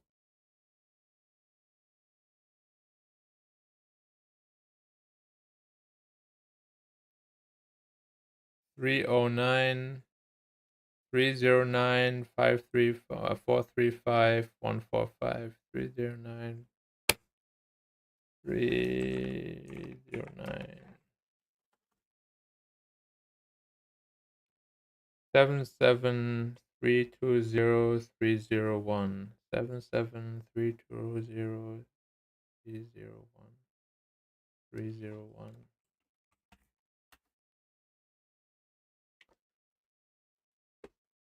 120285371 120285371 371 371 371 394202244 394202244 202 244 202 202 244 047 116 143 047 143 047 143 047 143 047 047 143 247 247 302 163 247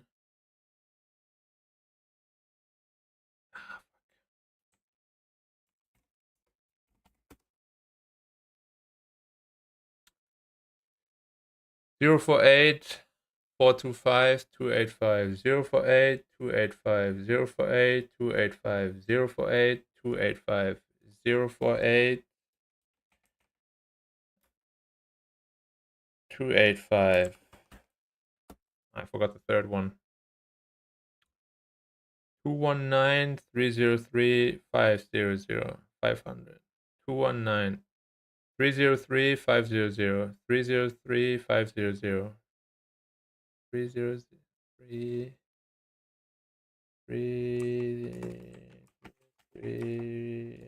500 314 292 141 314 141 314 114 314 114 314 114 314 114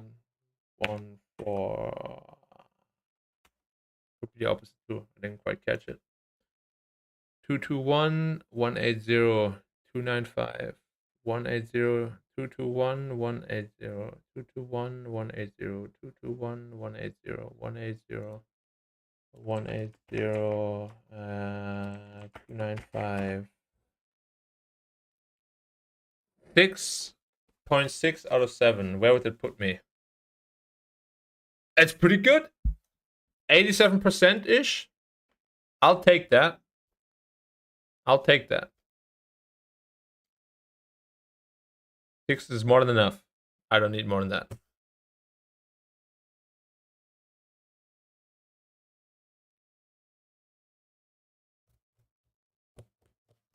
But it's hard. I'm trying out a new technique right now.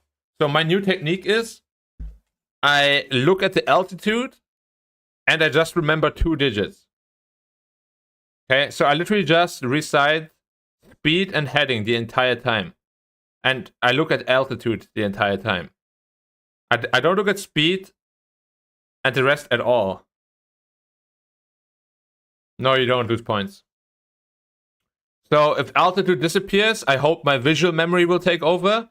And if the other two disappear, I hope my audio memory will take over. I feel it makes more sense if you like divide it by that. Because like if you try to be audio only without visual, it's gonna be super hard. I don't know if that approach works. We'll see with further testing.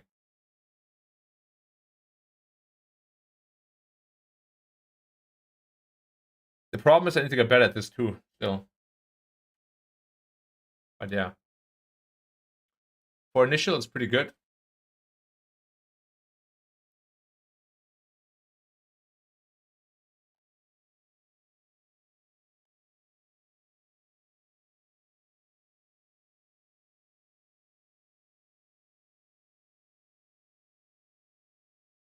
Alright, guys. I have to prepare for my class that I have soon. So, as always, I appreciate you guys watching. As I said, the results should be in by Saturday. I still got my fingers crossed. If it doesn't work, I'll have to figure out what to do next, man. But it's not over till it's over. So, let's hope we get lucky. Otherwise, we'll figure something else out.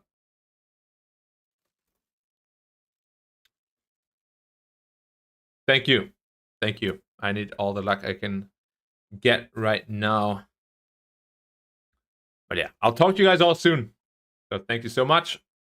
And have a good rest of your evening. Bye-bye, everybody. See you.